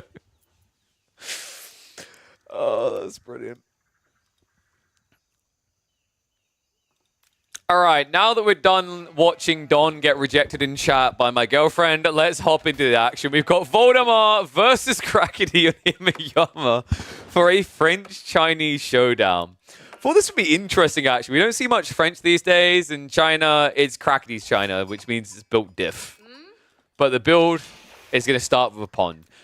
If I do not see a Barbican drop a few minutes in this game, all right, we unfriend Crackity, we unfollow him on Twitter. That's the way this works. So let's hit the 2 times to see how this one's going to open up. Voldemar, man, I actually feel like the French actually have a lot more firepower than people give them the credit for. It's a bit weird, right? Like, French aren't exactly D tier. I'd say there's about 3 or 4 civs worse than them in the game right now. The issue is just Jean eclipsed them because, like, if you want to be all in offensive play, Jean makes more sense than French. If you want to play more greedy, though, that's where the French can be interesting. So I'm wondering if we're potentially heading towards a TC race here. And yeah, dude, I love Don's brain straight away. Voldemar should have sent starting villagers to shoreline fish and eat. You're not wrong, actually, especially with this spawn. Obviously, he couldn't see how good the spawn was. He did scout it eventually. I think you can drop a mill there, right? So you could have taken 1,000 food away and then easily taken the extra. I like that idea. I think you do that. I think I've seen 1 or 2 other players do it as well. It's not a bad idea with any civ that gets some sort of advantage. So, for example, if you're playing English, you have short bows. If you're playing French, you only pay 25 wood for that mill. And yeah, you're already talking about, like, afterwards as well, wheelbarrow costs less to return. But what the...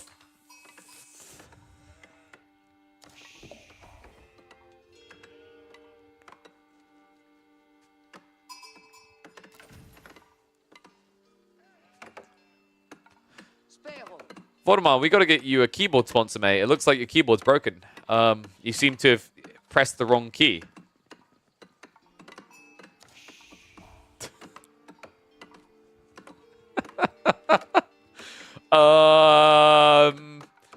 Well, I did say you pick French if you want to greed. So, if you're going to try to greed against a civ like the Chinese that has all of the greed, you got to get every little bit of greed you can get yourself, right? It's interesting because actually, like, so here's the thing. I don't think I agree with the idea that it's a good choice against China on this map. On, like, Dry Arabia, something like that, agreed. Because the issue on, like, those type of maps is there's way too much safe resource to gain. But I think the thing about Himeyama that makes it very uncomfortable for turtling civs, and it's why I love Himeyama, because I'm sick of turtling civs, is that your tree lines are really small, and you split yourself quite easily. So, like, I think the best way I've heard it described is, like, it's like this weird mix between prairie and, like, then it baits you into thinking it's hill and dale. Because it's not hill and dale. You don't actually have that type of layered protection. It's more like a prairie with extra trees. And those maps are really good because it means that the wood lines, you can easily sneak up on them and charge around them in small groups. So I do think that knights are still worth having here. Wherever you want to scale full knights is obviously the difference. I think the value of the School of Cavalry is, of course, the timing. All right, if you go for Sock, you get your first knight out so aggressively quick. Going Chamber of Commerce lags you behind. And interestingly enough, he's gone for a very slow build into it, right? So he's prioritized getting the techs. He went for wheelbarrow. Honestly, this makes me feel like going for the fish would have made even more sense for Voldemar. If you want to do a Chamber of Commerce build, taking the fish makes 10 times more sense, like Dom was highlighting earlier. Because then you're going to get out here, you're going to tech up, you're going to go and like have wheelbarrow already researching, and then you walk back and you've got like double whammy, right? You took all the fish, you had to get wheelbarrow anyway, and when you return quicker. You could even stop off at the deal on the way because let's be real, it's China, they're not going to attack you. And then you're getting additional eco-techs at an early point, which equals more traders. Do you think my casting for this game should be me singing you a lullaby? You're right. I need to set the proper sleeping mood. Let me get it correct. So, like, it's not a lullaby, but what it is it's a whisper. It's an ASMR. So now we're going to see Crackity moving out for the Barbican. And it's going to be set up nicely next to the stone that's going to allow him to get into the multiple TCs. And then on the other side, Voldemar is going to move very slowly into the first... Okay, I'm not digging this. Like, let's be totally real. The casting style we have to take for this is more them in their natural habitats as greedy mother duckers. And here we see the Chinese in their natural habitat, building into greed. On the other side, the French emerging from their strongholds, with the first of many valiant knights that will be inevitably shot in the face.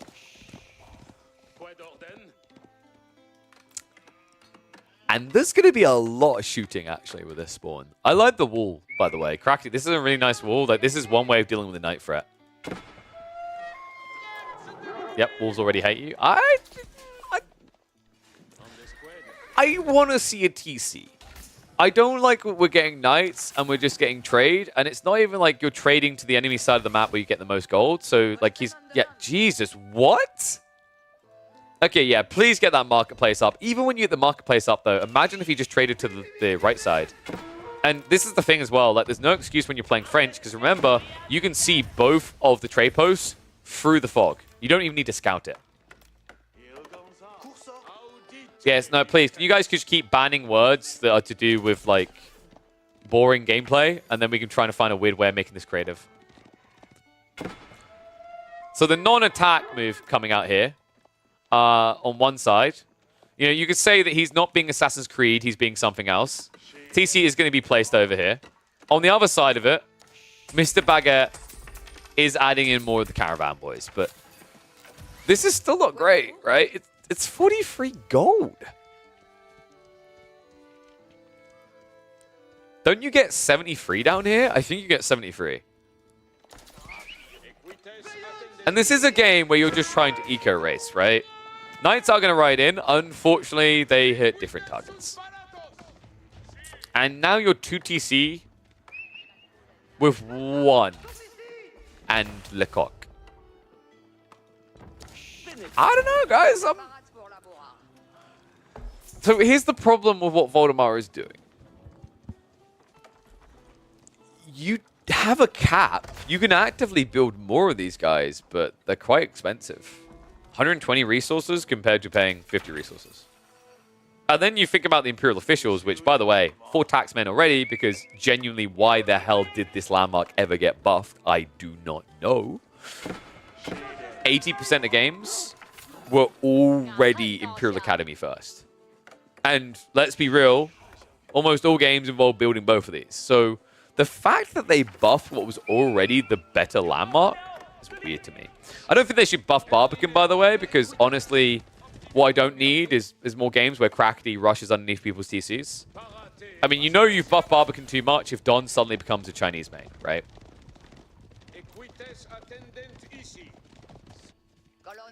Yeah, but so there's a discussion going on about revealing the little thing that Voldemar's doing over here, the goodies he's getting. I don't think you care if you reveal it. Doesn't matter. Like, Crackety is literally just playing his standard China. What's he going to do? Run out with spears and not do any damage to the donkeys? Because remember, these are workers now. They don't count as cav.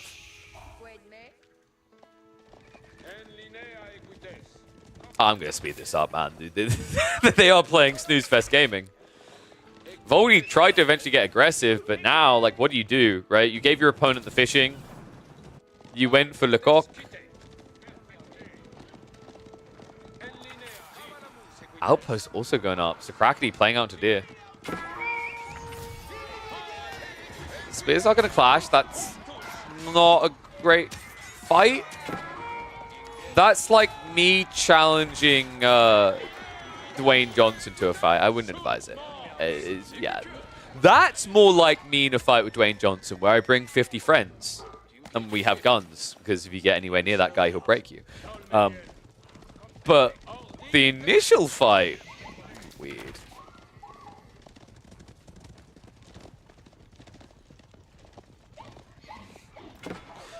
Well, I wanted to believe the French would do something interesting. I guess the interesting thing they could do is win. Aren't China, like, really favored in this matchup? Statistically, historically, I think they are. I'm just gonna stay on 2 times, man.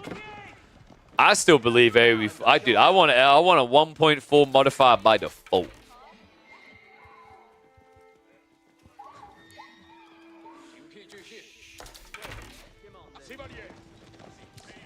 Okay, so you're saying that like they're just gonna never ever do anything when they match up. I thought Crackety might, you know? I thought we might get a Barbican play. And then we didn't. I'm gonna, yeah, 4 times did. I hate to cut a game halfway through, so we're gonna see it through. But at risk of falling asleep at the keyboard, y'all wonder why like Stormgate was a refreshing picture. Because if these guys done that in that game, they'd be getting slapped. That's all I'm gonna say. Clock Tower coming out. You know, we've got to be fair. Remember, like Crackety has admitted he's a 50 APM gamer, so it'd be very unfair for us to expect him to play anything but TC booming. Because remember, you get over 100 APM by mashing the Q key when you select TCs. You also get carpal tunnel playing the Chinese because of that. It's a very difficult civ.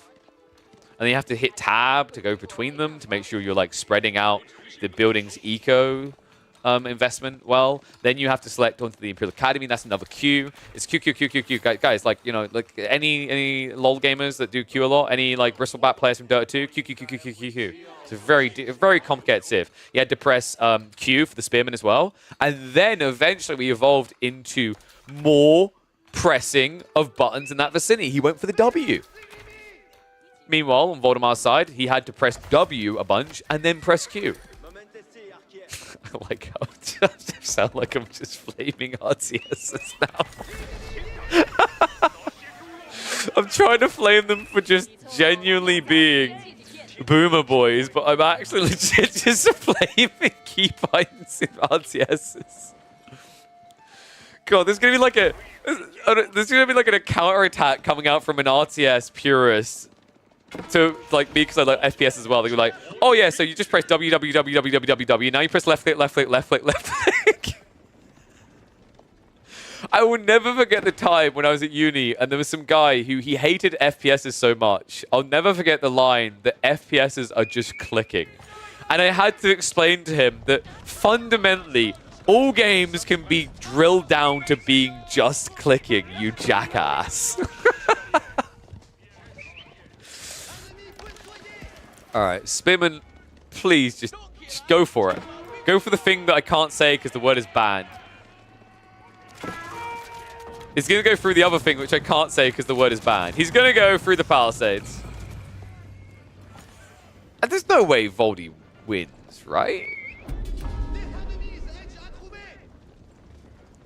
You play a lot of RuneScape, it's definitely not just clicking. That's true. You have to try and get an e-girl, and then you also have to type a lot. Actually, like, yeah, it's not too much typing. You type it out once, and then you control V spam. It's usually who wants their armor trimmed, right? And then there's a lot of clicking. You have to try and run away before they register your name, and then report it. Boom. Crackety, pinned in the corner here. Okay, that was not a great fight. But here's the stupidity of China, and why I hate this civ so much in AoE 4. There's a slight economy difference here, guys. I'm just going to do this, because I think Voldy's about to experience death. Ah, yes. Walls.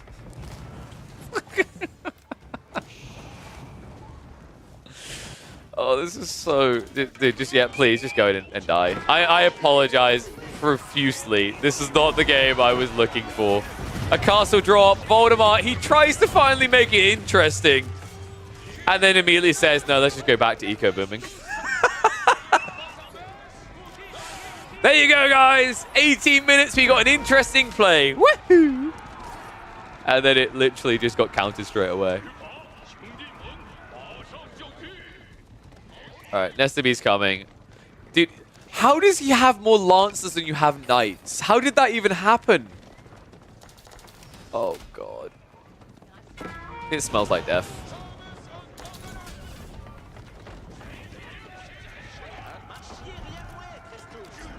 Yeah, China being weak from minute 4 to 7 would only matter if, you know, the game actually didn't have static defenses that protected you from minute 5 to 10. I don't know, man, dude. I don't know. Like, I don't think it'd be flatly perfectly balanced, but I'm curious to see someone make a mod where town centers don't just fire at you. I mean, I'm basically creating Age of Empires 1 at that point, right? Yeah. Probably causing more problems than I'm solving. Oh god, he's building farms. Alright, burn for on the wall coming. Castle's at least going to go up, but I don't see how you hold on to trade here. A little backstab coming in from the Knights at least. But they're just going to get cleared up. His army is just not scaling. I mean, the difference in food income really is the breaker here. Extra granaries now getting added in, and this is where the game just busts wide open for the Chinese.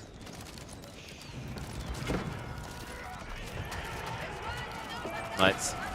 Blocking out the trade now. Dude, he's just going to sit under the castle, isn't he?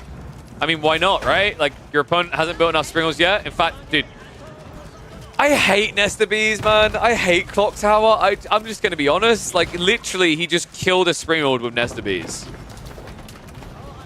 And now he's going to kill everything else. Castle's going down. Voldy has already built another keep. It just doesn't matter.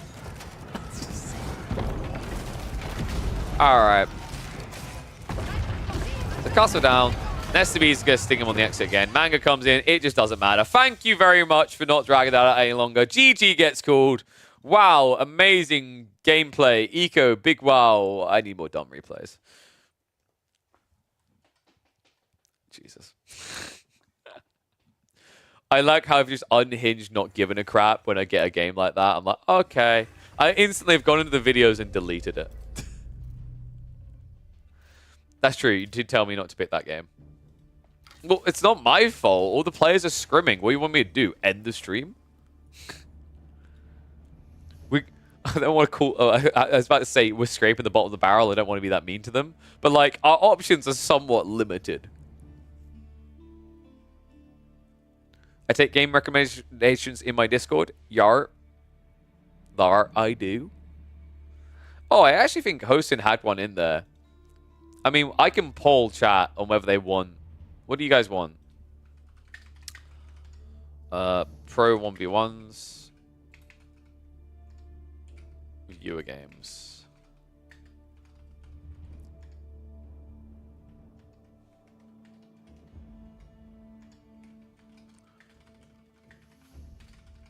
There you go. 2 minutes. Poll, go.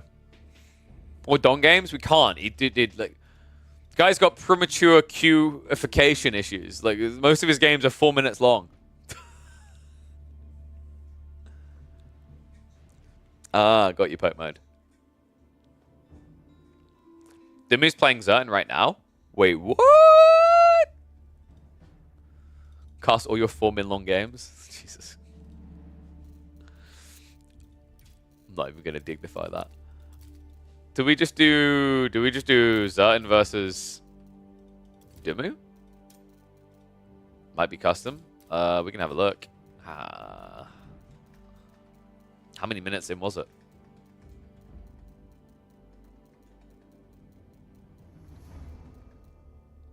Well, there's Vortex versus Killjadi. I think that's a winner. Winner. Not a winner. A winner.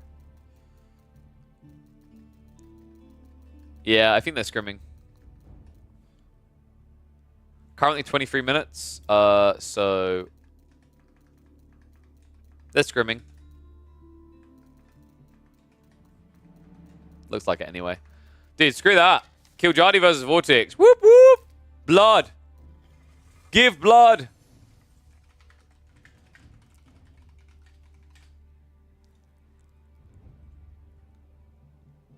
Jesus, Don, chill.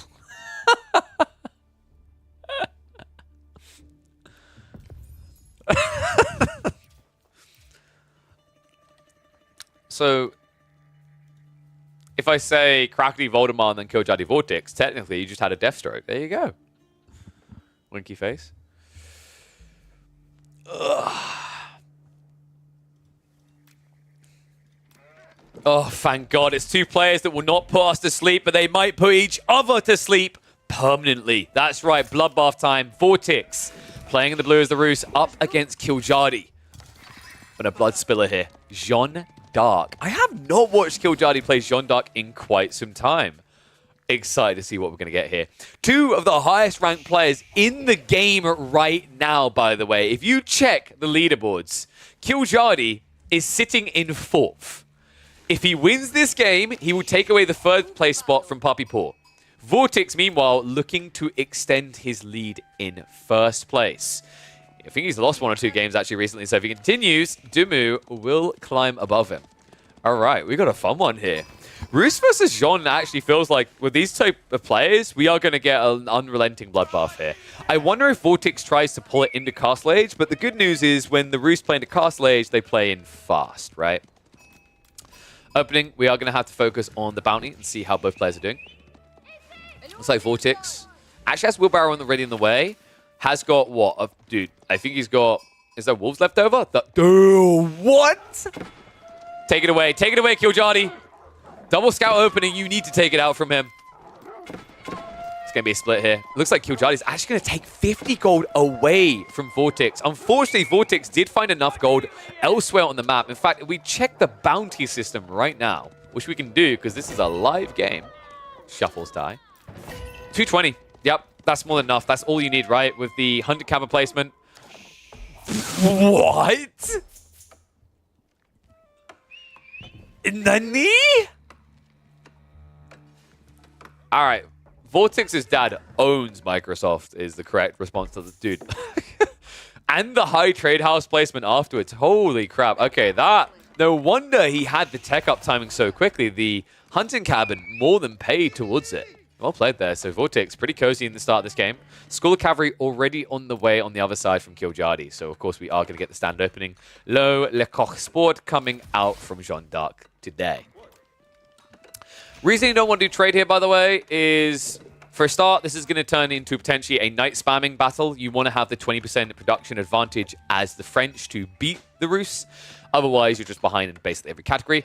On top of that, because it's going to be knights on knights, the issue is that trade is going to be exposed. So if you go for Chamber of Commerce, not only do you have to now walk out and build a marketplace, but then you have this exposed trade line that knights can reach in and kill. So it's just a non-negotiator at this point. Like if you want to play into traders with Chamber of Commerce, because I know a few people have been Fury crafting that build for the Jeanne d'Arc faction, you need to be up against a Civ that is going to be greedy, not present on the map. So tech up complete. Vortex already on the stone, so we are going to 2 TC. This matchup to me is like a 2 TC in Castle Age type matchup. There's a very big open ground you have to cover for this TC drop, so it could be a bit dicey because Jean should be coming out the moment this house is complete. One thing I don't like from Killjadi here is the fact that he went south side instead of north side. North side would have been a little bit better because if he walked up, you would have dropped the house and already been on your way towards the deer location. Seems nitpicky, but it's basically a 5-second difference on arriving here. It can be the difference between blocking a greedy TC and thus forcing a defensive one. Hey, look at that. Helping Hands in chat. How's it going, buddy? If you guys aren't familiar with Helping Hands, he is a Company of Heroes, bro. Don't know if he still plays that. I think he switched over to Foxhole quite a bit, which I used to do a bunch of streaming in. Are you now becoming an AoE 4 player? How? Oh, we're getting a new one. Player base isn't too bad. I'm not sure the exact numbers, but we just had the biggest expansion in the history of the franchise, and it's the best-selling expansion in the history of the franchise. So AoE 4 is not doing too bad. We literally have a 25k tournament kicking off its main event tomorrow. So not too bad of a time to maybe stick your nose in and have a look. Winky, winky. Play onto the ball coming out from Killjadi. And looks like he's going to get that deer location. The militia able to block this out long enough. Villagers, maybe you lose one here, but I think it's worth it just to get this up. The value of this TC placement cannot be stated enough. And love the idle time he's forcing on the Knight there. So he does get it up. Knight only gets a single eco kill, and it doesn't feel worthwhile if you're Killjadi right now. Killjadi isn't going for an additional TC himself, by the way. He's legit just going one all in. I hope that's not going to be the case, but yeah, it looks like he's going to play wide pocket eco. Dangerous to do in this matchup, considering the Roos do have access to heavy cav, so they can actually ride on those flanks. So this is the type of situation where Killjadi should only pull 5, and he has, and build an outpost here as well.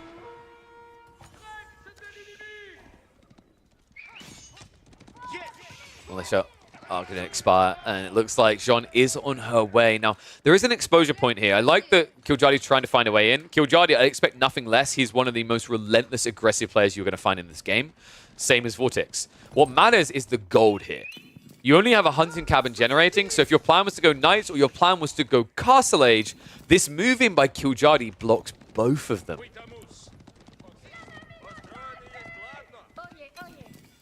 So what does he now do? So Vortex is going to have to go for Spearman. The one risk is like the most standard follow-up for French and John right now is to go Archers. Unfortunately, Killjadi isn't doing that. I'm a little bit surprised because I think that would be the kind of nail in the coffin for Vortex here, who's having to spam Spears to try and clear the way. Spears aren't just an easy-peasy get-out-of-jail-free card, though. Remember, this is Jean, not French, which means the hero unit can still contest those Spears. Wait. Oh, that's an awkward position for the ball to go down. Looks like he's kept the pass opening. And that means now there's no protection on the backside, which is problematic because Vortex, although he has the Deer near the TC, he doesn't have the Deer beyond the Relic. So there's still an awkward position for Vortex here. Decent food for the moment, but he needs to reclaim his gold sources and get a little bit of control on the map to allow him to at least wall it off. I love that he goes for the very tasty hunting cabin. I don't think that was ideal by Killjadi, though. Like, I mean, it's overly ambitious to try for this with the Spears nearby. I'm a little bit surprised he even hangs around. If Jean was here, that would have been a good choice. But Jean is just camping. Killjadi, wow, he does go for the second TC. But notice he doesn't bring Jean back home. Jean does have that build aura, but if you pull her back home, you don't have anything to contest this. He wants to guarantee the walls don't go up. So it's actually a smart read.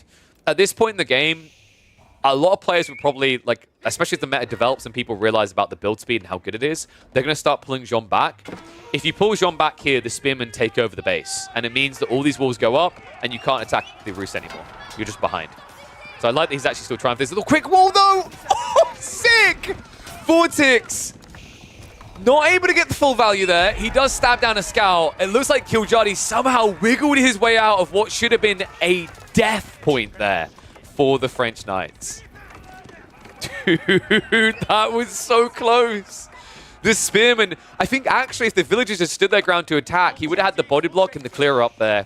So Killjadi should be counting his lucky stripes because that should have been 3 Knights going down. Gold now being accessed to Vortex. This should be the Castle Age timing. You don't want to hang around any longer. He doesn't... Well, okay, he does. He's moving in. I was wondering if he knew about the second TC. He does. He's got scouts all around. This, by the way, is one of the top reasons. I mean, it's a list of reasons, but this is a big reason why Roos is basically OP in high-level play. There's no other Civ that's able to justify building this many scouts early on. And what it does is it just strips all hidden plays from your opponent and also guarantees that you cannot be caught off guard. So now that he knows it's 2TC, Vortex doesn't have to worry about all-in. Instead, he can play later in the game. He can go for Castle Age. Castle Age is actually a big deal because in this matchup, unless Killjadi wants to go for Royal Institute, that's where the French Knights start to lose. Because while the French Knights will have the damage buff at the start of a fight, the Roost Knights get the Boy's Fortitude for extra health.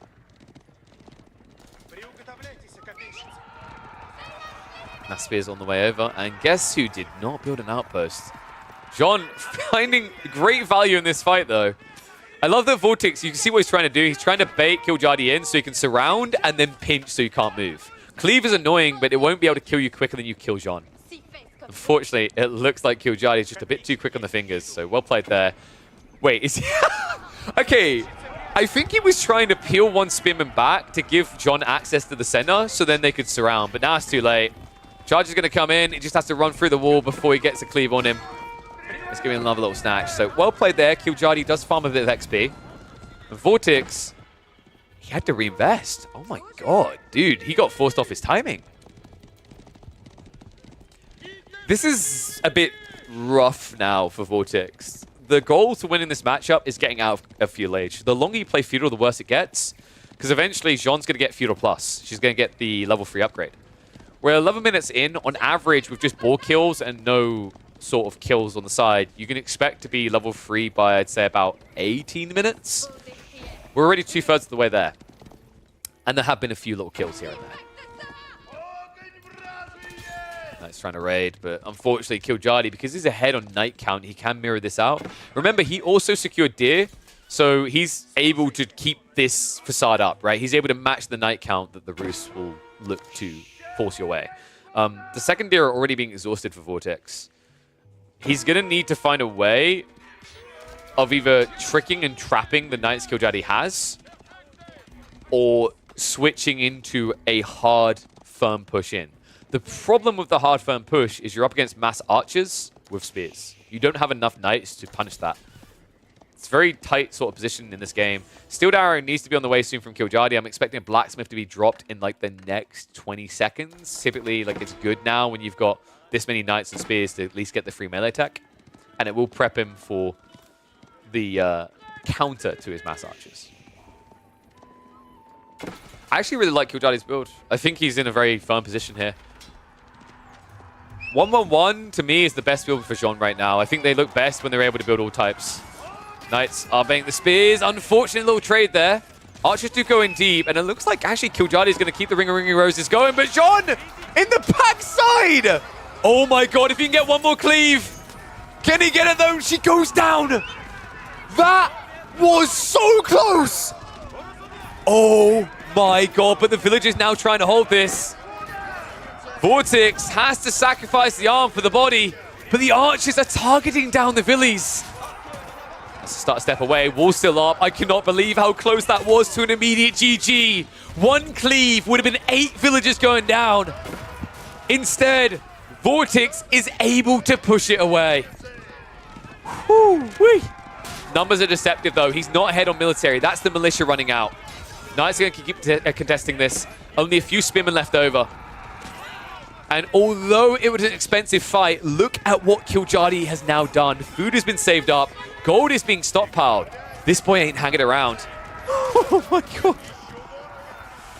This is why I watch Killjadi. This is why I say he should be on everyone's list. He's up against one of the most aggressive players noted in the history of Age of Empires 4. Arguably the single most aggressive player at Pro Play. And yet here he is, the one turning the screws, the one ramping the pressure up. Killjadi, it looks like he's going to pull away as well. He goes for the all-in on Feudal. Honestly, from his position, it makes a lot of sense. The reason why is Castle Age doesn't matter as much to him as it does to the Rus, because he knows Jean is almost level 3 now.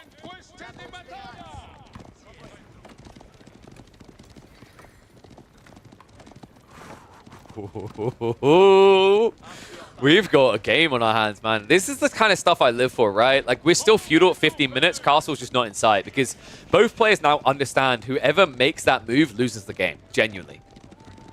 Because it gives an opening in a game where you're both playing pocketed resources and playing risky. In fact, I think Vortex has been forced to make the sinful choice of going farms here. Yeah, double cluster set up. This is Killjadi's time to break it. A lot of those villagers on the farms, on the gold, they're going to be pretty injured, right? I think he pulled a lot of them onto the wood line, actually. Or into the base? Yeah, they're here on the hunting cabin. So it looks like they're going to dive this area. Last of the villagers are going to shift out of there. Unfortunately, Killjadi's way to have like any mega impact. Sure, blocking the board's nice, but it's not like you've got that 20 villagers here anymore. And a weird choice by Vortex. Wait, what? Okay, so that's minus 480 resources for nothing. This raid could be big, though. Knights moving in. Killjadi seeking shelter, but it working against him as the villagers run towards the outpost. Killjadi can't afford any losses here. Remember, Vortex has built up a sizable lead because of how much earlier his TC was. So he's going to move inside the town center. Spearmen are now coming out. Archers are also slowing this down. On the other side of this, he needs a trade. Unfortunately, he has been duped. He has been had. There is nothing in this corner. Oof. And now you're going to have to wrap back around. That's going to buy more time to structure a defense together. Vortex is still outnumbered, but one big issue is Killjadi's late timing on going into blacksmiths means he doesn't have siege engineering yet. So no rams to try and permanently break this base. Knights are going to start to get finished off. So it's a 2-on-1, but the French Knight did get the charge. Spears are here as well, and it looks like Vortex is going to lose a little raid force. Decent damage done, though. He's idling out Eco over here, but the dive into the farms commences. Jean in the mixer. Villagers seeking shelter quickly. Too many of them, though. Gremlins are going to be pulled. Spearmen keep the Knights away from the Rus. Archers on the backside clearing up the spears. And Vortex, I don't think he can stop this. Killjardy rotating away from the Gremlins. He doesn't want to leave himself a bit exposed here. Cleaves are going to come through, and Jean has to be close to level 3. There it is. And that will be a GG. Killjardy, great read, great timing. The renewed aggression will break the most aggressive Spaniard we have seen in RTS. And boy, am I excited to see this when it happens in the main event of the Elite Classic. Words today.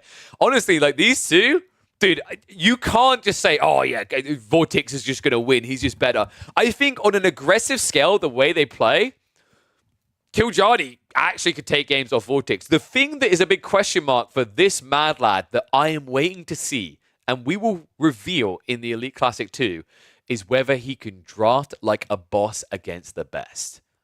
Let's come and see. Whew. Yes, Hans, the tournaments are funded. So, correct me if I'm wrong, but I'm pretty sure Company of Heroes didn't really have much funding in it, right? AoE4 does. So, like, funding-wise, what was the combined funding? Can anyone remember what the combined funding was for 2023? I want to say it was like 250k, 300k maybe. This year, so far, we're about to have the first event this month. Literally starts tomorrow. And it's going to be a $25,000 prize pool for a month-long event. And then there's probably going to be at least 2 to 3 more events, maybe like a 50k, 25k here, there. And there's still one thing we're waiting to figure out is whether Red Bull World LoL is going to happen. If that does, the last Red Bull World LoL they done was, I believe it was a 250k? Can you guys remember?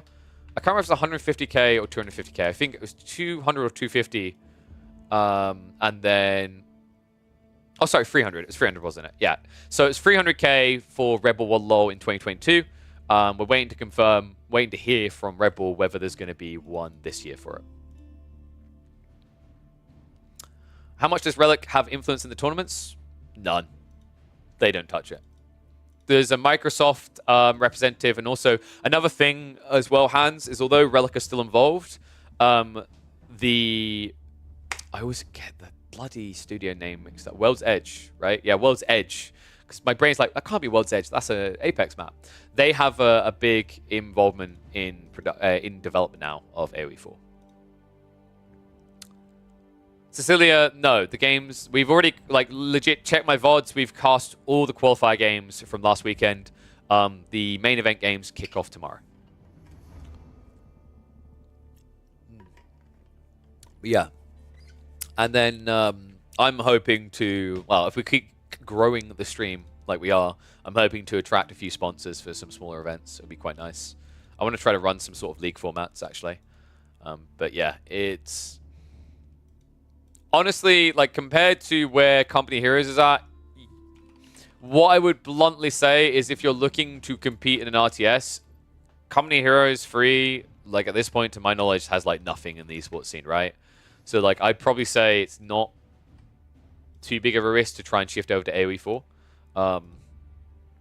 Because there's, like, you know, semi-regular tournaments. EGC basically run 4 events, at least on average, a year. I think last year, their combined prize pools came to, like, 200, 250k across the year.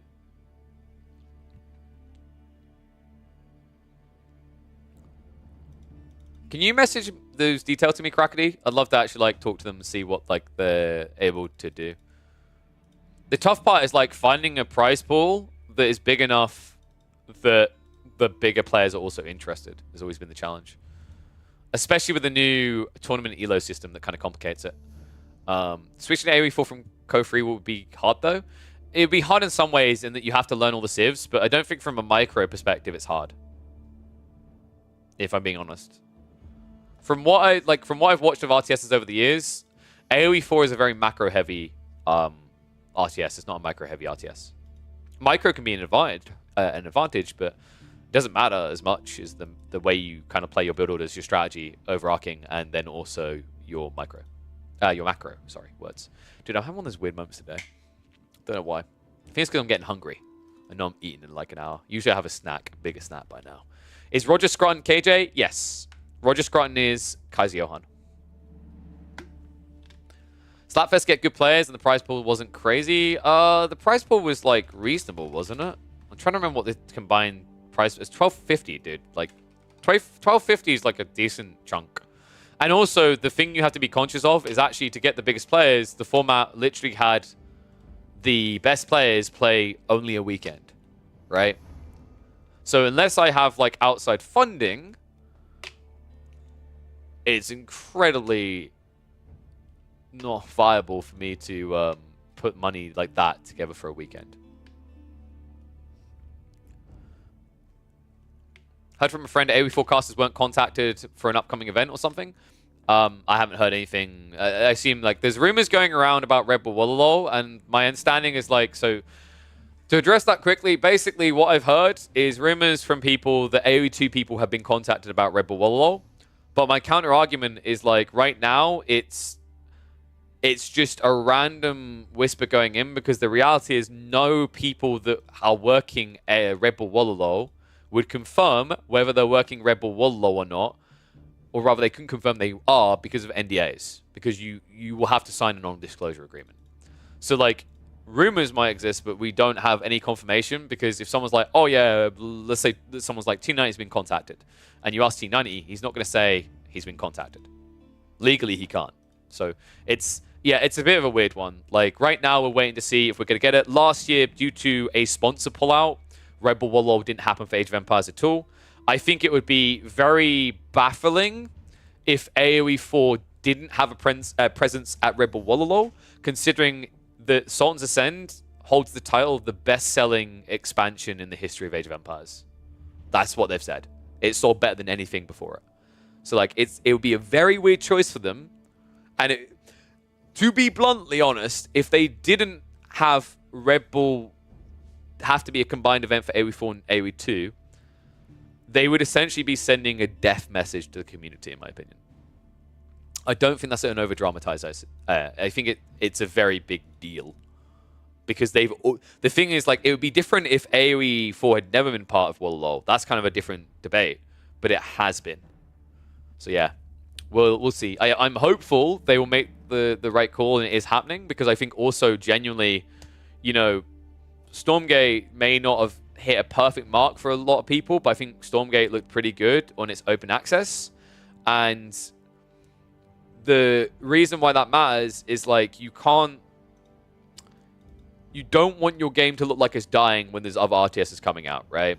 Especially when you consider AoE 4. In my eyes, AoE 4 is quite reliant on the pro scene for the marketing side of things.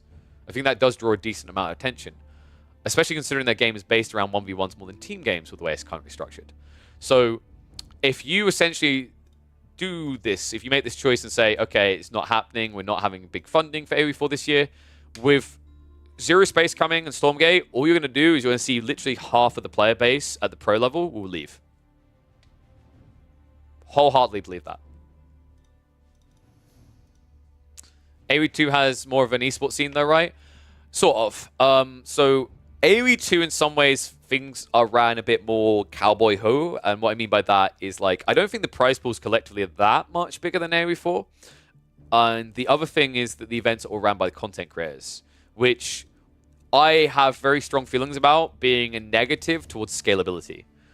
Content creators are great for grassroots scenes, but when your scene reaches a size where it needs to grow bigger, what you actually need is you need organized events by tournament organizers. Like, let's be totally real. AoE 2, Red Bull's interest in AoE 2 was a godsend. It allowed it to ascend to a new level. Realistically, AoE 2 is reaching a sizing where it doesn't mean you should have content creator events, but you actually preferably want to have 2 or 3 big TOs involved to grow further. Also guarantees that if one of those TOs is missing in a year, aka Red Bull Wololo didn't happen in 2023, then you still have other events going on from, say, an ESL or a PGL or whatever. So Homeworld free? I never really tried Homeworld, so I can't really comment on that. I did notice you said something about, what was it was the Tempest Rising, right?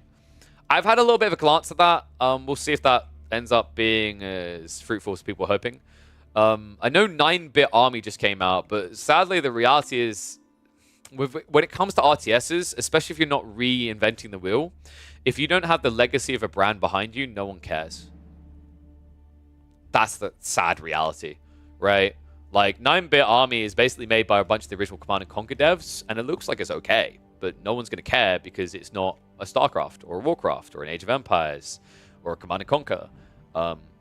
That's why I wouldn't be surprised if we see another Command & Conquer announced by... Like, so with the rising interest in RTSs, I wouldn't be surprised if EA tries to throw another Command & Conquer out in 2 or 3 years. Still super bummed out that they did not allow John Van Canningham to see through the CNC game they had in development a few years ago. For those who don't know who John Van Canningham is, that thing behind me, Heroes of Might and Magic, he created the entire world. He put it all together. Guy's incredibly talented.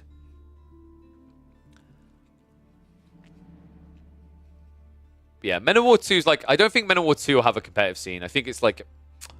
It's very interesting, but I think there's a lot of nuances that maybe will go over people's heads. Feels like the next big RTS needs to be kind of clear. It has to stand the test of the silhouette test as well, I think. Like, when a casual viewer looks, they need to look at someone, kind of understand what it does. And the weird thing is, like, Men of War has all those subtle details, like they're using different guns that you have to extremely zoom in to see. So from an esports side, I'm not expecting the help there. It's the same reason why Tab couldn't, like... Not Tab, sorry. What's that one? What's the one that's like... I forget its name. It's a spiritual successor to Total Annihilation. It didn't... I literally saw it and I said it's not going to succeed as a content creation avenue or an esports avenue. And the reason is, like, despite how fun it's going to be, and I know it'll be fun because I played Total Annihilation and Total Annihilation is goated, it's unviewable. It's... Yeah, thank you very much, Chris. It's completely unviewable. It's disorienting. I always like use MOBAs as an example of this. If you think about MOBAs on paper, there's no logical reason why MOBAs should actually be as popular as they are for watching. The reason they are is the bird's eye view. The camera is critical to why it works. It's actually the same reason Overwatch didn't work. Because Overwatch is like, oh, I am a giant monkey. Now I'm a guy with a bow. Now I'm a ninja. Now I'm like someone with wings lashing onto side. Like, what is all these things? Like, that's how the casual audience felt. Whereas, like, Dota 2, League of Legends, oh, I don't know a lot of what these guys are doing, but because I'm at a camera anchored above, I can kind of see that those guys are over there slapping. And those guys are getting clapped. But then you think about why Tab couldn't... I keep saying Tab, that's the AI billions. Bar couldn't work. Bar is such a large landscape. When you zoom out to the grand scale, all you're seeing is little icons on the screen that have no relativity to people. And that's why the silhouette test is going to matter a lot for Stormgate. Yeah, so Hans, so the thing about Stormgate is, like, I can tell you, I can't go into specifics, but I can simply say, after seeing what it looked like in September, the readability, the graphics, the coloring, and the shading is so much better. And I think they've already said somewhere that's not their final form. Like, nothing is in final form, so they'll still be evolving it. So that's promising, because something to me that's very important is something that Team Fortress 2 is still used to this day as a case study for. It's called the silhouette test. So let me see if I can find it, because there's probably articles on it. It's a very interesting thing.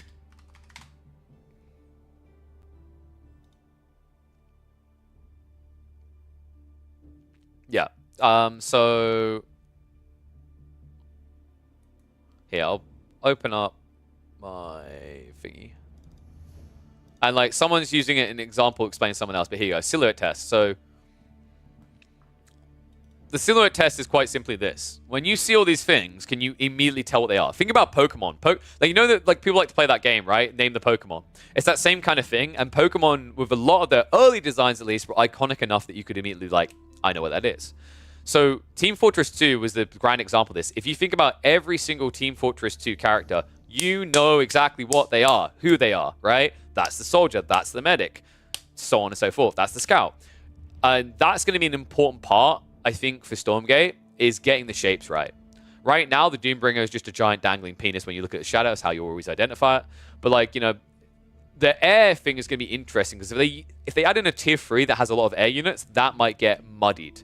Ground-wise, I think they have a few units that kind of differentiate quite nicely, like Gaunts versus Brutes, Brutes versus Fiends. Actually, in my opinion, I would say that the readability of Infernals is quite clean.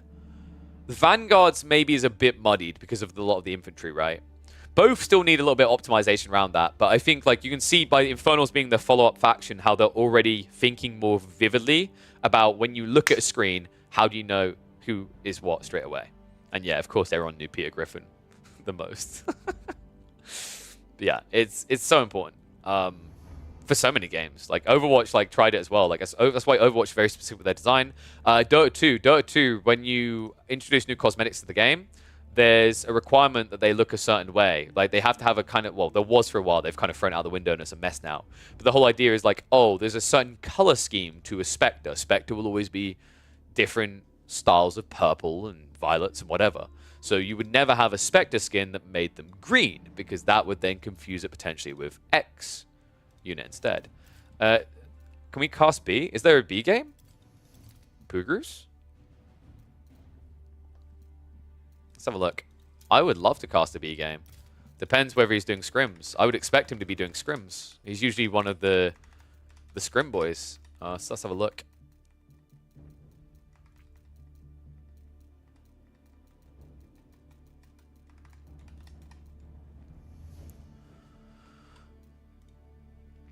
Your main issue with Stormgate is they ask for more money in this really non-transparent way. Yeah, I think like that's the one mistake they made. Like if I'm being like it came across wrong. I think it's just like I understand why. So like to explain what's happening right now with finances, getting loans, getting like capital invested into you by investors is very difficult because we're in a down spiral for the second year in a row. So that's the problem. But like it definitely had a bad look about it. But like what I'd realistically say is, it doesn't reek of a Star Citizen to me. I do think it's a problem with like the studio is located in Cali, right? So like their expenses, what they have to pay their workers is going to be very high. It's like maybe in hindsight, could they have found somewhere else to work? I don't know, but like I still think Stormgate. What I will say is they have a very promising product at a very early stage. And also, I have interviewed the devs. And they are saying all the right things. And you can argue, well, saying and doing is different. But like, so far, they're delivering something that looks really fun. And what is really refreshing is the fact that they are treating single-player, co-op, multiplayer, and team games as their own pillars that all matter equally. Unlike most RTSs that try to come on the market now, they're all just trying to be the next 1v1 Fiesta. Because I should have a jar that I drop coins in every time I say it. I believe the recovery of the RTS genre does not lie in 1v1s. I think that's a fallacy. It lies potentially in modding, but I think that's a punt because the reality is that developing games is much easier now than back when modding was really popular in RTSs in general, like Warcraft. Where the success, the resurgence lies is in team play. And they've already said, for example, they're looking at key issues that exist in RTSs where the optimal strategy is to eliminate one player and then the game becomes unplayable. Why do people love things like CSGO, Dota 2, all these team games? Because there's always an opportunity to come back. Because the game's never really over until it's over for the entire team, not just because one player's been blitzed out, right? So, like, that was very refreshing to hear. And, I've explained a few reasons why team is the true, like, comeback for RTSs to the main stage. Most players don't give a crap about improving. They just want to play. They want to have fun. When you stick them in a 1v1, you hold a mirror up and expose all their weaknesses and the patheticness of what they are as a player at microing or macroing or whatever it may be. You don't want that. You just want to have fun. And, if you hop in with Timmy and Timmy sucks, you can blame Timmy for your loss even though you've done a bunch of things wrong because 99% of players realistically don't truly want to improve. They just want to have fun and they want to potentially win. And when you stick them in a room with someone else, it's not their fault they lost. So B seems to be in a private game, so we cannot do B. See that being an issue in AoE in general, right? Combat potential is slim? Yeah, sort of. I think it can exist in a lot of RTSs in general, though. And I think like the other thing, Hans, is like from a watching perspective as well, even on the esports side, I think gone are the days where people are like fully jaw-dropped in marvel of this idea of how one player execute the perfect build. Because when you only have one-on-one What you're watching for is who makes the least mistakes. But even though I know there's a lot of moves that can happen in RTS, fundamentally at a large scale, the mistakes you make are limited, right? That you can make, rather, are limited. If you put 5 people in a game, like this is why Dota 2 is so appealing, League is so appealing, Valorant, CSGO, you increase the amount of points of failure, and you also increase the amounts of moments where someone can excel, in my opinion. So that is why I still think team games is the way that RTSs should eventually be shifting, with that being their primary focus for competitive. It's because it's so much more impressive. I still remember in Dota 2, we used to, at tournaments, we used to have 1v1 show matches, but they'd done away with it because it just got boring eventually. You'd seen all the permutations of Shadow Fiend versus Shadow Fiend and Puck versus Puck. And although it was cool to tip the hat and say, wow, that player was better, there was something more impressive about this idea of you stomping 5 people together with 5 other people and all those pieces having to come together versus you just bullying one dude in a 1v1, right? That's my take on like RTS as a genre. I wholeheartedly believe that, dude. I mean, I think a lot of people, their funnest moments in RTS has actually come from team or modding experiences, if I'm being real. Because like I said, most players aren't gunning to be like a top 10 player in the game. Like me, dude, some of my favorite RTS memories at all times, still Dawn of War. Dawn of War, 3v3s. I love Dawn of War 1 3v3s. One of my favorite times. Red Alert 2 team games, absolutely wild. Warcraft 3 mods. Where are the EGC team tournaments? So, I don't blame EGC for not doing more team tournaments. There's a few issues related to that. One is until recently when we got like Gorge, I don't actually think there's many maps designed well for team play. Gorge is one of the exceptions because it actually treats a bigger map smaller in a certain way. I think in general the maps are too big in team games. The bigger issue though, and it's you'd think it's the spectator mode actually. Guys, the biggest issue as to why you don't see team games, team tournaments rather, is the points of failure. Now, it might sound like I'm now backpedaling, but the point of failure is technically related. Age of Empires 4 doesn't have a reconnect function. Every time you start up a lobby in a 1v1, you have the potential for someone to DC or crash, and that's awkward because you have to remake. Team games, 2v2s, you've doubled that risk. 3v3s, you've tripled that risk. Right? And also, it muddies deciding who had an advantage even more. In 1v1s, you can at least more clearly say, X had the advantage. That's a default win.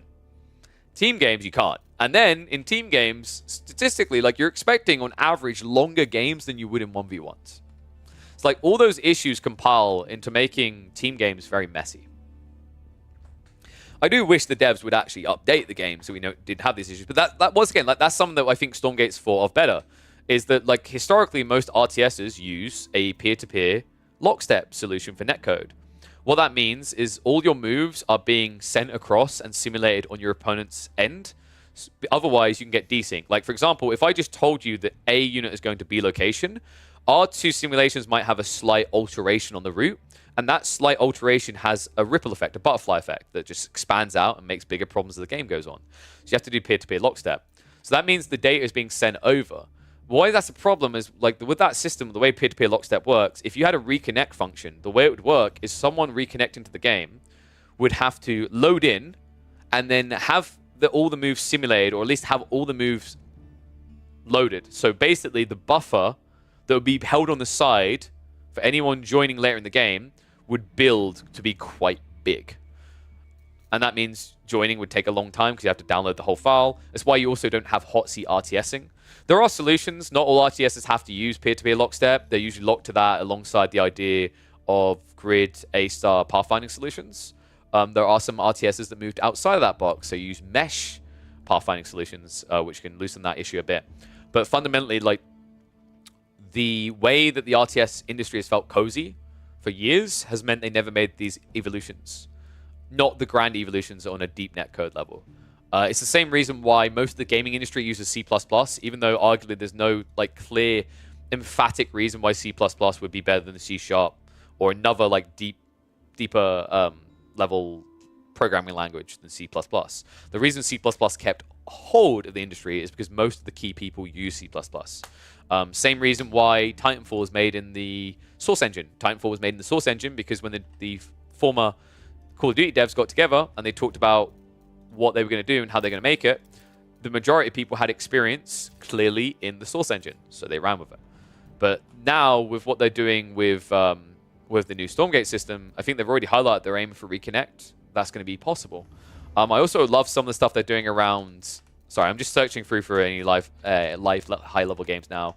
They even highlighted that they want to do stuff around modding, where instead of having to tweak mods and scripts, then start the game, load the game, and test it, you can just basically run the game in the background and apply your new script changes and see what happens. Which is so, dude. As a developer, the difference that makes, I cannot begin to tell you. It's insane how much difference that makes for modding. When you're a game developers can at least create like an environment and then force like interactions at certain points. Like in Unity, you can choose to like just drag in a new asset and then test from there or whatever. But in modding environments, you don't have that freedom. So that is a huge deal for content creators, for modding creators rather. All right, we've actually got a game between Vortex and Kazi Johan we could watch. So I guess we'll spin that one up.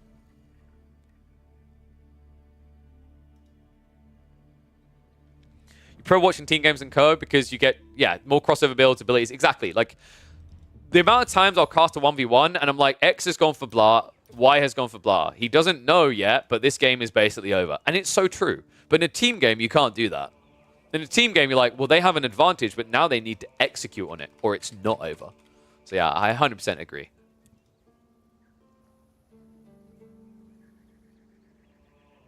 Team games is also less money per player, so they just don't want to.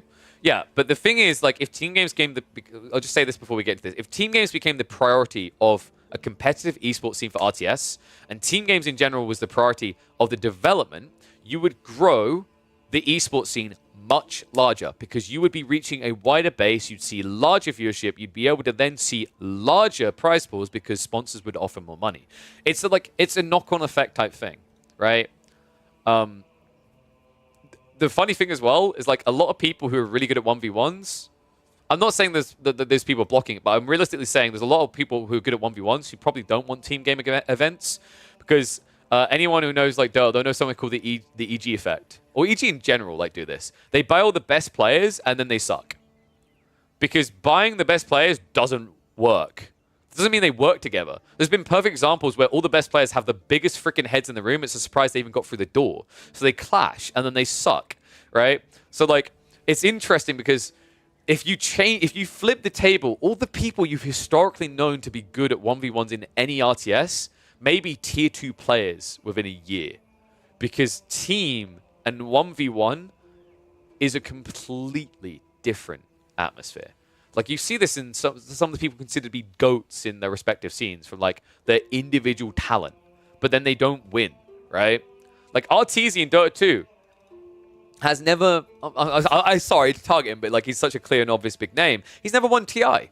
But he's considered to be one of the gods of Dota 2. And the reason is the teams that he found himself on didn't have that right mix because he was on EG a lot. And EG, as a perfect example, consistently had this habit of saying, that guy rate real good, pick up good. And then it was bad. Like, there's not many esports super teams. Like, I think maybe the one that comes to mind is the Optic Dynasty in Call of Duty. But I'm trying to think, like, at the time, I don't think every one of those players was considered to be a king of Call of Duty. They made themselves a king. Look at OG and the Dota 2 run, back-to-back TI wins. At that point, none of them were rated as gods. And then quickly people were like, whoa, Topson's a Chad. Whoa, Anna may be the best carry the game's ever seen. Whoa, Seb, what? So on and so forth. Oh my god. Like, I think the only one, like, no, like, they're all talented, but the only one that people were like, oh my god, this guy is like the best at his role, I think was maybe Jerax. A lot of people rated him around there. And that's not to discredit the rest of the team. They are incredibly talented, but they weren't the person that people were looking at and going, if I was to make an all-star team, I'm taking that guy.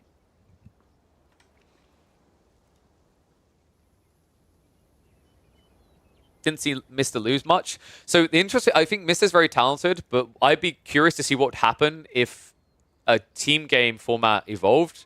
Because one thing I've noted when I've watched Mr, the team format is very predictable. And what I mean by that is that he always greeds, and on the other side, quite often he's playing with Pathless, and Pathless, I've literally called him the doormat because he has to tank the early game for them to get through. It's like, yeah, would he hold up? Probably better than a lot of the 1v1ers right now if it went full team, but I don't think he'd be the be-all end-all. Yeah, Pathless is well, Meat Shield's nicer. I think I've talked to him about it. He's seen me call him before. I think Pathless quite enjoys the fact that he just chuckily gets called the doormat. All right, should we get ready for this game, though? Because this one is a tough one. We have got Vortix versus Kaiser Johan. Variant Civ versus OG. And this is a tough one because, folks, I'm here to break it to you. Order the Dragon, they suck. They can't win. They get slapped about non-stop, more than someone at a fun spanking session. But the reality of this Civ is that in this matchup, they're a god. Order of the Dragon are actually heavily favored against HRE. I'd say about 65% to 70% if they can keep the game short and end it by Castle H. The later this goes, the better it gets. And that's unfortunate news for Vortix, because on the other side of this, playing as the HRE, this is Kaiser Johan. This guy has a fetish for the late game. We saw some of the type of games he had against a person like Divine DFP. He welcomes that late game like a psycho. So if he manages to get there, all of a sudden, that's where this matchup switches. The problem for Kaiser Johan is, as good of a turtler he is, he's up against one of the most aggressive players in the Age of Empires 4 scene. Let's see what Vortix can do. We're a few minutes out from live, so I'm going to hit the 2x speed to catch up a bit. Looks like we've got a split on the scout rotation, so it should be about a 50-50 unless Gorge through one of those mean spawns. It looks like it actually might not have. I think this is not too bad. It looks like there'll be a slight lead for Vortix at the end of this haul. 9 compared to 8 right now, and he's got about 2 extra sheep on his side. But considering how outrageous Gorge is, where sometimes like 60 to 70% of the sheep spawn on one side of the map, this one at least was a bit more balanced, which is good to see. I think it sucks that in a matchup where like your openings, the way like your civs play, the eco advantages are comparative, it would be a shame to see it just basically decided by who got more sheep. So 9 on one side and 12 on the other. Actually made 10 to 12. Arkan Chapel going up. Pretty nice placement here. By placing the Arkan Chapel here, means he doesn't have to get a lumber camp, and also means he can eventually just fit all these farms in a nicely congested area. But he's going to have a tough time ahead of him. On the other side of this matchup, Vortix is going in for the Minework Palace. This should allow him to go into Men-at-Arms. The play right now for OOTD is to all-in feudal. Each time you age up, I feel like this Civ loses a bit of its power. Their initial units are incredibly tanky, incredibly wieldy, especially the Men-at-Arms build where you just basically go into Golden Cuirass and mass them up, but it looks like instead, Vortix is going to go for a raiding approach. Stable's being dropped. Interesting on both sides. So this is kind of tricky because actually, I think if I'm not mistaken, like the production time does favor Order of the Dragon, right? It takes 27 seconds, and I think it's 22 for Horseman. So this is a disadvantage for Roger Scruton if he wants to play this long term. Yeah, 23 seconds to 27. So the cost is the issue for Vortix, but once he's able to afford that consistently, he can pump them out. And it's why now you see the reaction coming out that feels kind of rough for Kaiser Johan. He has to add in a second stable to match the pacing of his opponent. This will actually allow him to exceed it. And if he can get 2 to 1, that's a decent trade, right? It's 250 to 125 health, 9 damage to 15, and the Horsemen have the same attack speed. So actually, funnily enough, in same numbers, or same resource investment, shall we say, you will win with HRE Horsemen. The problem is going to be in the Minework detail. This is going to give access to very cheap melee techs that can make the difference.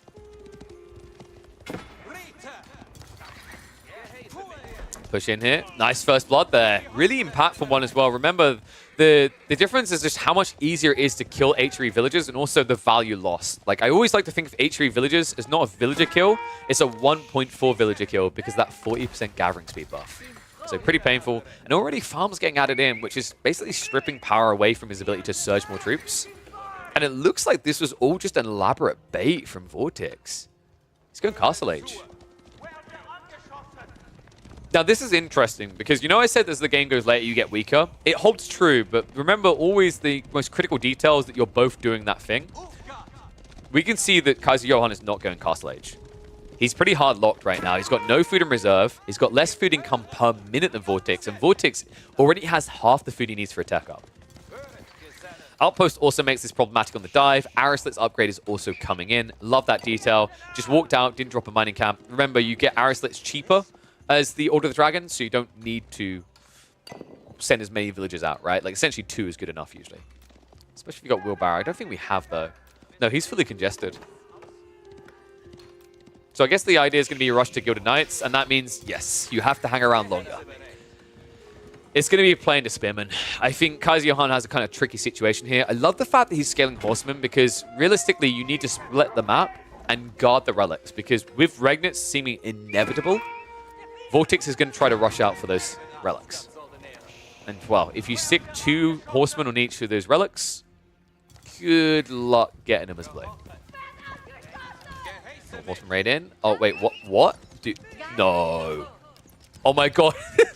Okay, that is a grief both ways. The villagers shouldn't have ran back, but then the Horseman ran back. So it kind of evened up. Vortex keeps the Villi alive. I think this is the point where I'm expecting to see an escalation towards Castle Age gradually from Rogers Scroton. You can't be too far behind. You can't give that edge over, because the funny thing is actually, out of these 2 civs, if there's one civ that can play behind on their tech timing, it's actually HRE, because HRE can build prelates from the TC. Order of the Dragon cannot. They have to wait until the Regnitz is built to get their first religious unit out. That's a very big advantage for HRE if they can mirror the timings. With the Horseman here to block, he might be able to do that, because another thing is this Stables hasn't been producing Horsemen, right? He only has the 1. And the Gilded Knights take 42 seconds to get out. 42 seconds is quite a bit of time in this matchup. Horseman raiding in. Wait, is he running out of food already? I think he is. 5 sheep left over, adding in farms now. The dive comes through. Now, this is one nice thing about playing Order of the Dragon, right? Because your villagers are more efficient and you have less of them overall, it means you need less garrison points. So it's much harder for these dives to find impact when it looks like your opponent's overflowing. Another little dive in, forces them out of time, but realistically, doesn't do anything critical here. Regnitz is still being built up. And Roger Scroton is still adding in additional units. Is he legit going to go all feudal? My God, I think he is. Outpost is definitely going up. Build speed just too quick. This is really annoying because now Vortex has enough room for practically every villager. He has 25 garrison slots on a 27 eco. He has no military units, admittedly, but that should be changing quite quickly here. A little bit of food needs to be gathered, and then he can spawn the first Gilded Knight. And, well, Roger Scroton does have spears, but realistically, these spears need to defend your base. Otherwise, that Gilded Knight could massacre your eco. No Arislets coming out. No Steeled Arrow either, right? So these dives aren't really costing Roger Scroton too much right now. But with the Gilded Knights coming, like, I'm wondering what your end goal is here. He's going into Undermesh, so I'm starting to think that he's genuinely going to do an all-in push. I don't know if I like that.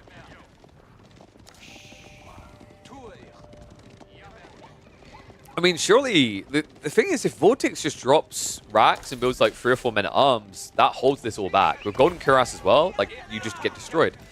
Especially in choke points. But now, though, he's going to get an opportunity to strike. Vortex, a little bit slow to peel away there, but luckily for him, Roger Scroton did not run past. He is, however, going to look to run in. So risky. With the E-repairs, you just can't burn these down. I feel like you need Rams, but Rams always feels too slow in this matchup. Looks like the Gilded Knight is going to secure this. So Relic now going to be on the way home. Roger Scroton, game's kind of slipping a bit. Military mass is building, but now with the first Relic on the way home, you're going to have to either forfeit this position, rotate round, or commit in and find some eco kills. Dives into the base. Villager looking to shift away. Vortex is on point. He's not being suboptimal about his economy here, right? He's only pulling back ones that are going to be vulnerable to this assault.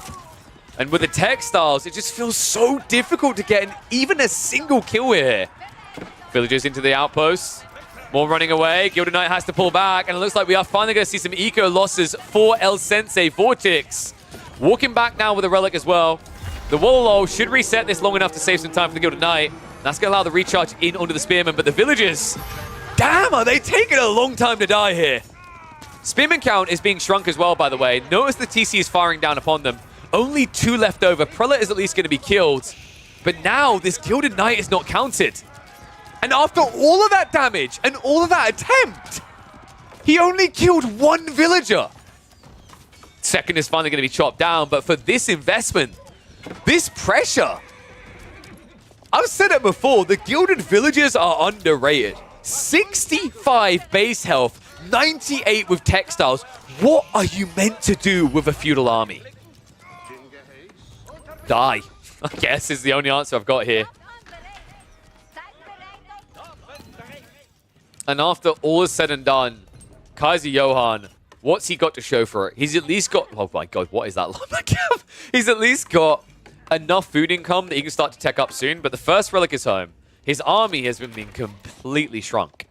And Vortex, it's going to sound so dumb, but compared to that last fight, he actually has double the military power now. Sounds like I'm memeing, but I'm kind of not here. Especially considering that this time, Kaiser Johan's going to have a third of the force he did last time. Dives into the base again. Gilded Archer is admittedly unguarded. The Horsemen do have the undermesh, but I just think the Prelate, man, he's topping off the injured villagers as well. Spearman at least going to idle them up again. Like, that's the thing he's getting out of this, right? It's idle time. But now that he's lost so many troops, realistically, Vortex should be able to pull out for the relics. It's a weird game because you think, oh, all the idle time achieved. But it's when you calculate the lost army on the other side, it's not as bad as it seems. One issue is that Roger Scruton is ready for attack up. The negative is that although he's got all these farms, he's lost a lot of troops. And 1 or 2 Gilded Knights could ruin his day as he techs up. Archer is going to be taken down by the Horseman. And looks like there's going to be a little bit of exchange going on here. I think he just actually sold to buy food. Gilded Knight has now started to arrive in the farm. So this is a really big deal. There's no undermesh, but there's also no spears to protect. Only the first one coming out at home now after all those losses. And it's going to be a Burgrave play. Oh my god.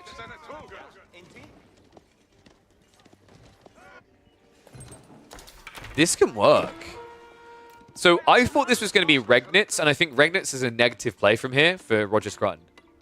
But Burgrave is pretty solid. Yeah, you've already built 2 Raxes, but think about the farm count here. This is actually very creative by Kaiser Johan. I think maybe that final dive was unnecessary. You just want to constrict the map instead. And that's why I was starting to feel a bit negative about the plays, because Vortex is surviving. He's not taking as much damage anymore. But with this many farms, Burgrave, pretty solid idea. Men-at-Arms, especially up against Gilded Archers, are going to be absolutely fine. And also, Men-at-Arms can handle the Gilded Knights, considering the heavy mace tech. Well, at least gets blocked out. Man, dude, Vortex is not having a fun game right now. These Horsemen are proving problematic. And yes, Don, we have acknowledged the lumber camp in Kaiser Johan's farms. I don't know what you're talking about. It's optimal for this lumberjack here. It's closer than this lumber camp over here. Warlord's going to come out. So nice grab there. Vortex is getting the second relic. Archer Drill's on the way, though.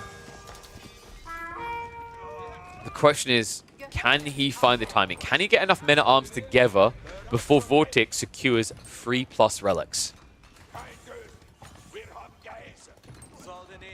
Gonna find out pretty quickly here. Knights drive in. No heavy maces. It's kind of funny, actually. You don't have to be that scared of that fight there. Just 6 men-at-arms and now critical info given over. I think Roger Scruton not being able to get the heavy maces, that may have been a blunder because look at the immediate reaction out of Vortex. Sure, it's only 1 Gilded Crossbow, but remember, these have twice the firing power. And if you catch the men-at-arms transition early, you start to match it with this crossbow spam. Roger Scruton's going to have problems. Make no mistake about it, if this game reaches pop cap, I favor HRE every day of the week. I'm just not sure how you get to pop. That's going to be the challenge that Roger Scruton has to prove himself in. More farms also being set up.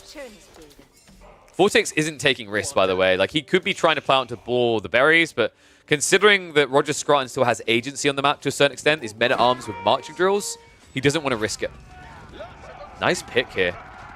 Other than the Knights are just finding freebies, Veterancy finally came through for the Spearmen, but if the idea is now to go mass Spearmen, mass men-at-arms, you could just run into mass Gilded Archer crossbows as a result. Heavy Mace's upgrade is in. Unfortunately, not before those strikes came in. So no bonus damage there. I actually want to see Vortex play these deer. Scaling farms is awkward because you're just spending extra resources, but it looks like the fact that he's got 600 wood saved up, I think we're just going to be heading into a farm spam here. He doesn't want to have to worry about looking back at his base. He wants to focus on looking into Roger Scrutton's. All right, chat. Get your votes in. Who do you favor? 1's for Roger Scrutton, 2's for El Sensei.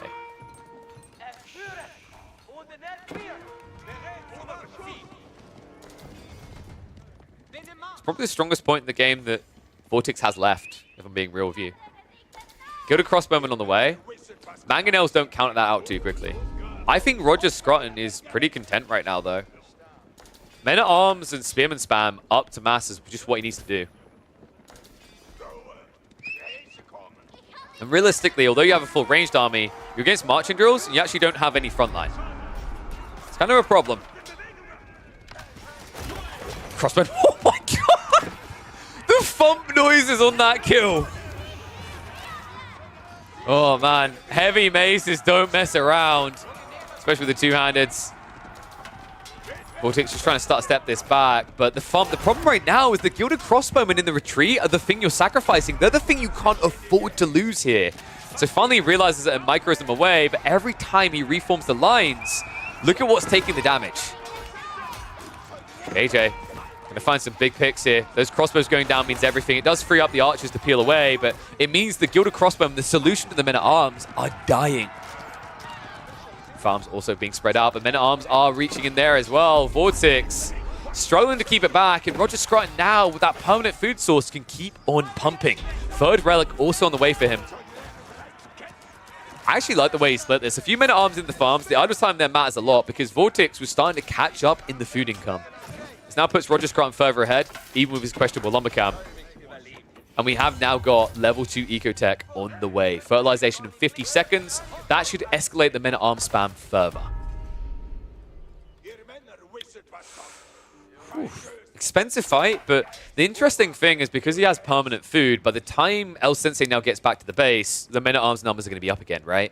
So it's a little bit of a tricky one. I do think Vortex has another strong swing ahead of him.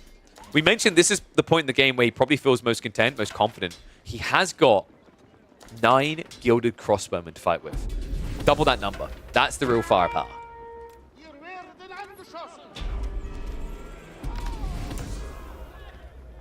The funny thing is actually Horseman is something Scrutton can access, and he's built the stables already. He's got food income for it, but one thing that scares me a little is this is a classic tunnel vision because you built Burgrave, right? And no, the idea of mangoes doesn't work. The issue with mangoes is you need additional mangoes compared to dealing with other civs because there's extra HP on these units, right? It's 145 compared to an 80 HP at this stage for an archer.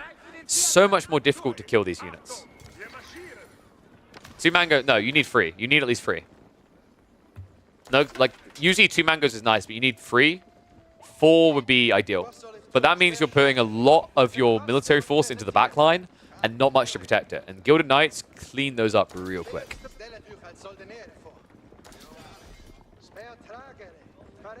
And Vortex actually is 2 relic, folks. Blue, remember? So he's 4 relic effective, but Roger Scrutton's 3 relic effective. KJ. Is he going to go for it? He's not attacking anymore. Is he legit going for Imperial?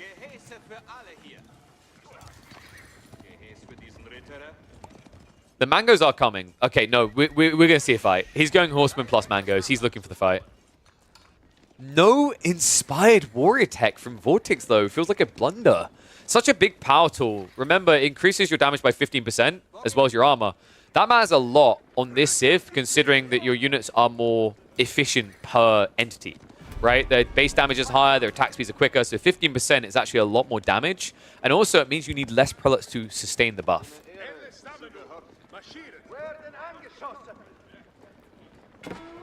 Walls also going up, the classic KJ maneuver.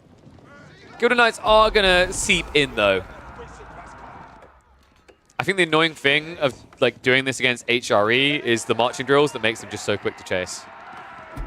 Vortex could try and yoink one or two, but I don't think he's got enough time to hang around here. I think what's more important right now with this raid by Vortex is not to raid to kill eco, it's raid for information. Find out what your opponent is doing. Know what's coming next. He sees the Siege Workshop, he knows there's mangoes. So this is where Vortex is likely to be dropping down a Siege Workshop and getting a reaction to Springles. He might hold fire when he sees the Horsemen, though. Because now you don't have something to protect Siege. The Horsemen are making their way towards those farms. House of Swipe on the way. It is going to be the tech up. Roger Scrutton aging up, and now Vortex. As this game goes deeper, his control on it becomes weakened. This is where the HRE is favored in this matchup. When you reach deeper into this game, this is where things backfire for the Order of the Dragon. He needs a fight, and he needs it now. I just don't know if he can get one quick enough. These walls are making it frustrating. His whole army is ranged, plus some cav. Horsemen at least going to be mirrored out by the Knights coming round, but now with the walls up, Dabble Mangonel. Roger Scrutton can hold. No stone coming in for a cannon, but the walls are up, which is going to make this tricky for Vortex to walk in on. Backstab coming in for the Knights. Mangonels need to be protected here. And that is going to be able to protect against Vortex. He's going to have to push away from this. Mango Shot's actually coming in. Decent wallop there. He's going to have to commit. Gilded Knights trying to rotate around, but you can see Roger Scrutton's not giving it over for free. Unfortunately, this does mean that free Knights can wrap around towards the economy on the right side. And there's nothing you can really do about that yet. You need to get more Spearmen out before you react. Trip Mangonel now, though. Honestly, I don't know how Vortex breaks him. He needs raids. He needs them fast. The problem is small raids won't work anymore because you're up against the Imperial Age, right? You're up against the spam of the Palace of Swabia. Dude, this is a tough one. Mangoes are kind of whiffing, but it's just keeping them at bay. That's all that matters. Charge comes in from the Knights. A wraparound onto the Siege, but the Mangoes are getting another shot out here. And Vortex doesn't react. Knights at least get rid of the Siege, so it looks like a good trade there, but they're going to get cleaned up as well. And another Mango is there to push Vortex back. Raid on the back is at least going to find the gold, so this is a big deal right now. You need to get as many kills as possible. But the problem that I'm seeing in this game is how does Vortex ever get out of Castle Age? That is the haunting thought in my brain. Spearmen are now coming to react to this. They're going to be elited soon. Once they're elite, this is trivial. This won't bother you anymore. Oh, man.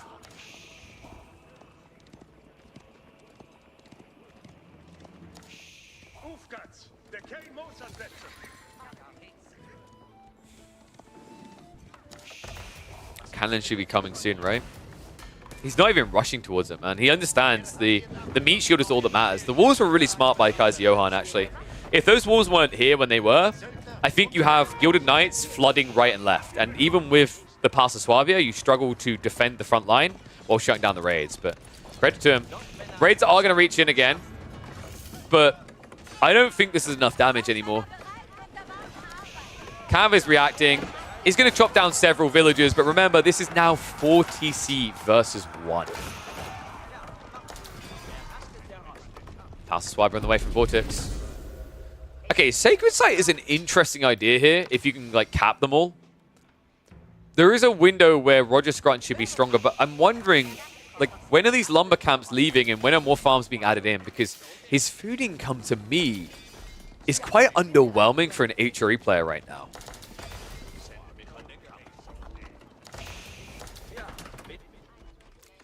It's the issue of losing eco on the way, right? Like, usually at this stage, you can see he's already lost 21 villages. You'd be over 100. If you're over 100, you'd have probably an extra 20 farms at this stage. That's going to equal, what, an extra 1,000 food? All of a sudden, you're spamming men-at-arms at the end of time. But not really an option here. One thing that is going to be important as this game goes on is not just the sacred sites, it's the gold that comes alongside it and the gold in the map. I have watched a lot of OOTD.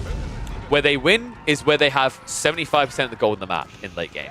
That's the only time I think I've seen Imperial OOTD look good. If he can constrict the map and control the gold sources, that's when we're talking about mass men-at-arms and hand cannoneers to GG the game. I don't think you really do want to go men-at-arms. You probably go Langsneck, because if you go men-at-arms, the H3 has the heavy maces, right? But hand cannoneers is the backbreaker.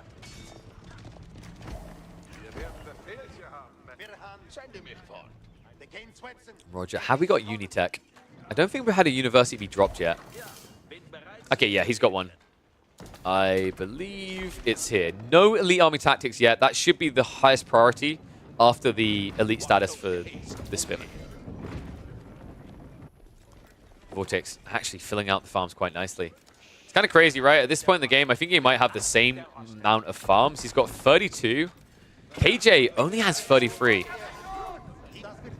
So that's a problem, because that actually means that Vortex has a huge food lead. Remember that the gathering rate is built into the dragon villages, whereas it relies on the Archon when it comes to HRE. Stone gathering now on the way. Decap is going to be successful here. So it looks like Vortex doesn't care about this as the win condition.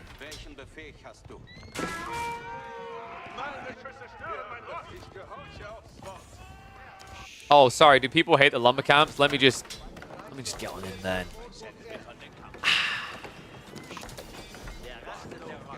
This one's still my favorite. I just want to remind everyone that Kaiser Johan is a very highly ranked player. He's 51st in the world right now in his main. And on Roger Scruton, he's 27th. So never feel bad when you make mistakes in games, I think is what I'm getting towards. Even high-level players make weird little mistakes.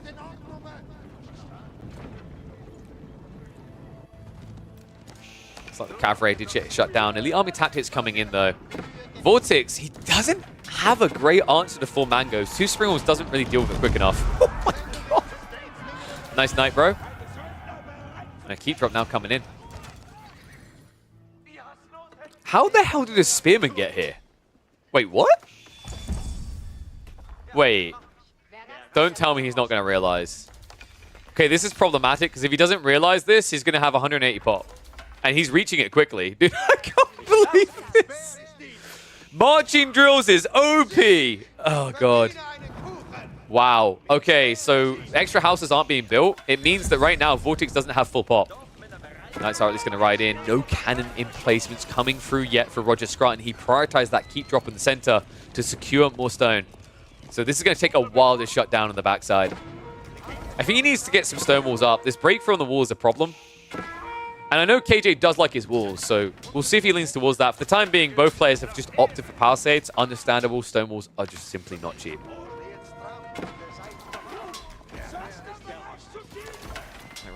Bringing a little bit of a pain, but when you get Elite Army Tactics in with no biology and no upgraded to elite status, you can see Vortex doesn't want to use this as a mainline unit. He just wanted a raid effect.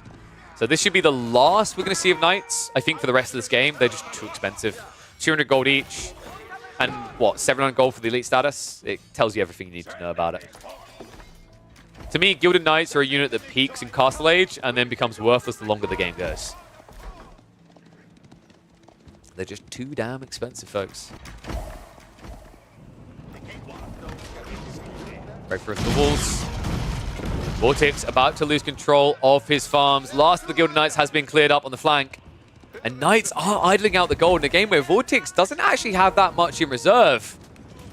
Breakthrough and in. No incendiary arrows either coming out from Vortex. 5 mangoes. Spirals are at least going to deal with 1. Oh, wait, what? Wait, what? KJ! Oh, no. No, not like this. Mango's trying to move in. He gets baited too deep. Men-at-arms and spears are chasing in, though. No incendiary arrows means this could be a good fight for him. But right now, Vortex has the military numbers. Should be able to hold this. It's mass gilded archers and crossbowmen. Static defenses should also assist, but the idle time is what matters here, right? Like, the HRE has a lot of food to grind this out behind this. Meanwhile, Vortex down 70 eco versus 120. He'll push this away, but it won't come without its bruises. Oh man, he still can't access gold. Dude, this one knight has done everything to make sure that now Vortex can't rush out. Because if he rushes out without gold access, he doesn't have a backup force. Roger needs to learn from his mistakes. He's actually adding in Culverins. Kind of interesting. A lot of people don't like Culverins right now, but there's not much Springwood action to deal with. Culvs aren't too bad at sniping out enemy units as well. And it's what he needs to protect his mangoes, because the critical blunder there by KJ is not just leaving with the siege. If he kept the siege alive at the end, it's actually a decent trade for him. But throwing those mangoes away or willy-nilly, put him behind. And now, with Incendiaries coming in, Vortex is going to get an opportunity to strike back.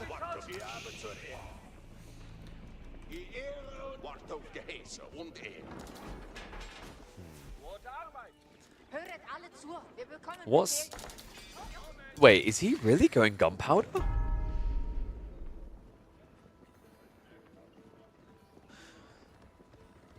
Hand cannoneers into Gilded Archers feels kind of weird, right? Gilded Archers attack very quickly and they can outrange you. 5.5 tower range compared to 4.5. It's a little bit weird. Wait, oh, no. Oh, yeah, you, no, go, quick. Wait, why is Vortex? Oh my god, he doesn't see the keep.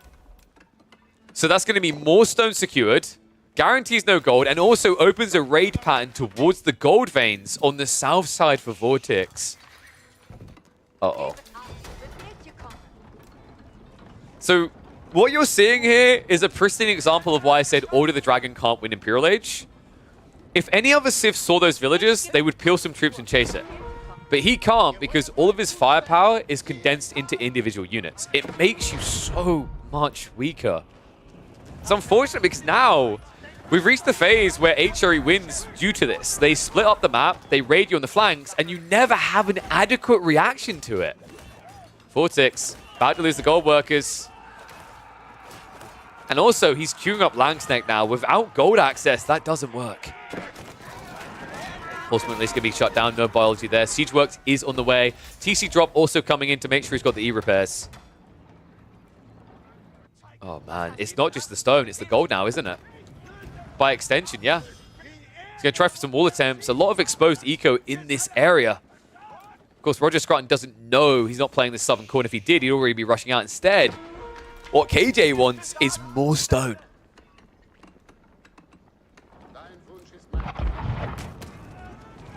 Corrin's like a Baron 50 cal at this stage. Over 100 damage per shot. Not bad at actually targeting down Order the Dragon, considering, like, compared to other civs, you don't overkill the units you target, right? Because the units are so tanky. So you get a little bit more optimal usage with Culverins as a sniping tool against infantry against this civ compared to any other. And arms are finally being reacted to on the backside, but they're going to keep on running. And the negative of playing Gilded Crossbowmen against Men-at-Arms is this. They're a wee bit slow. Now, the Gilded Villagers do at least have textiles, but with this many Men-at-Arms, that should be a few eco units going down.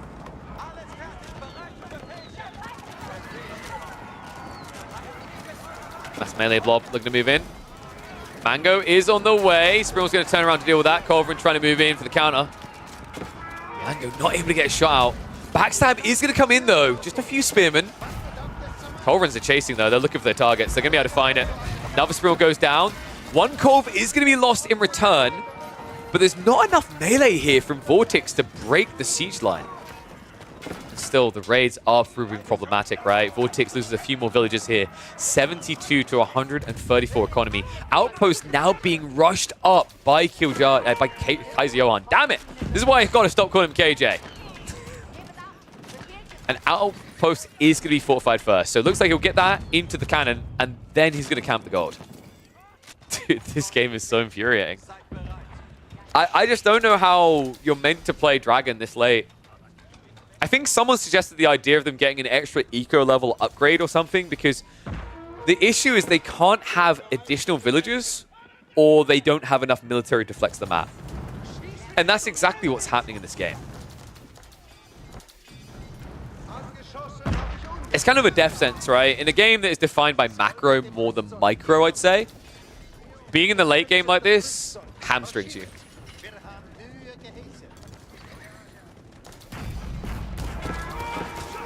I just love that he's using them as Barret 50 cows right now. Remember, Siege got changed to attack more frequently. It's actually better up against these crossbow masses than it used to be. I'm just going to push in. Vortex needs to get some space to that backside. The problem is you can get sniped chasing in, right? You just don't have enough health. No elite army tactics either is such a problem here. I think this is gradually grinding into dust at this point for Vortex. He's still got gold to work with in the flanks, but yeah, he realizes it. Vortex not one to hang around in a losing situation. GG gets called.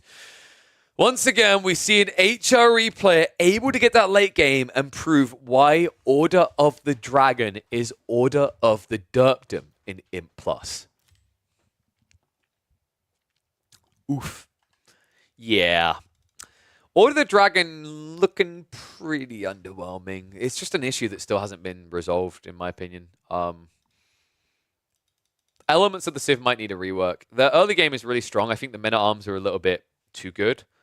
But like other phases of the game just don't function. Imperial, to me, is just a big question mark for this Civ still. The only time I see someone win Imperial, I think I highlighted there, is when you have 2/3 of the map, or 3/4, and you just have basically 80% of the gold available on the map. That's when you do it, because you go hand cannoneers, you go men-at-arms, and your opponent gets gold starved, right? But it's like the only way you can really play into Imperial. Need some gilded rams? Get out of here. You're fired. Okay. So I believe food is going to be ready soon.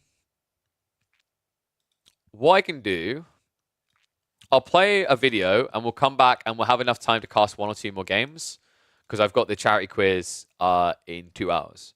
So pop a video, 30, 40 minutes, something like that. Then I'll come back and we'll look to cast 1 or 2 more games to round out. Okay, guys? So let me get replay ready. Don't worry, there will be more live action here. We might even be able to catch like a beastie game if he's on tonight.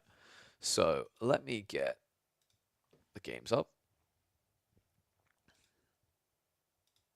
Ooh. Dude, people really seem to like the every 5 minutes the lowest kills dies. Maybe we'll do a meat grinder game. We might have enough people for 1 community game when I get back, so we might be able to do a commie game. What's up, Mr. Munch? You played a game versus Beast on the Ladder the other day that had a funny ending? Oh, okay. Remind me when I come back. We might check it out. We might be able to do community games, though. If we do, I think I'll do another one, the meat grinder mod once. I looked at the stats on YouTube. People love it. Dude, it's like the best performing video of the last 10. All right. Almost done with the update. Pog, love to hear it, Rasselbach. Looking forward to it, my friend. All right, so let's go ahead. Should we do Ninjas and Buddhas? Why? Numinon versus Baltoon, maybe?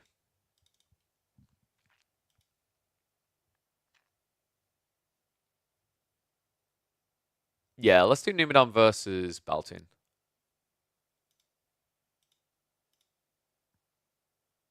Actually, Numinon versus Baltoon. Oh, so let me quickly glance this. Or Numinon versus Baltoon or Cat versus Corvinus. Cat versus Corvinus was a series from Slapfest. Numinon versus Baltoon is a pub game.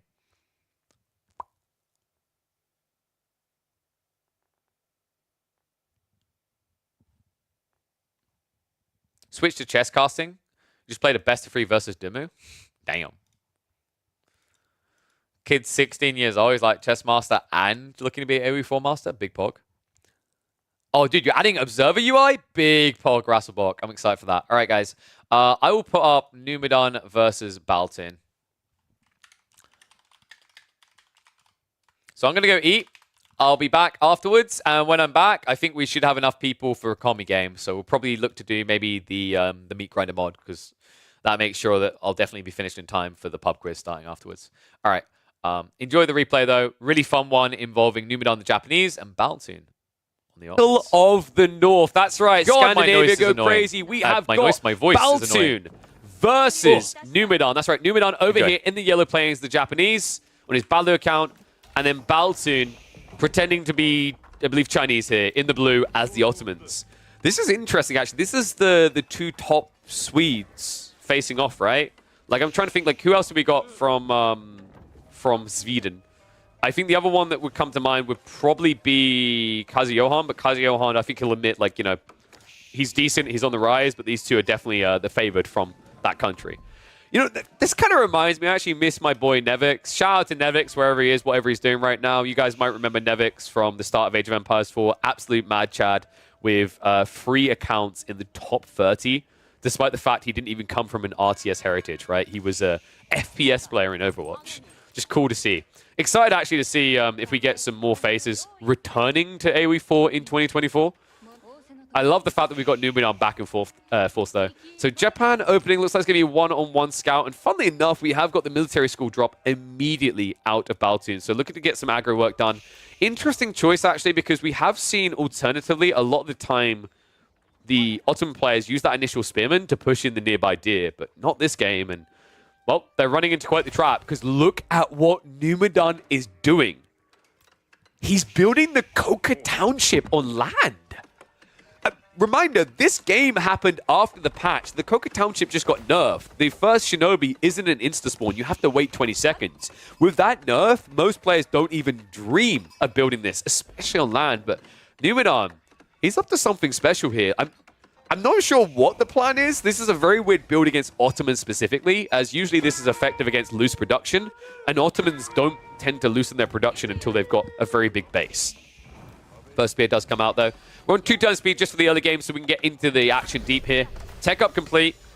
Coming on the other side in just a few seconds as well. And the first Shinobi should be able to push this away. The Spearman already actually running off, happy with what he's done. Yeah, so this is where I'd like the second Spearman to just not come here and just deal with the deer. If you push these deer in, you have so much longevity safely underneath your base. And that means that you can go for more aggressive raids while your opponent has to defend. So we have got the Archer play coming. So the reason why I have seen people going for Koka Township is to force their opponent to do something. That something being Archers, right? So if we see an immediate transition to stables, it makes a lot of sense. But I don't know, man. 4 people out on the gold. It could just be for the tech ups. I hope that this is a plan to stables. Otherwise, what Numidon's done here doesn't make much sense. Always a good sign when a scout is able to chase away 2 spearmen, right? But that's the power of the Shinobi. If you turn around for a second, it's going to tear you a new one with the 20 damage. Not to mention the bonus damage they get up against melee units. Pretty bloody effective. Outpost is going to be the solution against that, though. And I mean, I imagine from this position, you really just look to go fast castle, right? With the Ottomans. You could trade it all in, but I think the issue with playing all in is your opponent might be baiting you into a secondary layer of the comp. That is a surprising choice, though. Numidon drops the racks, and he's going for Samurai. Now, he has forced the bait into Archers, but, like, Samurai up against Archers in small numbers doesn't really cut it. And you really need enough food to guarantee it works long-term. And the problem is that in this game, Numidon doesn't really have long-term food, right? The transition to farms is going to be difficult. In fact, this is a big part of why most players go Kura Storehouse. It gives you a little bit more wiggle room on your finite food count, as well as your transition away from that into permanent food on farms. Koka Township takes that away. Not to mention the fact that even if those farms are fleshed out, you get wood afterwards, which helps that farm transition further. These are all eco benefits that Numidon has sacrificed to the Shinobi play. And so far, I'm not sure I'm convinced that the Shinobi have gotten value.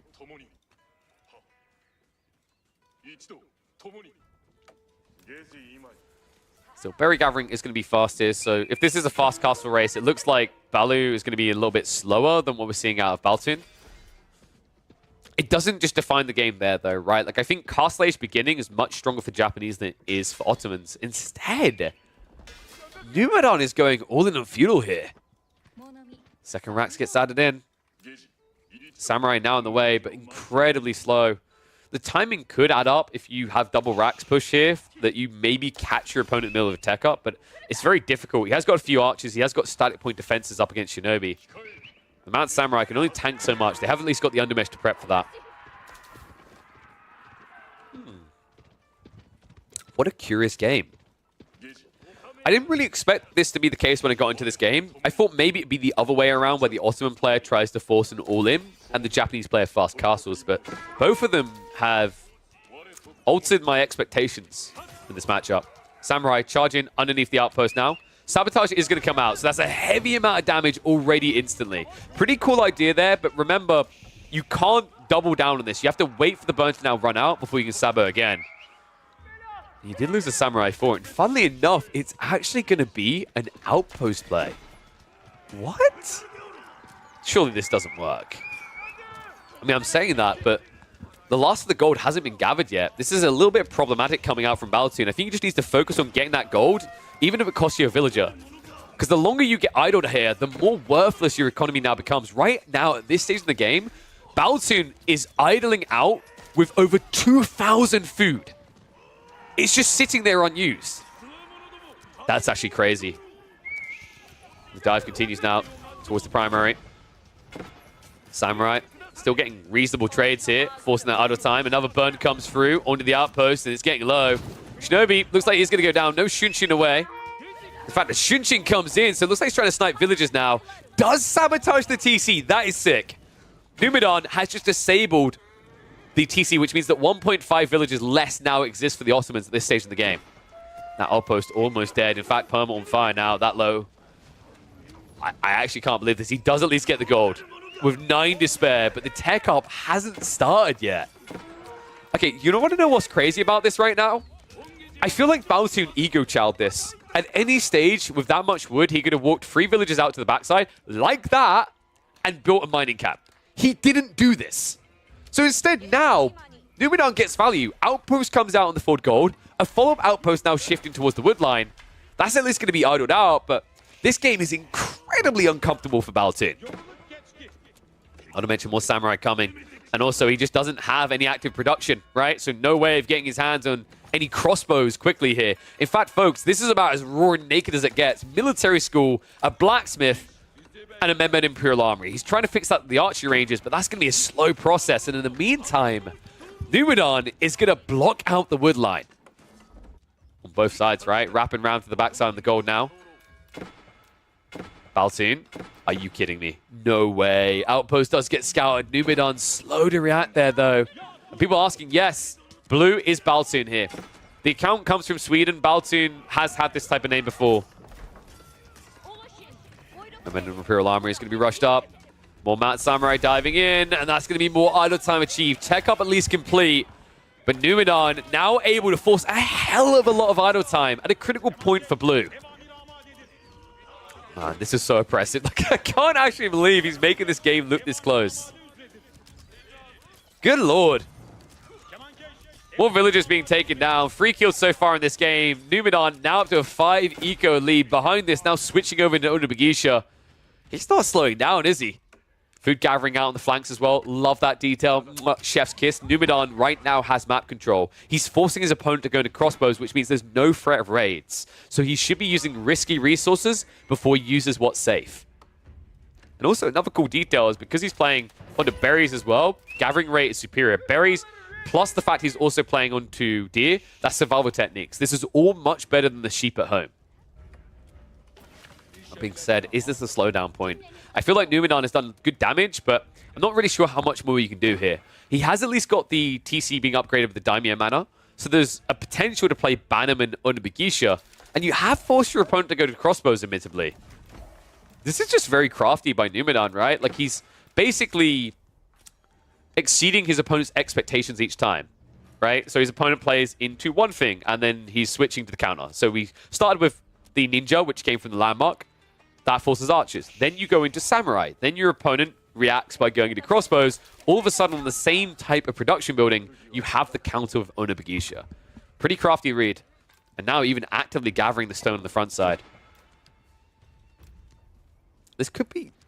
Is this going to be Castle Ace plus a second TC is what I'm now wondering. It feels a little bit greedy, but it kind of makes sense here, right? You go for a TC drop on the deer. That covers you. That delays the farm transition.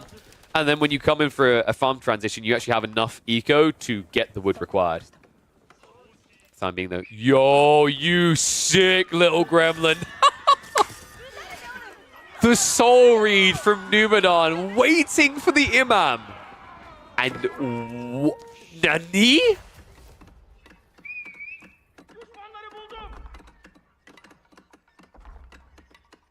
Is Numidan memeing? Temple of Equality. I mean, I've seen this win, folks, but I want to emphasize the game where we saw this win had nothing to do with this being built. So, what I'm curious now is whether Numidan, if he wins this game, if it's going to be based on that or in spite of that. Temple of Equality is not a good landmark. But Numidan apparently sees something in this game that has him feeling it could be desirable. I mean, in fairness, here's an interesting thought, actually. It affects bonus damage. So actually, these crossbows won't counter Samurai if you debuff them. On top of that, their base damage goes down to 6 against Onabagisha, which means they are just tickling. So in theory, there is some value here. It's not much, right? It's definitely grasping at straws, but apparently Numidan has something he wants to try out. I'm still a little bit flummoxed that it's getting built. I'm curious, actually. Like, let me know, people watching this. Has anyone actually found success with Temple of Equality because of Temple of Equality since the buff? Like, not have you won with it built. Has it mattered when you built it? One thing I'm thinking could be that the reason behind this for Numidan is if he's going to stick on Samurai and Onabagisha and doesn't want to go Spears, then that means technically Ottomans can win with Lances. But the funny thing about Lancers is they are slower to produce than the alternative units, and they have high base damage. So if you debuff them with these priests, with the Buddhist monks, it's very effective. It basically means that Onabagisha will win in an equal value fight up against knights. Can you guys... We are God! Fear us! I don't... don't stop moving them. I love the cancel animation. It's my favorite part about this game. Some people may not like it. I love the little bugged animations. It's a little bit of character to the game. Is Outpost down? Wait. That's a freebie. Baltoon. Baltoon. You need to repair. Oh, God. Yep, no, that is just dead. Mango. Please. No, with the crossbow! He just killed his own Mango. Oh, my God. That one crossbow with the grief. I mean, it does cost him almost 6 Onabagisha there, right? 5 went down in the end, but it's totally worth it to get rid of the first Mango. You can just keep massing more of these squishy ladies. More pre-spam coming out. I mean, it feels like a bit of a race now, right? Who can get the relics quicker? So far, Blue has been able to reclaim one, second one on the way home. Is shifting out for the third, but I don't know. Wait, where are you going here? Oh. Wait, what? Oh, he's trying to avoid the villagers. Unfortunately, that's going to be far too late. Funny detail behind this, Numidan is now queuing up the Zen, which gives you the gold generation on your monks every minute. It basically means these monks pay for themselves if they live for 4 minutes. It's kind of an interesting detail. I've highlighted before that if you have a comp that relies heavily on Confucian monks, it's actually really good. Like if you're up to 20 plus monks, then it's great. However, you're not often up to 20 plus monks. I think kind of another sore detail for me that I really don't like is that for some reason they decided that they wanted to put the increased healing rate on the Shinto, not on the Buddhists. I think that was a mistake from a balancing perspective because the only way you're going to want to scale mass monks to a point where Zen's good is if you basically have half of them healing and half of them debuffing. And that only makes sense if they have a better healing rate. These ones don't. Temple of Equality is for when you match up against a much lower ranked player. So there can be more equality between the two sides. Wait, no. Then this is a Temple of Inequality because Numidan is a lower rank than Baltoon. We solved it, guys.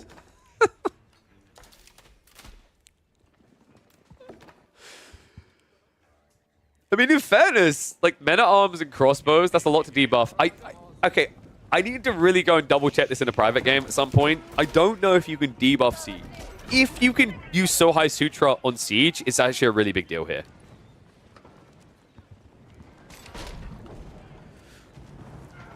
So, like, you can't debuff Siege. Okay, thank you, Faye. I thought you could, I just wanted to double-check. So one thing that kind of, like, you know what would be a sick way? Like, I think it might be borderline OP in the end, though. You know what would be a sick way of buffing Buddhist monks to make them good? Is if they could simultaneously heal and debuff a target. That would make them good. That might make them too good. That might have to be an imp tech, but they don't even have that as an imp tech. They just have things like 5 Mountain Ministries, which sounds OP until you realize it only casts Sohai Sutra on an enemy every 6 seconds while it's in range. Which is sad. I actually think if they made that so that it was an AoE aura that affected the entire enemy army while they're in range, you'd actually have some really cool builds involving proxy shrines. But as it stands, that's just not feasible. Nimodon's still constricting the map. Not that much to play with behind this, right? Like, we're talking about small gold stack and secondary on the side. Has got the big rock. Food is maybe the more scary thing. Has got deer and berries for a little bit, but the rest is forward, right? Deer over here. In fairness, board doesn't really affect you much. I'm just thinking from like a map control perspective, Numidon has got a lot more that he can freely access. These monks are gradually paying for themselves. A nice little gold trickle. Went out to 6. I love how aggressive these guys sound. I'm the only one who felt that like the Buddhist monk should have been a bit more peaceful sounding.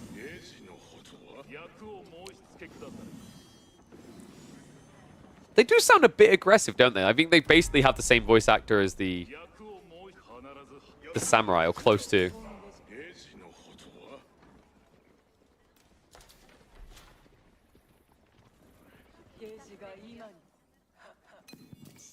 What happens now? This game is very much slowed down. Numidon needs to start sorting farms soon, right? Yeah, they're now being added in. So once he's a sword, he has the option to try and go towards Imp. He has good map control, Sacred Site's locked in, gold trickle from all these Buddhist monks.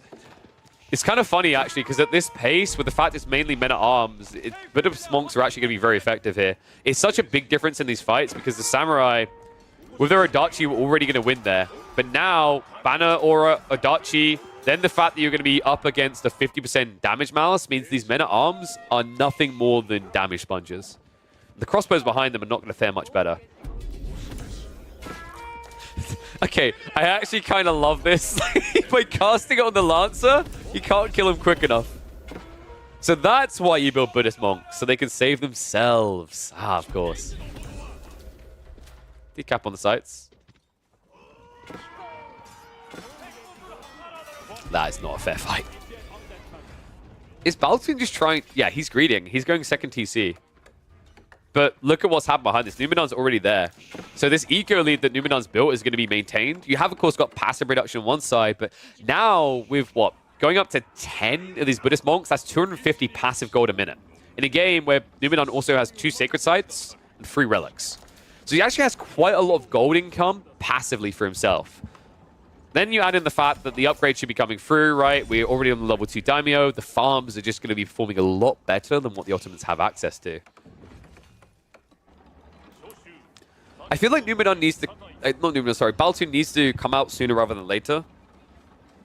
Because I could actually see this late game hurting him.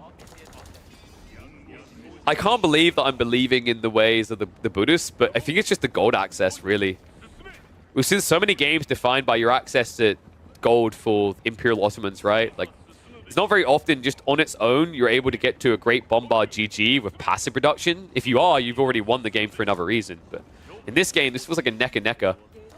Numidon already prepped for any CG encounters. 5 Springolds.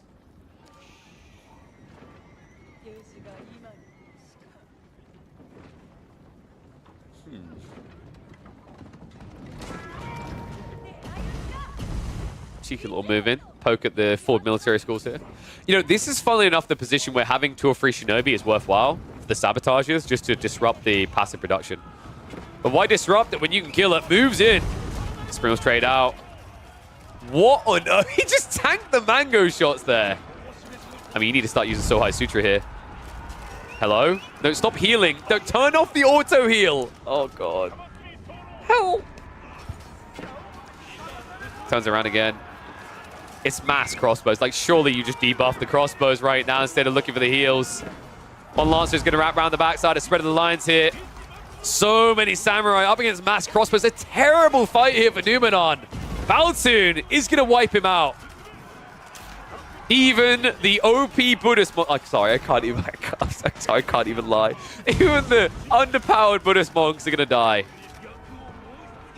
What a terrible fight from Numidon. I mean, leading with the monks like that was terrible. They absorbed a monk. They absorbed a monk shot. They absorbed a mangonel shot. That put them on heal mode. I think this is like a big beta. It reminds me of people with the the Warrior Monk and Saint's Blessing, right? Fights that would be won because of Saint's Blessing, but instead, because they've got the auto-heal toggled on, the moment anything gets touched, instead of attacking an enemy, they stand there waving their hands. It's the same with the Sohai Sutra.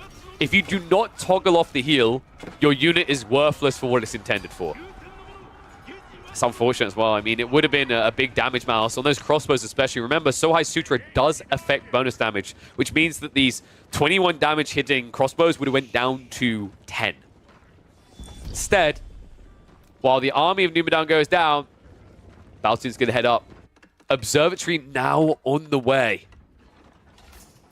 Meantime, Shogunate Castle has now been built up, so it looks like the food gathering rate should be able to recover quickly for Numidan. But he's also going to have to recover in age. An entire age behind. The only upside for him is right now, Baltoon doesn't want to push his luck here, backing up to protect his tech up as often you do. It might actually make it obvious to Numidan what's happening, but he needs to rebuild an army before he even considers an age up himself.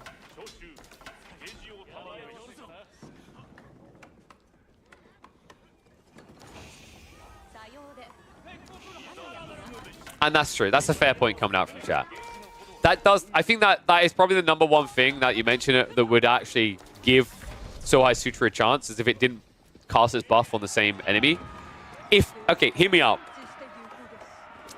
You're not going to like this, but I'm going to find a way to make this viable. Buddhist monks might be good if you have an APM over 300.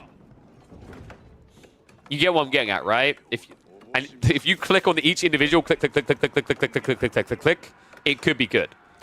But the problem with that idea is the level of micro to make it even remotely worthwhile is absurdly high, right? Like, typically, at the highest level in a lot of games, I think like Stormgate's trying to do this as well. I talked to one of the devs about this. They're trying to design a system where putting in a lot of extra micro gets you small advantages, but it doesn't get you an overwhelming advantage.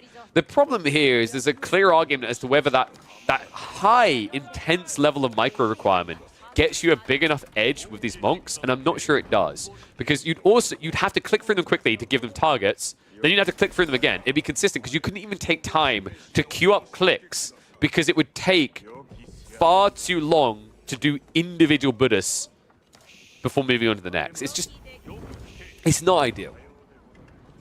Tanagashima Gunsmith on the way. Buddhist monk count is actually escalating again. I think another thing I did recommend before is that actually to even remotely feel comparative to the Shinto, you should be able to produce Buddhist monks for free every 30 seconds or a minute. Something like that out of this landmark. Because that's another thing, right? Like, even at the beginning of Castle Age, you're just behind Floating Gate. Now with late game, with the extra 2 Euroshiros, you're once again behind Floating Gate. So here's a thought, right? If you go Floating Gate and you have 6 Euroshiros in Forges, that generates you 18 monks worth of gold passively. The difference is, although you can go past that number in Buddhist monk count, it's taking from another resource in your late game. It's taking from your population cap.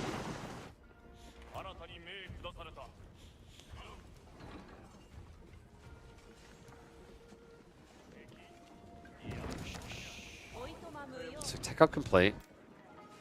Baltoon now trying to move into punish, but I mean, is Amira's army not really a GG end game type army? The Knights can be pretty impactful against Eco here, and there is a risk of that, which is why a gate is being made to move out of the way by Numidan. Well read there. But building Knights into Nagayadi spear potential doesn't feel great here. It feels terrible. In fact, the spears are already in position for him, so these Knights immediately going to walk into their death. Elite upgrade just came in. So quick to move away at the critical time there. Baltoon was about to lose that fight quite convincingly. Mangoes now sieging into the Raxus. Numidan, how's the army looking? We've got a few Uzutsu to work with here. Not a great number of samurai. He's waiting for the Oda tactics, and it seems like he's waiting to see what he's up against before he makes a unit choice. Right? Like, at this stage, he has a lot of food and gold, but it's not being spent. Mangoes instead hit bloody hard, though. Baltoon not showing enough respect. He didn't bring in the anti-siege. Oh my dear God. And then what the formation shuffle? Mangoes, they might get another Numidan. He jumped it a bit too soon there. That was a brilliant defense, though. Baltoon did not prep the necessary anti-siege. Thought that Knights would be good enough, but Great read there by Numinon to get spears ahead of time. Now, I didn't like that detail. I think sniping the siege was a mistake because Baltoon was in formation. You could have got close enough with the Mangoes. Instead, though, Baltoon does get away. Second wave is coming, and that is a lot of cavalry. But Numinon essentially playing China right now, right? You've just got siege, and then the thing that's meant to defend it. And a lot of that is spears. More to come. Nagyari upgrade also coming in soon. Trying to find the trickle of troops. Mangoes are being left a little bit exposed, but Numinon packs them up, moves them through. Brace just in time. The body blocks perfectly positioned. The Mangoes, they can target down those crossbows. Villagers also trying to build up a keep. And I don't think the Cav are going to break through quick enough here. Nagyari coming through in a few seconds. Baltoon not able to break Numinon fast enough. The price is going to be high. Cav is going to be eviscerated. And the Mangoes are going to live. Crossbows aren't, though. Last of the range goes down. In fact, those Mangoes, if they just target it here, it's going to be cancelled. Baltoon realizes it's turning against him. Rocks hailing from the sky. A breakthrough of spears. And what is it with Nagyari in my replays? There you go, guys. Sohai Sutra. OP. It stopped those Janissary from winning. I can't. Numinon, in spite of Temple of Equality, is winning this game. Sacred Sites should now be decapped. Baltoon set back hard here. He still has the eco lead, but military lead now heavily favoring Numinon. Oh my dear God. And if I'm not mistaken, was that... Yeah, that was a lack of any proper upgrades here, right? Did he have chem? I think he did. Did he have biology, though? No. No, that is the detail. Nagyari, really the difference maker when you compare to the fact that there's no biology on the other side. A big mistake made there by Baltoon. A guy who had over 20 cav did not have the tankiness to that cavalry. He pays the price. Numinon now in a very cushy position. 31 farms so far. Does need to add in a few more. Not the best income, but if your plan here is to play siege plus spears, it's good enough. Baltoon just carving up the map, trying to get walls in position. But unfortunately, the detail I'm seeing is kind of a problem here. There's no rush towards more Great Bombards, right? His lack of gold access right now is stinging him. He could try to access some over here, but admittedly, where he's placed these walls, I wouldn't exactly call it safe. In fact, this outpost with a Spearman emplacement is a smart read by Numinon. Numinon also now just prepping the chem. Kobusa Gitai on the way as well. Makes a lot of sense for these spears, right? Bannerman Aura also in there. These units are hitting so hard. Keep at least scaring away. Got him. So one thing that is missing right now for Numinon is a quick way of sieging through. He's scaling into a Zutsu, but he's not actively adding them in. He's just using the tickets. You could either go for Bombards or actively produce a Zutsu from the Tanegashima Gunsmith, but I think you should be doing one or the other here. Just so you have a quick way of breaking base, I would probably recommend Bombards. It's kind of awkward with Great Bombard defenses, but you're going to fare a lot better than the Zutsu, who just tend to stack in range of that defense and get obliterated. It's funny, right? Like, I think the two hardest civs to dive the keeps of for a Zutsu are, in order, it would be Japanese, and then it would be Ottomans. Breakthrough, though. Oda Tactics needs to be respected here. Holy crap. Nice buildings, bro. Do you mind if I just, like, you know, take him out? Oh, and also leading with the Cav. Not good here. Turns around with the spears just in time. I mean, this is a terrible fight to be taking. Like, even with the Janissaries behind it, the amount of cavalry Baltoon just lost. This is the thing, right? If he took it a bit slower and used the Janissaries, it's a really bad fight for Numinon. It's a bad trade. But instead, he got his value out of this. So many Cav units down. Sure, Janissary survive, but there's no rush out. Meanwhile, elsewhere, a dive in here. Great Bombards get found. Just a few Samurai and a few on a Bagisha, enough to take it down. Dude, what a great read by Numinon. Multiple locations at once here. More Spearmen coming out, just enough to tear away the remaining cavalry. And that's the difference maker, right? If Baltoon still had that Cav alive, instead of diving it into a spear line, he'd have it right now to take out all these Mangoes. This is bad. Numinon starting to look like he's in the driving seat here. I mean, Baltoon at this point, he's just putting out fires. He's not really actively making his own moves. Behind this as well, more farms are being added in, now up to 35. More Daimyo upgrades should be on the way soon as well. Numinon actually has enough for a keep drop if he chooses. So, little question coming about the landmark, the H4 landmark. Just to answer that, you do not need buildings near the Istanbul Observatory to benefit from it. If you read it, you can see it says very clearly, it improves the influence provided by university and blacksmith to 100%. So you build the landmark, and it buffs up all of those types of buildings like blacksmith. So this blacksmith over here is buffing up the Mehmed Imperial Armory. So don't worry about the placement of it. It doesn't matter.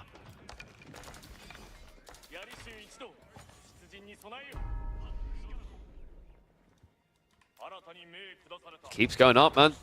These are not cheap as well, remember. The Japanese castles cost 1,200 resources, 900 stone, as well as the 300 wood.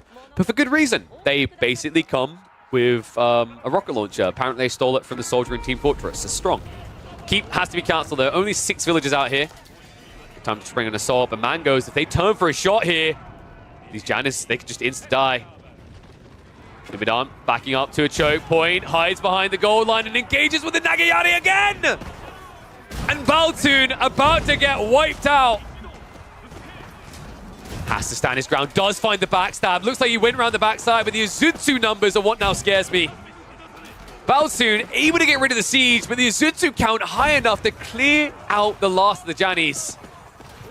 Especially this close to the base. So once again, Baltoon gets baited into a trade that looks good at first, but ends up ugly in the end.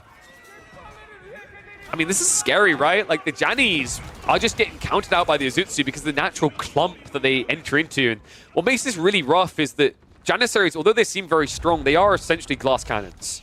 If you think about population as a limit in the late game, you'd rather have hand cannoneers from a raw HP perspective, right? Attack speed better, damage lower. Trench gun kind of makes it a little bit better overall, especially with the attack speed aura. But the downside is that you have 105 health compared to 130, right? And it sounds like that's not a big difference, but that's one less shot for an Uzutsu to take you out. The Uzutsu already hit for a lofty 39 damage with that Bannerman aura.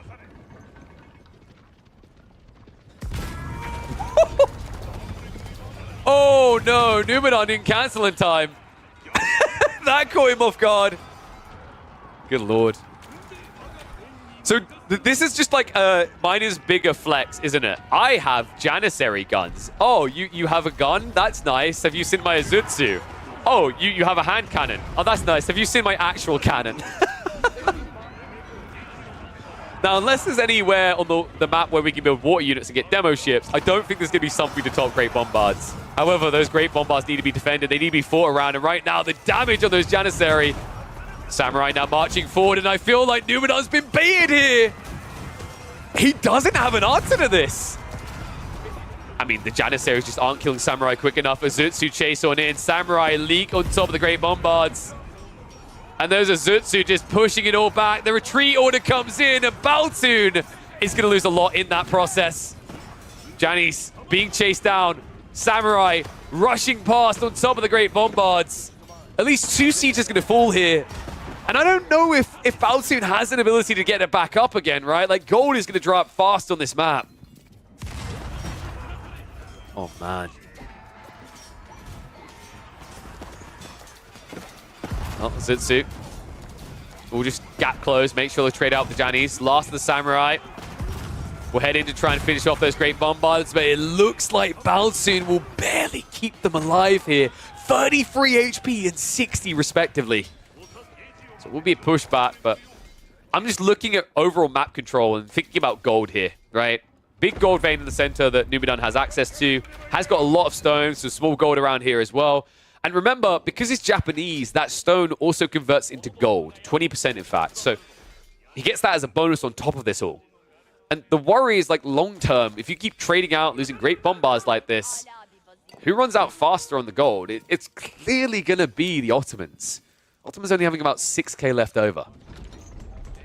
And then we have to start thinking about relics, right? Also, if this gets hyper late game, although it takes population space, using a few of these Buddhist monks as gold farmers for you isn't the worst of ideas when there's no gold left at all.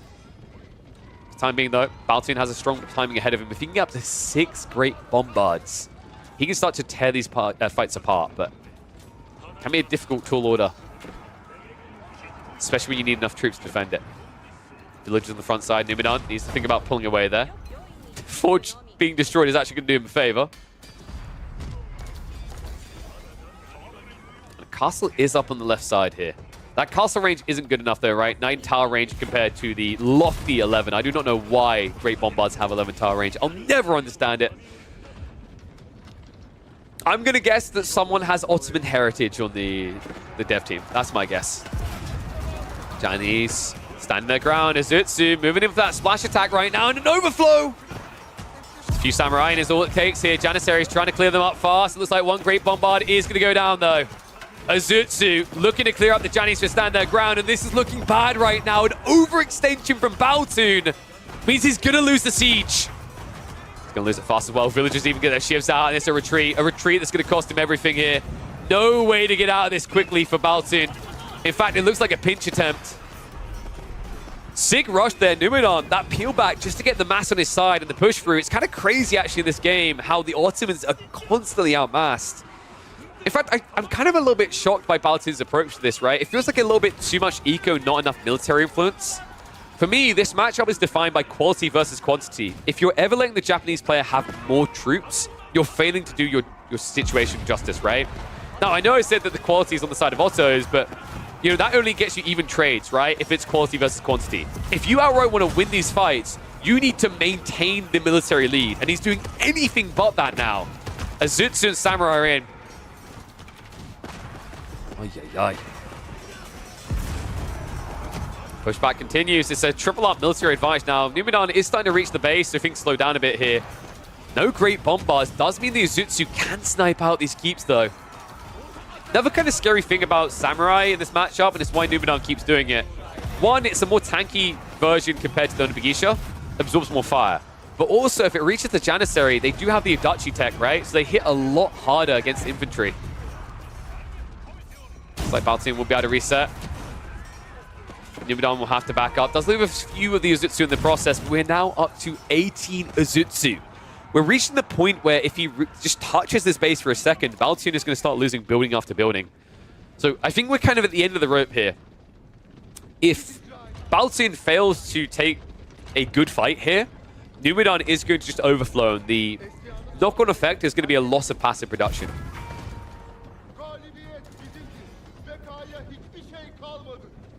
So very important that he holds. Someone highlighting the Imam tech. The issue with the Imam tech is you have to remember at this stage in the game, you've probably invested all your Vizier points elsewhere.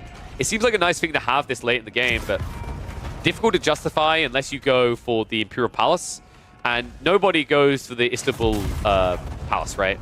No one is looking to go into that alternative to Tier 3 landmark. Because you can't give up Great Bombards being passively produced. Zutsu once again sniping out this Jannies. It's just awkward because the thing that I'm seeing right now is that nothing is targeting these Azutsu. They're the key to success right now. The Samurai are merely the cannon fodder.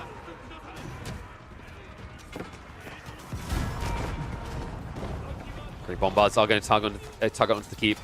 That is not an ideal way to repair, sirs. So it's going to be going down. We're now up to 17 Azutsu. This is getting a bit scary. The Azutsu can never be the answer to Great Bombards, but with good micro, which Numidon's capable of, they can quickly dispatch the Jannies. And we already saw what happens when you leave the Samurai to deal with Sipahi. It's not even remotely close.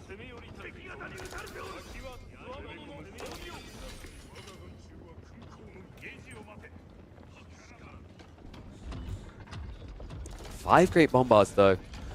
So this is the key for me. Baltoon needs to prove that he's the better microer. Your first shot for the Great Bombards needs to hit the Samurai as they charge in clustered. Your second shot needs to go into Azutsu, different Azutsu. You can't target the same place. If two Great Bombards are hitting the same Azutsu, you're already losing the fight. Now the gold rush. You can see the desperation here by both sides wanting this.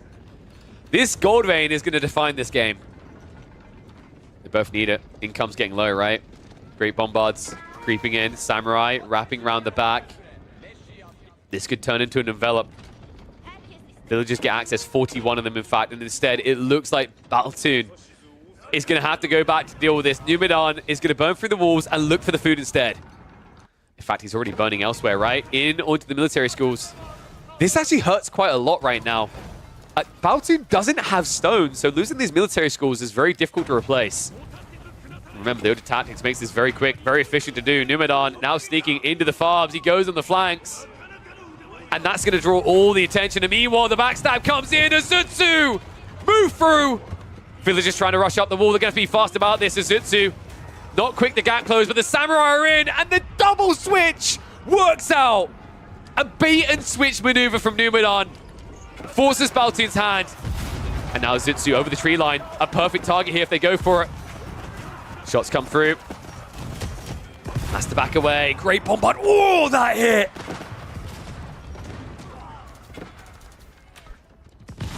But that was a bit too close of a shave, even for Azutsu themselves. A heavy hit, but heavy damage done both ways, right? Like, the loss of the military schools does add up. The idle time, the fact that the villagers can't access the gold. Right now, despite the fact that Baltoon just took a good fight, he's the one struggling for gold here.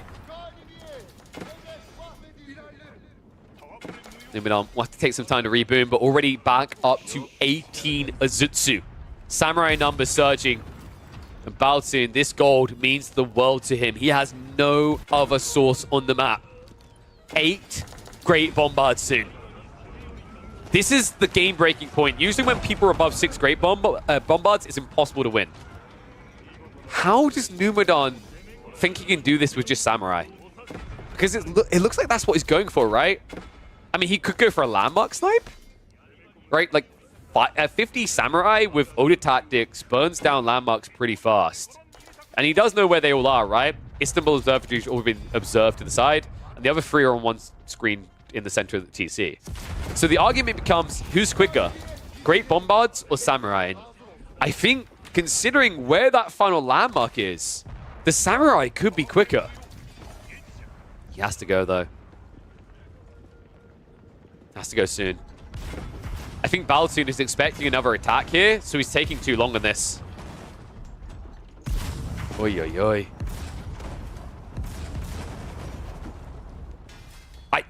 I get why Baltoon's doing this. He doesn't know what's on the flank. I mean, he scoured it, right? He saw troops hugging this wall, so you'd think he'd be moving with more urgency, but instead, Outpost Crawl, Great Bombards to siege it all down. He doesn't want to risk anything being thrown away here. Numadon. I mean, this is do or die, buddy. Just go. No hesitation. No risk, no glory. You're my and here he goes. Numadon. He's all in. The villager pool. The army heading to the base. This is it. Immediately a pullback occurs. Baltoon has to react, but now the Great Bombards are completely out of position. Folks, they take up 4 pop each. That's insane. That's 32 pop into a unit that can't do anything. And Numadon, into the base he goes. Villagers are burned through the wall. They send them over towards the Istanbul Observatory. The rest of the army dives towards the remaining 3 landmarks. This is it. Numadon, can he do it? Samurai hold back the Sipahi. Azutsu blitzing down the TC. Imperial Army already down to half HP. Istanbul Observatory being repaired. A Great Bombard defense! No way! Numadon, he clusters too much! This has to be GG, right? This has to be it. There's no way Numadon can come back from this. Minaret Madrissa down. TC down. Imperial Armory down. But the Raid Force are down. No way! Numadon not able to close this out. The Azutsu trying to finish it off, but there's just simply not enough firepower. Numadon, with the sneaky play, will not be able to end the game. And now with 18 eco left over, that is it. GG comes out. So close. That Great Bombard shot defining the game, not from a cannon itself, but from a keep to guarantee that Baltoon can turn it about. And Ottomans will prove once again their OP. And thanks to Numadon, we also have another game to show to Relic to tell them why Temple of Equality sucks. I can't believe it does suck. Okay, I'm not even to defend this for a second. It sucks. It needs to be gone. Terrible. Trash. Rework, please. Go next. Epic game, right? Dude, that one is insane. Like, the way that one played out in the end, that's what you want out of your video games, right? That's what delivers the peak Age of Empires 4. Okay, guys, so here's the dealio. God, I'm checking myself for chili sauce. My daughter almost spilled my pizza over me. We have got time for probably one community game, actually. As I've got just under an hour now until I'm doing a pub quiz, charity pub quiz. So, what we're going to do, I'm going to do a quick 1 minute check of the mod store to see, the mods to see if there's any new mods. If there's not, that piqued my interest. What we're going to be doing is we're going to be doing the Meat Grinder mod. Hasselbach made. I think he said he should have an update for it, but we'll make do. Ushanka Kings. Okay, no, I don't care about that. I don't think we have anything here. I'd be surprised. So, driver, tuning pack, Jan, old driver crap, I don't know what that is. Did they implement the observer HUD? No, he's working on that now, so that's not there yet. No, the observers, we basically, so we turn it into a mini game, right? Spin a negative into a positive. We can't see who's going to be eliminated for sure, but what you can do is flex your big brain and anticipate who's going to be eliminated, right? Try to track it and tell the story. So yeah, Meat Grinder, it's due for another update soon. He said he's working on the UI already. Big shout out to him. God, that sounds like a nickname for Gully Deckel's mum. Oh, by the way, I saw the host from Eisman. Thank you very much. And also, Pesty, I don't know if you're still around. Much love, buddy. Appreciate the sub. 21 months. God damn. Look at him. Always turning up with those subs. Always appreciate him. All right, so what we're going to do, we're going to use the Meat Grinder. So the way the Meat Grinder works, for those who don't know, it is a mod where every X minutes, the player with the least kills gets eliminated. So what we're going to do, we'll do time before first elim. I'll set it to 15. Do I set it to 15? I'm feeling a bit generous today. And then 4 afterwards. So that means the maximum length can be, is it 43 minutes? That sounds pretty fair, right? Are there any tuning packs we could use to spice this up? I don't think so. I don't think there's any needed here. I don't think super speed works anymore. I'm not sure on that. Puny Peasants doesn't work. We could do Meat Grinder with Hosen's New Ways mod. I guess that is an option. One's if people want Hosen's New Ways mod, the one that adds like the machine gun and the camel gunners and all that stuff. Or we can just do Meat Grinder with 2s. So we'll do large map. Should have Doubleville. Interesting. Looking forward to that, Russellbach. Meat. Yes, Meat Grinder. Wow, wow, wow. So, let me update the title. Community games. Let's see. What other detail am I missing? We need to choose a map. We can't... So one thing that actually would be nice to have as well, Russellbach, is the ability to, like, basically choose Nomad. That would be cool, because there are some maps that only work for us if we play Nomad. I'd love to see Meat Grinder or Micro Mega Random, for example, but we can't do that right now. Is streaming the kill count from a player's screen share viable? Not really, because it will just... I think it'll look ugly either way. Because you'll have to capture part of their screen, and I'm not sure if it maintains after they're eliminated. I haven't tested that. It's just one of those things. I mean, we'll get it there, but like for now, we do without. So, well, I think... Do you guys want the minimap Chaos again, or do you want minimap Dry Arabia? If we use the random... Was it random or teams together? One of these basically gives less resources than the other. Yeah, so random's going to have limited resources. Should we do this one? Let's just do this one. No one's responding, so I'm just going to make the decision for you, okay? Daddy KP is here to make all the decisions. Okay, you know the rules. On my mark, to join, you have to put ! join, space, your in-game name. Only do it once I say go. And then the first 8 people to sign up will get in. You guys ready?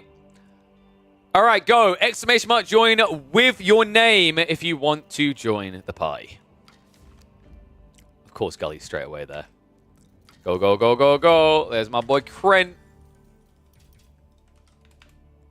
Return of the Krentalists. Exclamation mark join. Come on, guys. Get him in. Stock him up. Earlier on, a bunch of people said to me they wanted to play. So if your asses aren't here now, you're not getting another opportunity this week. All these people begging earlier, they better turn up now. Come on, that's all I'm saying. You guys wanted to play. Oh, lobby music. While we wait. Get booties in. Camroff in. Gwimbleed in. We got Krent. What happened? More invites. Go, go, go, go, go, go, go, go, go. Need more people. Get them in. We're playing the meat grinder mod. AKA, you better kill people or you gonna die. I love it. Have I got any of the pros I can convince in? Nah, Crackety's gonna play 1v1s, isn't he? Lame. Come on, Crackety. I wonder if we could convince Crackety in. Do you reckon we could get Crackety in?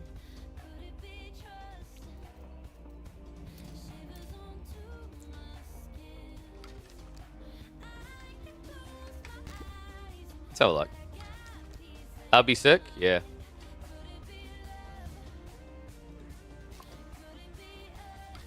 Nah, okay.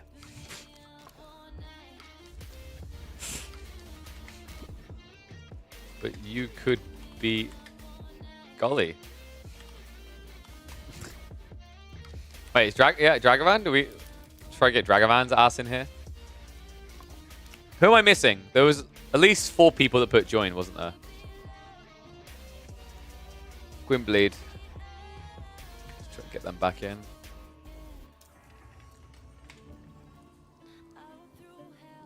$10 minutes? Dude, 10 minutes is going to be running it tight. People ain't going to wait around watching for 10 minutes on a lobby screen, man.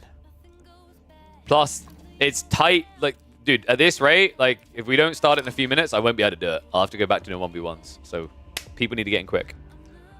Kill count reset implemented? No. I think I said to Rasselbach about that idea. So, I think he's working on it, but...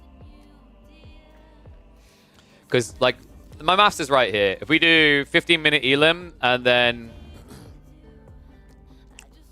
For the remaining eliminations, you need 6 at 4 minutes, right? So that's going to be 24. So that game will be 39 minutes long. Nice. Love to hear it, Rasselbach. Big shout out to Rasselbach, the creator of the mod. Dragavan can't yet. Are we not going to have enough people? Because I don't like doing randomers. Randomers suck. I'm sorry, but they do. Because they literally don't know what's happening. Even when you explain it to them. Like, you're there. Let me explain it slowly. It's like, it is a meat grinder mode. No, man, free-for-all. No, meat, grinder. Free-for-all. Kind of. Meat, grinder. No, man, free-for-all. Deep breaths. Oh, he wants in? Pog. All right, we got Crackety. I need more people, though. Come on. Get your booties in here. You can join if you want, Rasselbach. Go for it, buddy. All ranks are welcome. If anyone's like, oh, I don't know, I don't care about your rank, dude. I genuinely don't care. Just go. We're not rank biased here. All I'd recommend is you guys learn to slap the pros. Because you're about to have Crackety and Gully in this lobby. So you need to target them. Where'd Crackety go? Crackety disappeared. Mr. Crackmeister? Crackman? Damn, hell? Oh, it's restart game. Okay. Kaka OP. So, yeah. We got a Conk team game player. Nice. Exclamation mark join with your username. Is there any places left? So we got Kaka, we've got Crackety coming on. We have 2 more after that, if I'm not mistaken. Did I miss anyone? I think I got everyone else who put exclamation mark join so far. We got Mr. Munch coming in. Okay. So this will be interesting. We've got like 4 conk level players then, right? This is spicy. Selected match doesn't exist anymore. Can you open the lobby? Oh, yeah, sorry. There we go. That should now work. Let me know if it doesn't, and I'll... There we go. Fantappy dozy. All right, let's get Rasselbach in to experience his own mod. It's beautiful. It's poetic. Hussein, you were just a little bit too late, because I think it was Mr. Munch before you, wasn't it? Yes.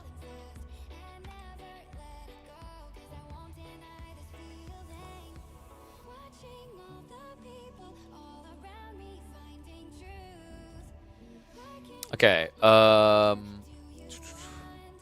No problem. We'll do more of these next week, I'm sure, right? I don't think there's going to be as many games to cast midweek. It's just a case of having enough people turn up. If people are turning up regularly, it opens up more opportunities to do community games later in the stream. That's the way it works. Okay, so everything looks correct. I'm going to leave now. Someone needs... Oh, let's trigger this so they will get them. Doom, boom, boom, boom. Get them the goodies. Alright, so just to let people know. Lowest kills player gets elims every X minutes. There we go. That's all the info they get. I'm going to leave now. Someone invite Mr. Munch. I think Mr. Munch is coming in. It's alright, Mr. Munch. Hosting plays in a lot of them. There'll be plenty more next week.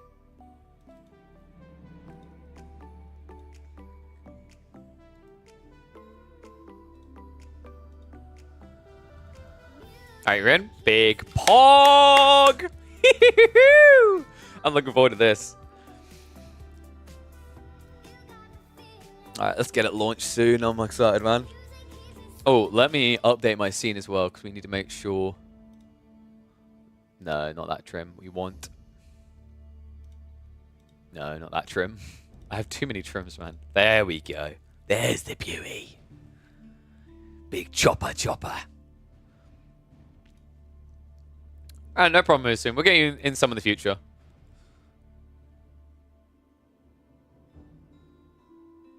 We have you in plenty as it is, Mr. Crotch Stomper. Yeah, so just a little bit of a preview. Hussein actually creates one of the mods we play on. So he has new stuff and then hops in and then destroys a pro. What was it? Was it 2 minutes to kill Gully Deco in one of those games? I think it was 2 minutes, if I remember correctly. Little 2-minute gamer. I still remember that game. 1:30, yeah.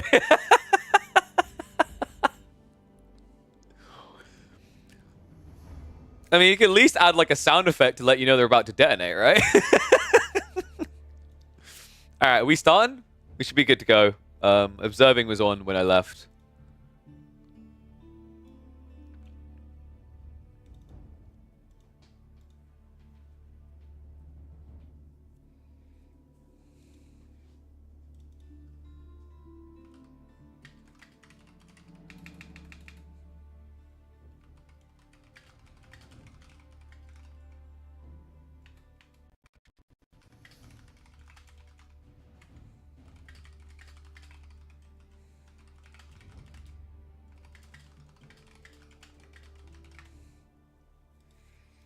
Okay. Are we good? What's going on here? Guys? Starting now. Okay. Thank you, Crackety. Mwah. Yeah, so reminder to guys, the way this works is 15 minutes is the first elimination, I think I said it as, and then every 4 minutes afterwards, a player is eliminated. It's decided by who has the least kills. So sitting on your ass, Kaka's bugging out. Kick, toggle lobby, reinvite. Don't you just love how reliable the mods are?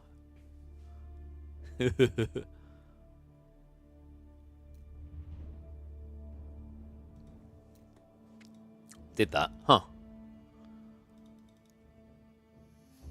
Alright, is Host still here? You sure, Kaka? I'd normally like try to sort it. Yeah, try once more. If it doesn't work, we can get Hussein in. Just because I'm on the clock here. Like, if we take more than 5 minutes, I'm going to run out of time and have to cut it short, which I don't want to do. Oof. I'll tell you what, though.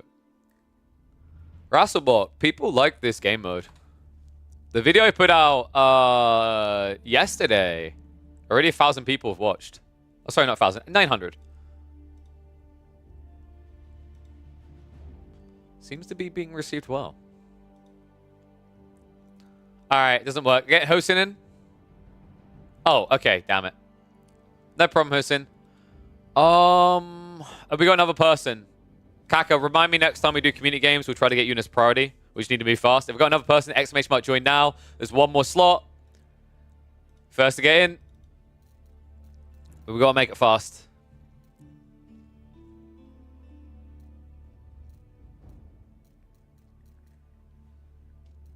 Got an exclamation mark joiner? No problem, Kaka. It happens. The game's a bit clunky sometimes. We can open it to public. If you invite Marine Lord? Oh, for the love of God, yes. Please. That would be perfect. Let's see if it works. Dragavan said he was busy. Looks like it's AFK. Rip. I open it to public. Just name the title. Every 5 minutes, people die or something. You can try inviting Puppy, yeah. Like, you can try inviting them all, see if anyone in. Dude, I'm telling you, like, Cracker, I don't know if you saw the video. It's so fun. It's such a fun game mode. It's actually, like, it fixes a big problem with free-for-alls. It's so nice. If we run out, like, if we hit 3 more minutes from now and haven't got a person, I say we just trigger go with 7 people. And it is what it is. Not ideal, but...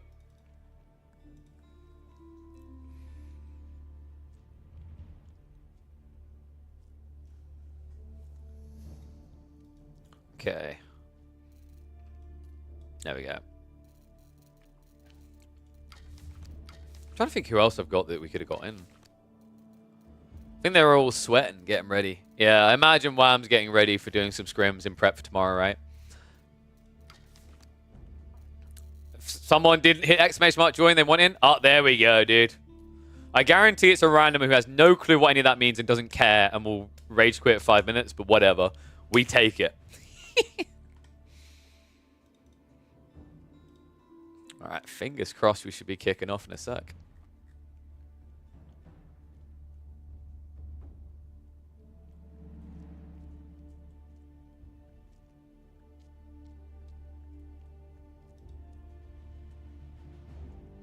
It's called Fafanoob. We take it. We've got a noob. Let's go. We in? Big Pog! Alright, good luck everyone. Hopefully, please tell me it didn't reset the observe. I'm about to have a heart attack. Game? Can I observe? Hello? Yeah, it's definitely on. I think it's just being a little bit funky with the load. There we go. We're good. Big poogers. Alright, we can get predictions ready.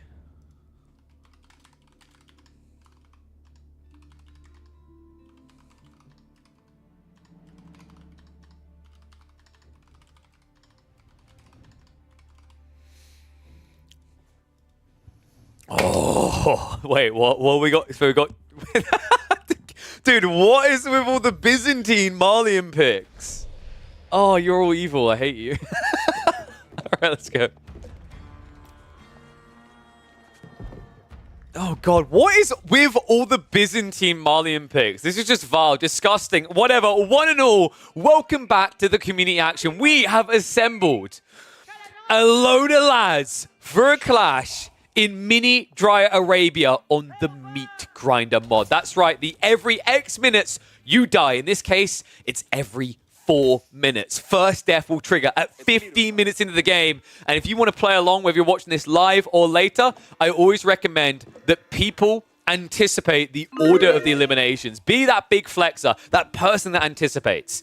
Call them out at every X minutes. So remember, the first person going out in this is going to be at 15 minutes and every 4 minutes afterwards. The way we decide who we're going to eliminate is who failed to participate. That's right, the person with the least kills. That's any units. That's villagers, scouts, infantry, whatever it may be. Each count as one right now. Big shout out to Rasselbach over here, actually. This is the guy that created the mod. We've got him in for a lobby. So really big shout out to him.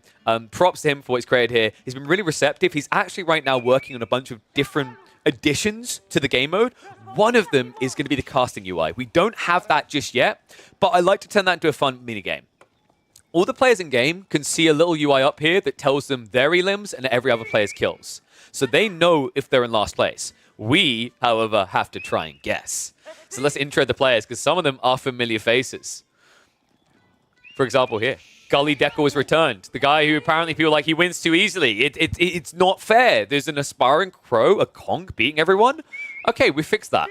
It's not just Gully Deckle. He's next door neighbors with Crackety here in the orange of the Marlians. Mr. Munch is also a very talented player. He plays a lot of the free-for-alls, a lot of Beasties free-for-alls, for example. We've seen him regularly in. He's going to be playing as the Byzantines as well in the red. And then next to them, we've got Kamroff, a capable player in the purple, as another Byzantine. Dude, there's so many Byzantines. Kren, the gold Chad, is on the English and the green again. Of course, Rasselbach, the guy who made the mod, is going to be playing in the teals, the Marlians. And then rounding us out, we've got Fafan Noob, who is actually a randomer that we just invited in to see how they would perform in a mod they have no sort of gauge for. They have no experience with. They don't understand what it is other than the title for the lobby that said every X minutes a person dies. So, Tech Up's on the way. And this is kind of interesting. Oh, sorry, I forgot. Apologies, I forgot about Gwynblade. Gwynblade is, I think, one of our gold level players. Mr. Munch is a conk. We also have, I believe, obviously Crackety and Gully are conks, and we have a few diamonds and plats mixed in. So, should be spicy. I love the way it's spawned because it's basically put all the highest ranked players right next to each other. See, the interesting thing to me is, like, you might argue, okay, that doesn't change anything, KP, because all that will happen is Mr. Munch will rotate south to take out the low-ranked players, and Gully will rotate west to take out the low-ranked players. Yeah, but what about Crackety? That's where this is going to be spicy, the man in between. We'll have to find out how they want to approach this. Some people might try for early kills. Others are probably going to just try to boom up in the first 10 minutes and murder in the last 5. So let's get to it. In fact, can someone do a rank check on Fafan Noob? I wonder what rank they are. I'm not going to lie, and I'm sorry to anyone who's like, oh, how dare you judge my rank or predict my rank. I think if you're a French player in custom games, I've got a feeling you might be like gold or plat. I find like French is incredibly popular around that rank. So it wouldn't surprise me if they are a little bit on the lower rank side. So we'll get Council Hall coming out. I don't think we've got anything unorthodox, right? No, Manticore is going to be over here. Krent's a little bit slower on his tech up choice. He'll get there eventually. And Kamroff also a little bit slower because there was a... Wait, that's why. Oh, no. Oh, no. No. Forgive me for what I have done. Oh, no. So this is Minimap Dry Arabia. And Minimap Dry Arabia is an interesting creation, guys, because it has 2 spawn functions based on the way you choose spawn slots. If you choose team together, you get a standard amount of resources for a map that is like a 4-player size with 8 players on it. I chose random. And random gives minimum resources. You basically get a gold per player, a stone per player, and some food and wood around them. Oh, no. So Kamroff right now has no gold access. He could very quickly end up our first elimination of the match. But it looks like... Wait, what?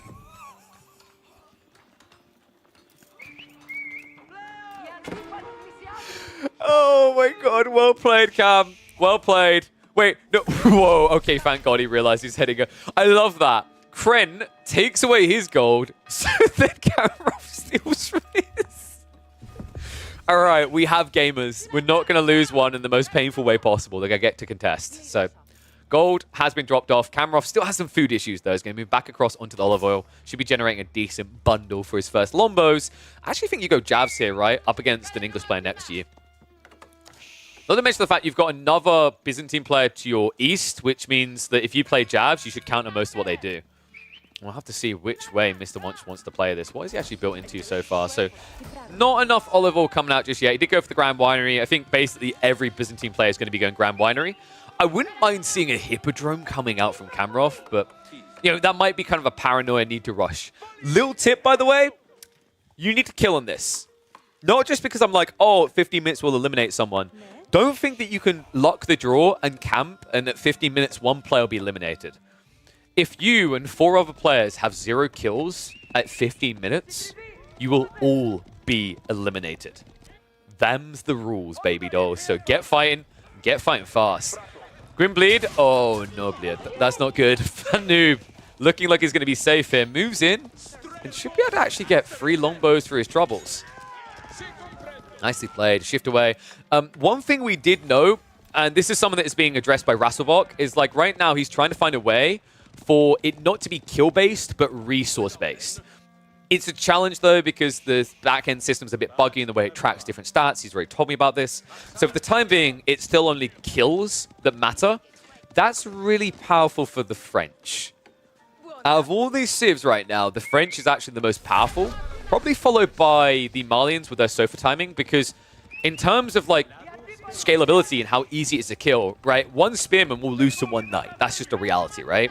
It means that you're able to trade more positively against opponents. Love this. FanNoob now moving out for the pocket of resources. Has got enough knights to take down the boar. Mr. Munch, how are we looking? He has gone, yeah, he's gone for the Lombos.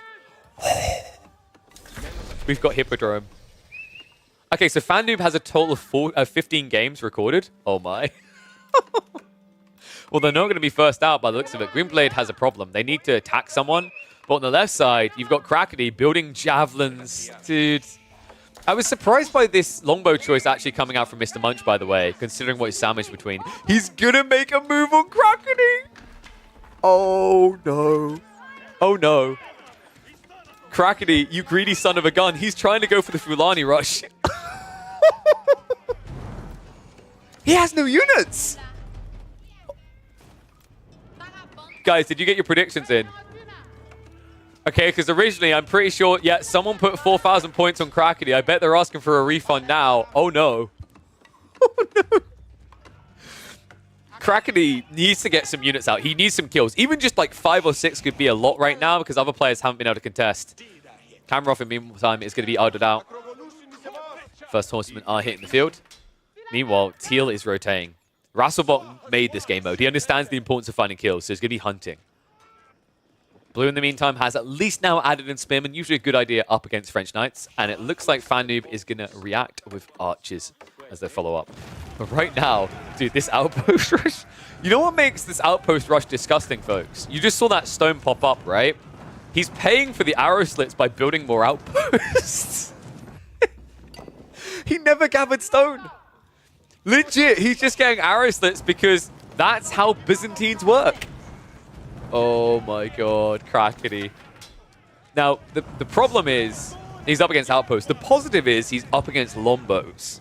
So the Javelins should theoretically be able to get some kills. He might even be able to get more than Mr. Munch. It's all about position and timing. Burn down coming in the pit mine. I love that Mr. Munch is not making this easy.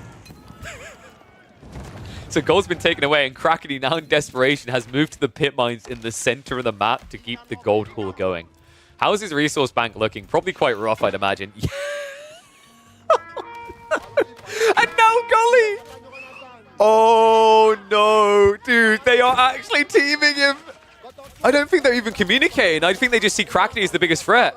He does at least get 1 kill, but he lost 1 villager here. So I think Mr. Munch still has the same, if not more kills than him. Oh my god. Now, so the good news is, like, the way I always describe this is if you're dying, you're surviving. It's kind of weird like that because when your opponent's diving your base, you're able to get a few picks here, and that's going to put you ahead of other people. So it's almost like a soft reset where there's opportunities to stay in the game and recover because of it. Oh no. No, Crackety! Mr. Munch, he chased the eco. Oh, come on, dude. This is this is harsh. I thought our gold players were going to be first out, but now I'm not so certain. Little backstab coming in from the Jazz, but Longbows just keep diving, man. They're looking for those villagers, the squishies. Gully seems to have backed away. He's going for the tech up into Castle Age. Gully, I'm pretty sure, like, he's making this choice because he's comfortable. He's got enough kills to not worry. Crack. The good news is actually now that Mr. Munch overextends, you can kill him because Lombos move too slowly, right? 1.12. So this is really important. These kills matter. If he can clear enough these Lombos, he will save himself. I'm also not sure if Hasselbach has been able to do enough or any aggression so far. It looks like, oh, wow. He tries to walk north. Yellow contests him there. Dude, I'm actually convinced this Gwynbleidd... I think Gwynbleidd is out. I think Gwynbleidd hasn't killed anything. Lombos are moving in. As soon as I said that, it looks like he's going to find some trades. So maybe he can save himself. But these spearmen against this many knights are going to struggle to trade well. Wait, what? Yellow, what? Okay, he just cycles around. He doesn't even care about the spears. Meanwhile, Crackety going deep. Shout out to Ice and Fire. Get them subs in, folks. Mark your moment at this moment. It's important that you try to sub when Crackety dies so you can be there to hold it against him. It's like, I was there. I saw it. When Crackety went out first and the golds and plats outlived him. No, I think Crackety's safe now. I'd be really surprised if he goes out first. Dive coming in from Purple. Love this. This is what I've been waiting for. Kamarov gets in on the eco line, and Kren played a bit too loose and fast with his farmlands. I'm a bit surprised by this. He could have set up a second lumber camp after deleting here, which he did, and then built the mills around here. Instead, he does that classic thing where we see a lot of English players at gold rank and plat rank. They do this where they just spread out away from their base, essentially exposing their economy. So Kamarov, good little raid there. Has he gone for Exploratorus? He has not, so he's not been getting paydays from that, and that's problematic because Kamarov, that's the only way he could get gold, right? So you could drop a marketplace, buy a bit of gold, and then get Exploratorus, which he's done. Just never bothered the tech. He does, however, have a lot of olive oil that he could sell to get gold. So, although it looks rough right now for Kamarov, don't worry, Kami fans. He can still make his way up into Castle Ace. There are ways. No, not... Dude, not again! No, come on! He just got rid of one pain in the ass, and now Gully comes in the back. Dude, I don't think Crackety's going to come back for another game in the future. Teal is going to get some tickles in. So Yellow taking losses there. It means that Teal starting to escalate to a point that he might be safe. Has got an English player near him. Right now, actually, Rasselbot can push this north side and feel very comfortable. It's like it's between blue, purple, and green. I think they haven't spilt enough blood from what I've been seeing. I'm just not sure which. All right, guys, come on. Get your bets in from top to bottom for the number you back. Or you can even just put the color if it's easier. Who is going out first? Because we are about to be a minute away from our first elimination. Person with the lowest number of kills goes out. Crackety is definitely safe.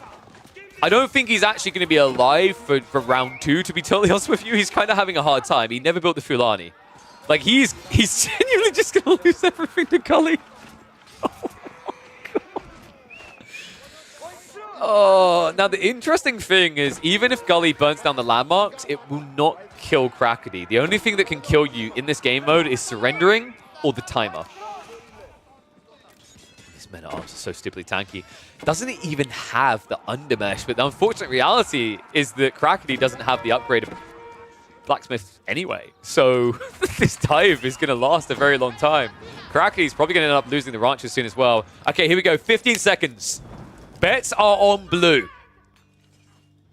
Are we going to be saying goodbye to Gwynblade 2563? Is it their time? Nope! It's Kamarov.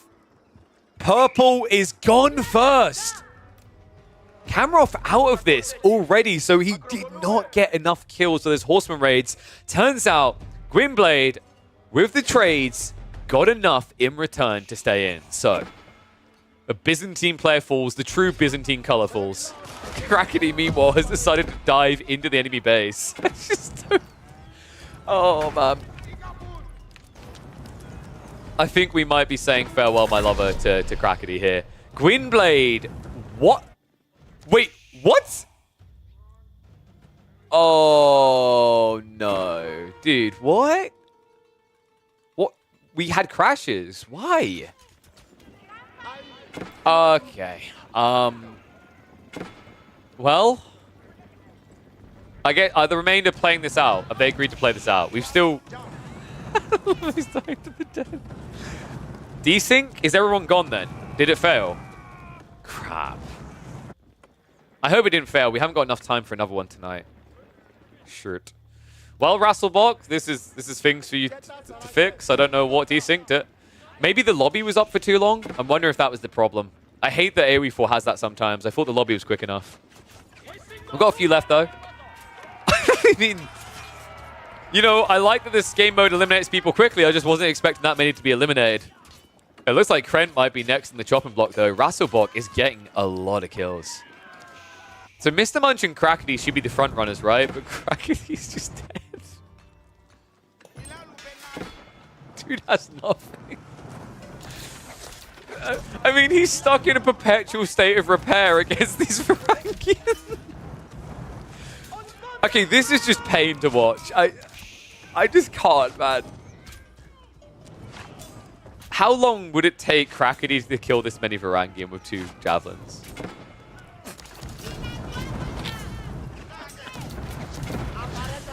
So let's talk about Mr. Munch and how he played so well to get the victory in the in this amazing meat grinder mod.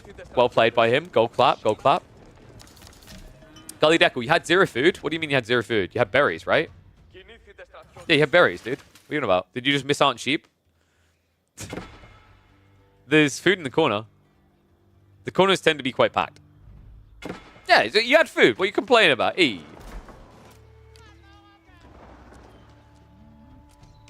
That saved you? Yeah, so it's like, I mean, this is the random location version I said is going to be limited resources. Was there not any sheep, or were you just too slow? Did you get clapped? Oh, you had 0 wood for a mill? Oof. Oof. Good lord. Yeah, that's weird. I'll have to talk to the map designer. I think it's meant to spawn sheep. Maybe you just, like, got out-rotated. Alright, guys. We are 2 minutes away from the next elimination, or we should be. Actually, no. We're 1 minute away. Remember, we put on 4 minutes. Okay, this is going to be even quicker. It has to be Krent, right? I don't think Krent has killed anything in the last several minutes. Yep. Okay, so the timer has... Wait, okay, I crashed. What? Did the lobby... Crackety, did you crash as well? I think we have a failure to... Still in? Okay, so we can quickly relog. I guess we see this out. Yeah, so I think what happened there is the lobby must have been up for too long before starting. I know that can be a problem sometimes. That's kind of unfortunate, though. That does suck. So Crackety's still there. Like, dude, in before it's literally just Crackety left in the lobby, and it's in, like, somehow he has won the unwinnable lobby. Okay, 1 sec. Let me get it started back up. And we will hop in to resume following the intense Crashathon. Guys, honestly, you know everyone was like, oh, I want to get back to the golden age of RTSs. This is the golden age. Anyone play Red Alert 2 team games and basically just try to crash your opponents to win the game? That's how we used to work. Back when we didn't have pop caps, it was who's got the crap PC, who's got the good one. We're just returning to those days, all right? Crackety, he said that 4090 wasn't of any value to him. It looks like he was wrong. Turns out going for the 90 series actually paid off. Kept him in the game longer. Oh, all right, let's load this one up. Wait, it's going to start from the beginning, isn't it? We'll fast forward. I'll have to edit this down in the video. If I fast forward, we should have enough time to finish this series off. No PopCap and Red Alert? Yeah, there's no PopCap. I vividly remember playing a 2v2 on Red Alert 2 where me and my teammate were playing Allied and the enemy was playing as the Soviets. And he built non-stop Rocketeers. And no side would push. We just all sat there. So he kept building Rocketeers and building Rocketeers and building Rocketeers. And this went on for like 35, 40 minutes. And then he just types to me, got to go. I'm like, bro, what the hell? You're ruining the game for us? And he just selects his entire Rocketeer battalion and sends them across the map into a line of flat cannons.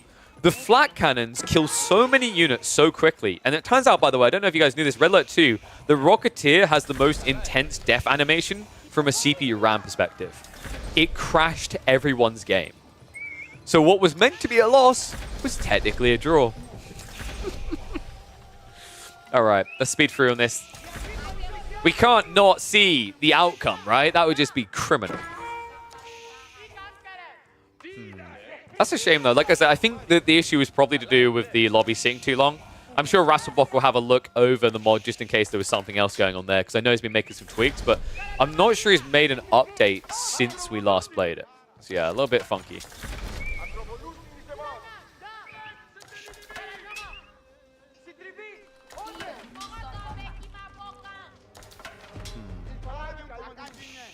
I guess I'm going to have to refund the bets as well. Actually, no. You guys just didn't anticipate the crashes. You didn't realize that Crackety is a master hacker. If he was a comic book hero, Crackety would be Hackwoman. I hate myself for that comment. All right. There were bets? Yeah, there were predictions. You can put predictions in. This is where Gully wants to like bet on himself as the game begins every time. The confidence on this man. Okay, so we had we crashed at 18 minutes, right? I think that's where our crash came in. You guys remember it was 18? I think it was 18.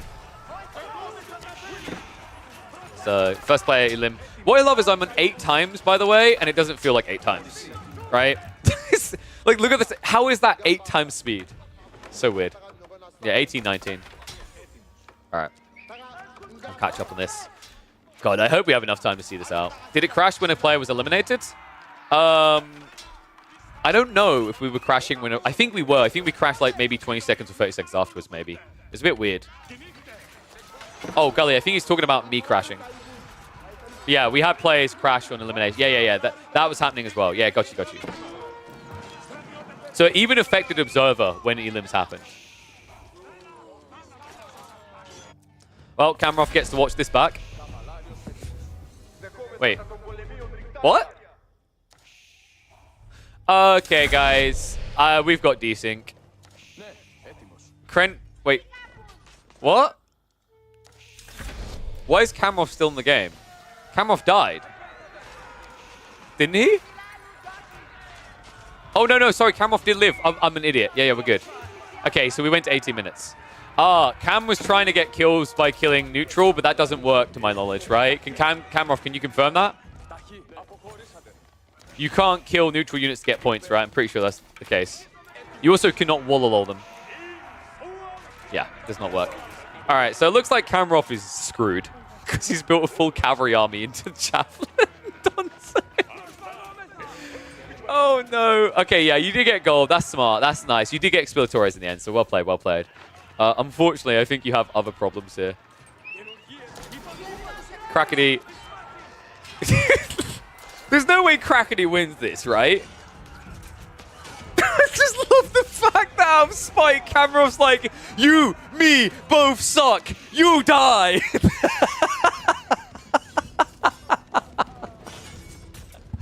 I'm guessing that Cam and Crackety were the lowest kill counts at this point. Oh, God. All right, Mr. Munch has to win this, surely.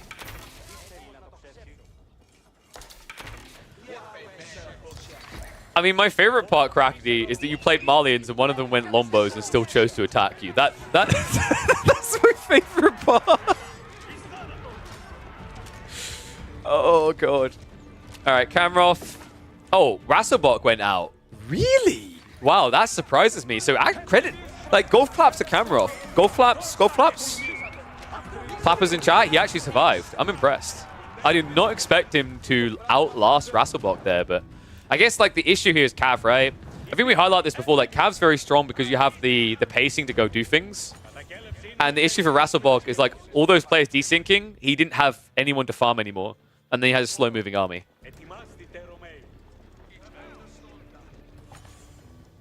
Losing that didn't bother you, but the 2v1 killed you. Hey, you know what I say, Crackety? If you're being attacked, in a way, you're kind of living. And Mr. Munch is about to learn that that doesn't work. Nope. I actually love that wall-walls don't work. Dude, it's just such a big forehead moment.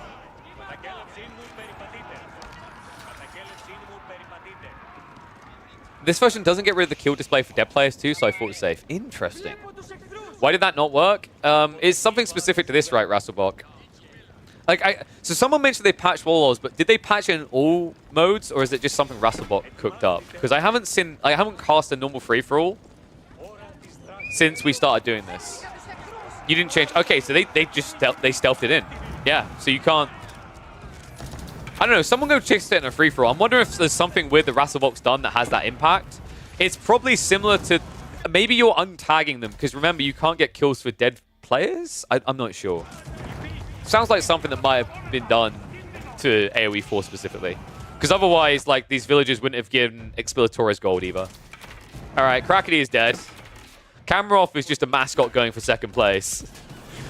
Guys, you want to know the best part about this? When you use your landmarks, you don't actually die. So Krakeny just gets to sit here and stare at his cows. It's a very big Sag. All right, so I think it's fair to say Mr. Munch is going to be our winner here. Krakeny, wait, Krakeny actually built the food line. Why? Oh my, dude, bless him. I love Krakeny for this. He's like, hey man, when life gives you cows, milk, he's just gonna try to recover his game from the northern corner. I just don't think he's got enough time here. We should have another elimination at what, the 22-minute mark, if it kept pace. I'm not sure. It's been all over the place due to the crashes. Kamarov. Dude, there's no way Cam can win. Like, he's done. Mr. Munch is just too fat.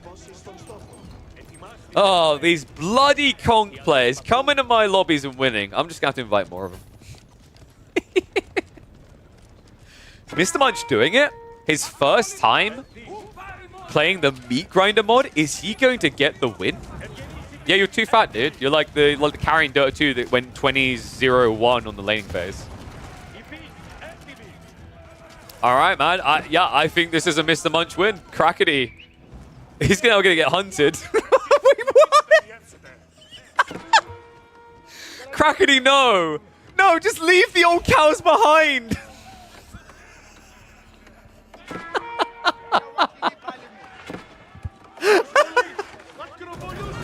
They are not your friends. All right. Fair to say Mr. Munch has won this one. Krakeny's little hideout has been discovered. GG is going to get called. It will indeed be a win for Mr. Munch. A messy lobby. Hopefully we'll get that fixed for future ones. But well played to Mr. Muncho on your dub. Okay, not quite how I imagined the game going, but we'll take it. So that is going to be it for today. I will, however, be casting more games on the weekend on EGC TV. So be sure to get across there, give it a follow. Also, if you guys need a VPN, make sure to use that code.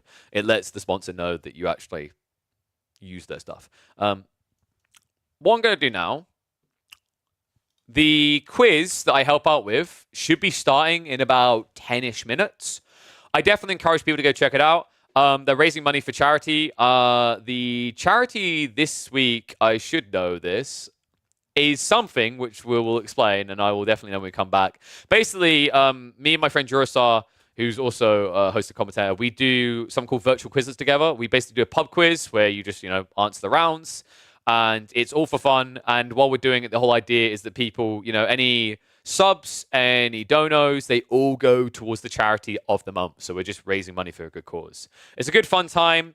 There's a hydrate point redemption, which basically lets you make us get sloshed because we're drinking alcohol for our hydrates. So a lot of fun with that. What I'm going to do now is I'm going to raid through to him. Love to see you guys supporting it. We'd love to see you guys participating because we got some tricky rounds. It's quite fun. There's loads of interesting things. There's like a music round. There's an image round. There's usually like general knowledge or a history round, these type of things. There's like a true or false. So it's pretty fun. Who knows? Maybe a few you can team up. So I'm going to raid across to him now. That is it on this channel for this week. I will be back on Monday where hopefully we will have some extra series which didn't get covered on the weekend for the Elite Classic 2 that we can sink our teeth into. But bare minimum, I'm hoping I'm going to see you all tomorrow on EGC. I believe it's 3 p.m. GMT when the action will kick off and we'll begin the main event of the Elite Classic 2. And I will be joined by someone who shares my fantastic desire for stylish glasses. See you then.